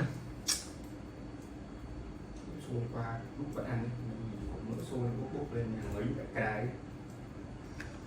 Má nhìn ra nhưng mà không có sự lựa chọn nào khác.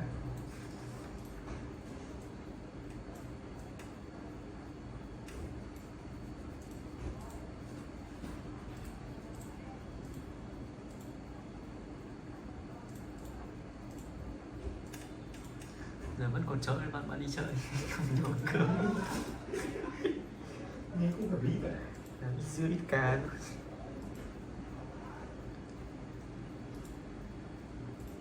Trong tủ còn gì không? Trong tủ còn đâu gì không? Cá, mỗi cá với tay rồi. Củ đông mà. Củ đông có tay không? Đây là cá.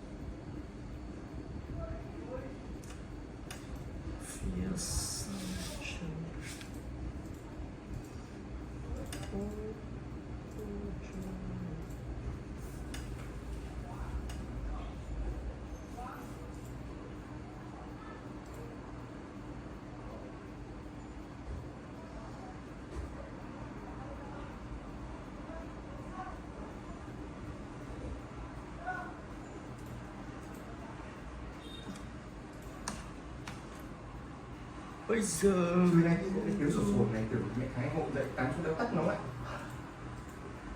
đang làm gà gà ngủ trục lợi cái thế tắt mẹ nó lại rồi.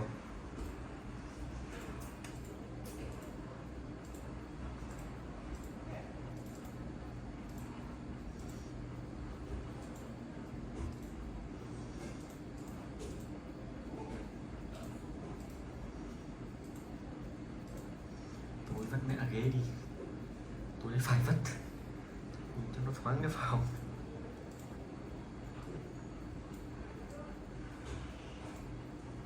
Sao phải vứt ạ? Chờ không khí lạnh mà chả thấy không khí lạnh đâu. Bạn cùng thử các bạn. Bảo chuẩn bị đón không khí lạnh tiếp mà. Thế thôi.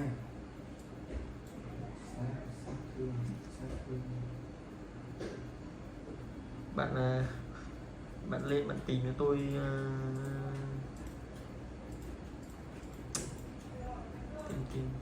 tìm cho tôi mấy cái gì nhỉ?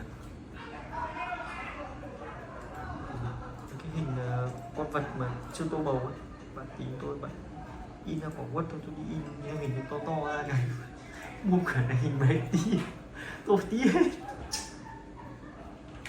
Xem tô màu nhiều chi tiết.